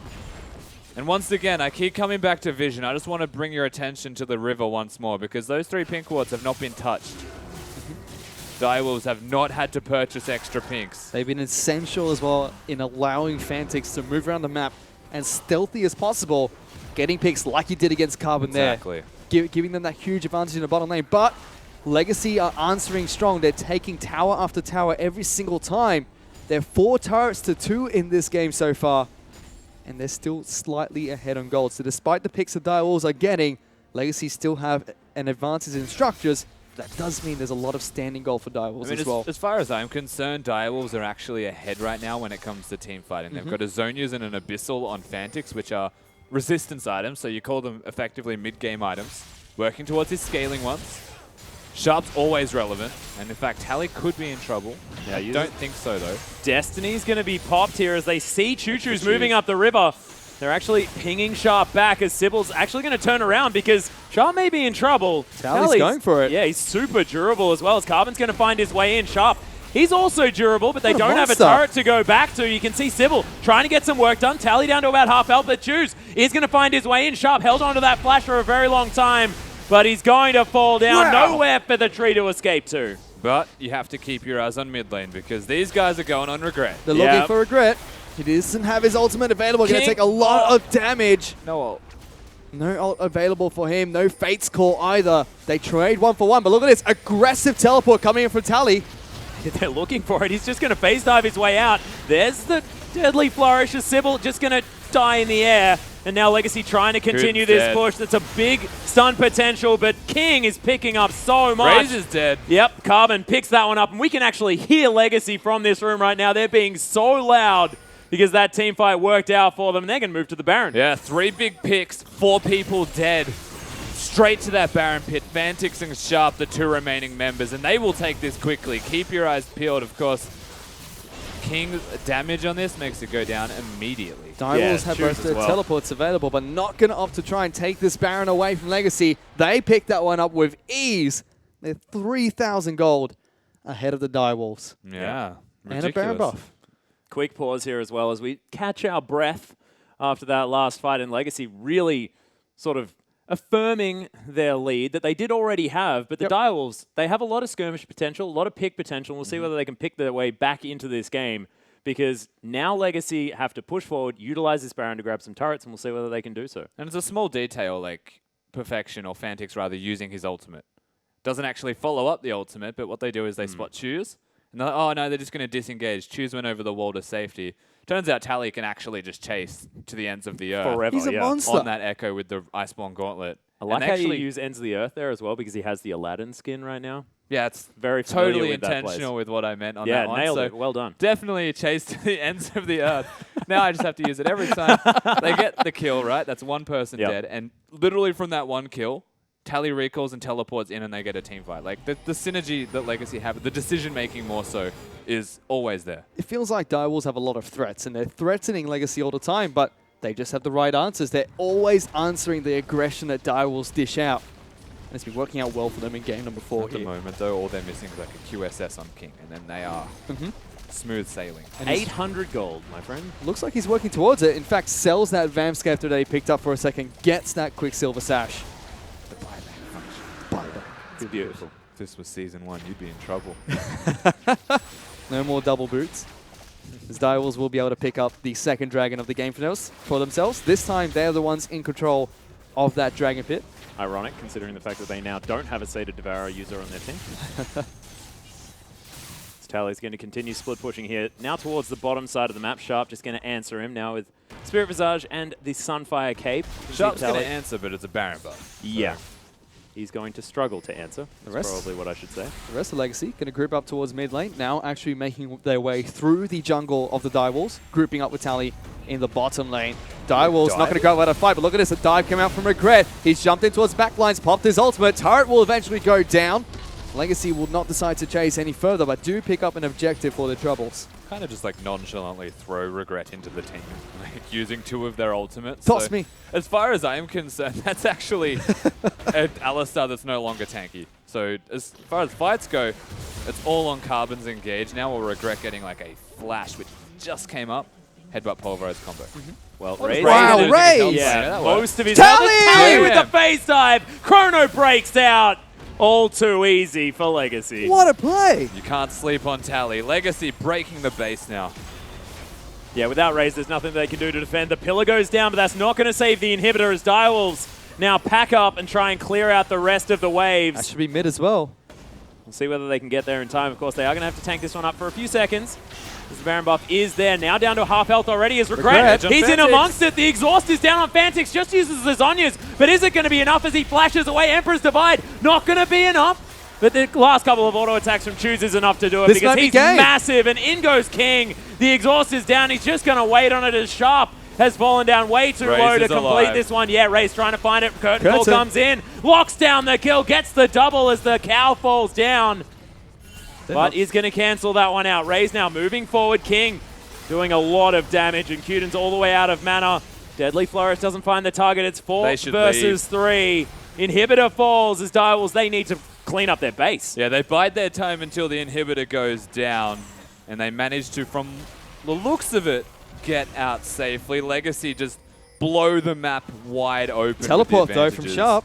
Yeah, manages to get in behind King. Twisted Advance is there, uses the QSS as he's actually trying to find the kill on Cuden, but Sybil locks it down. All too easy. Yeah, and Fantix even had his teleport if something were to go awry in that situation. Direwolves, they get something back.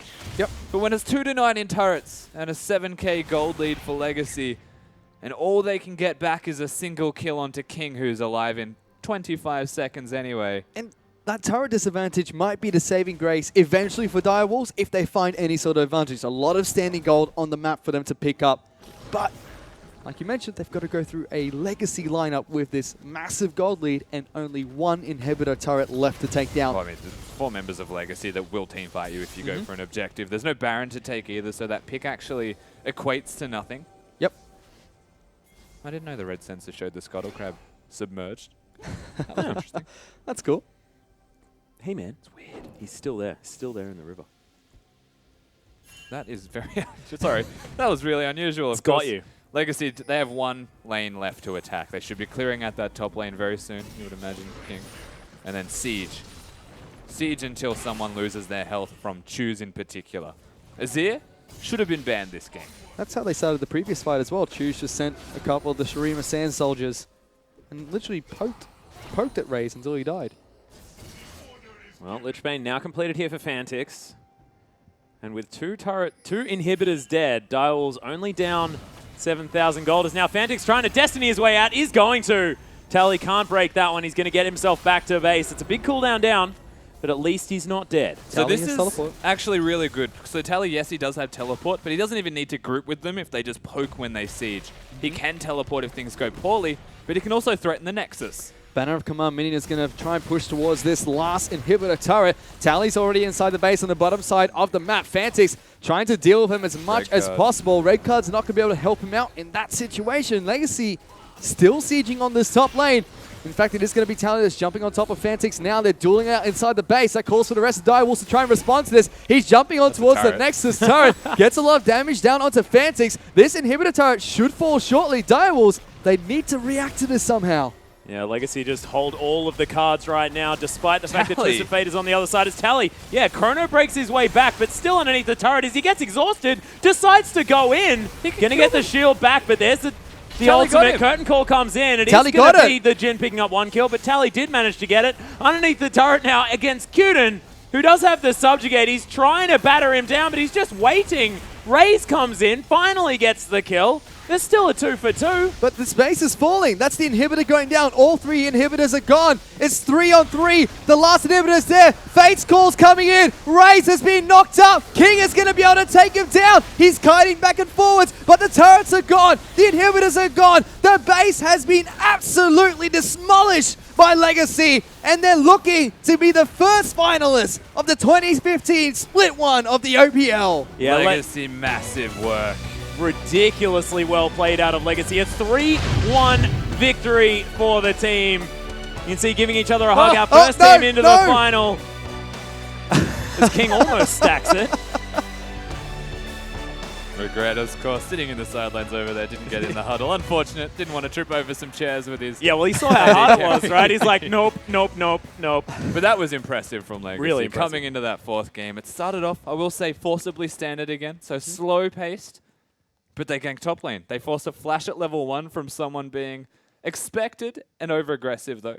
And then they just gank him. They get 1 kill, they get 2 kills. The map breaks open, Legacy just explode. And Direwolves did use their team composition to fight back hard in the mid game, just that Legacy responded to it perfectly every single time. And it was a great game for them. Yeah, really, really solid performance out of our team. That we went 9-1, of course, in the regular split. They were our favorites. They were the #1 team. Powerful, powerful performance here in this first semi-final. But we are going to throw it over to the analyst desk to break it down. Thank you so much, Atlas. And in the end, it is Legacy 3-1 victors over the Direwolves. So continuing the tradition of 3-1 victories in what is becoming a very exciting rivalry between these two teams. Want to take a quick look at the final game and how this one rounded out. A little bit of a different composition out of the Direwolves, going with a Jin Trundle lane. I know that you're a big fan of it, Frosk, and like how it was able to put down some early hurt.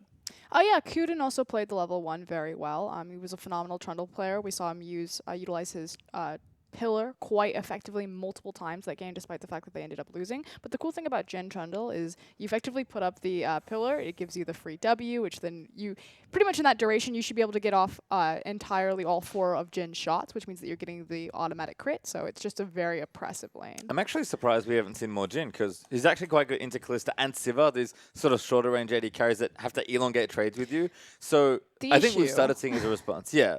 Yeah, well, the issue of Sivir specifically is that Jin has a very serious mid-game power trough, and recently they did give some power back to him by allowing him to kind of semi-crit the towers, because the thing is he can't siege. We're in an objective focus meta where the primary global goal is to take down as many towers as quickly as possible, and Jin can't do that, and then she just runs him over. I was about to say, the other problem is that she makes everyone quick, and yeah, I know Kobe hates this, but I'm going to do it. He's a mobile. Like, I know the dude can move, but he just doesn't when he fights, because he goes into turret mode, right? And like the aim is to get the ulti out. You saw time and time again, they'll just speed up the echo, put it in the face, and you just have to cancel. It's like, I'm out. Like, there's no way I am dealing with that by myself. So I thought that was huge during the mid-game, and that's where I want to go. This was the one game where, even though Carbon ganked well, I'm going to say that they didn't really get ahead until the mid-game team fighting. This was a game where Legacy legitimately outfought the Direwolves nearly every skirmish. And I actually think that comes down to Choo-Choo's, in particular on the Azir. I think the Azir priority pick was the correct thing to do with the Sivir ban. I absolutely 100% agree with that. Azir was huge for this series, and Choo-Choo's really pulled it out. And I think on the other side there, you look at Fantix, his Twist of Fate. It's a legendary champion. We've seen him play it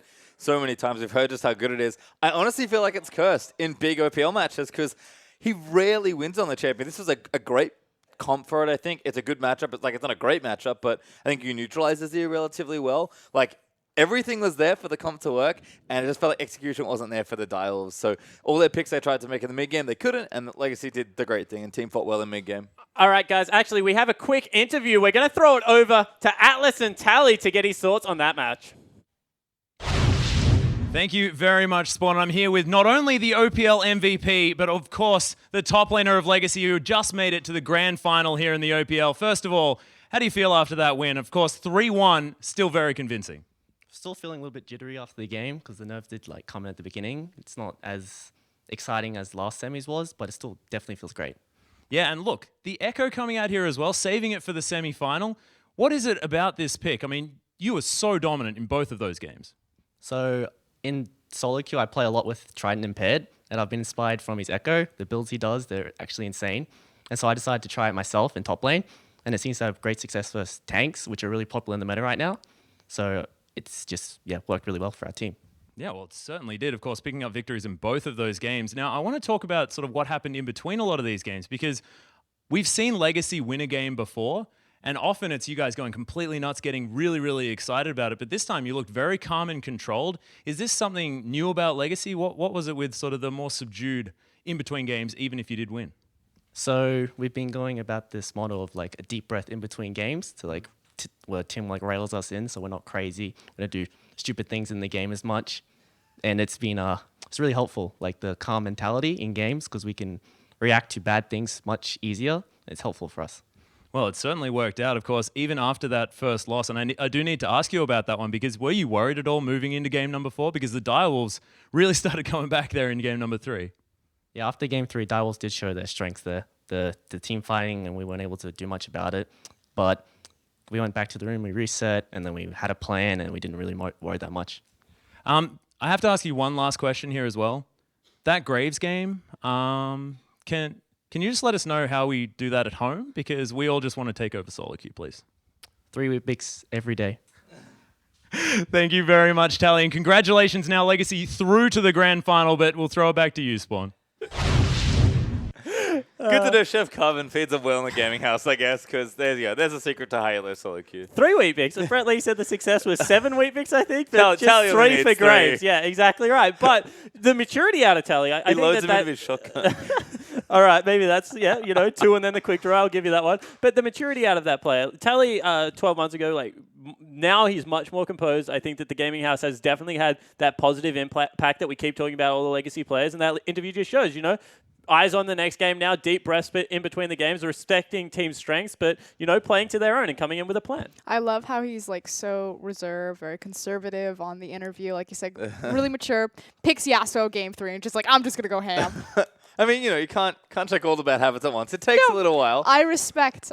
Yeah, I definitely enjoyed the fact that it's we joke about Carbon and how him and Choo-Choo's the veterans of the team. Sometimes it does sort of feel like Legacy Daycare more than Legacy Gaming House with how young some of these players are, but I think they're all growing so tremendously, and I think Tally's interview there and his composure as a player really shows. Yeah, it certainly did. But guys, let's take a look ahead as we bring up the bracket for yourself. It is Legacy advancing to the grand final, and it will be against either the Chiefs Esports Club or Sin Gaming. Of course, we get to find out the result of that tomorrow as we take a look at the schedule. It is going to be the Chiefs versus Sin Gaming at 7 p.m. Australian Eastern Daylight Savings Time. I nailed it this time, yes. So don't miss that one, guys. However, that is all we have for you tonight. Legacy advance. Unfortunately, Direwolves go fishing. On behalf of myself, the casters, the analyst desk, and our entire production crew, thank you so much for tuning in, and we'll catch you tomorrow night.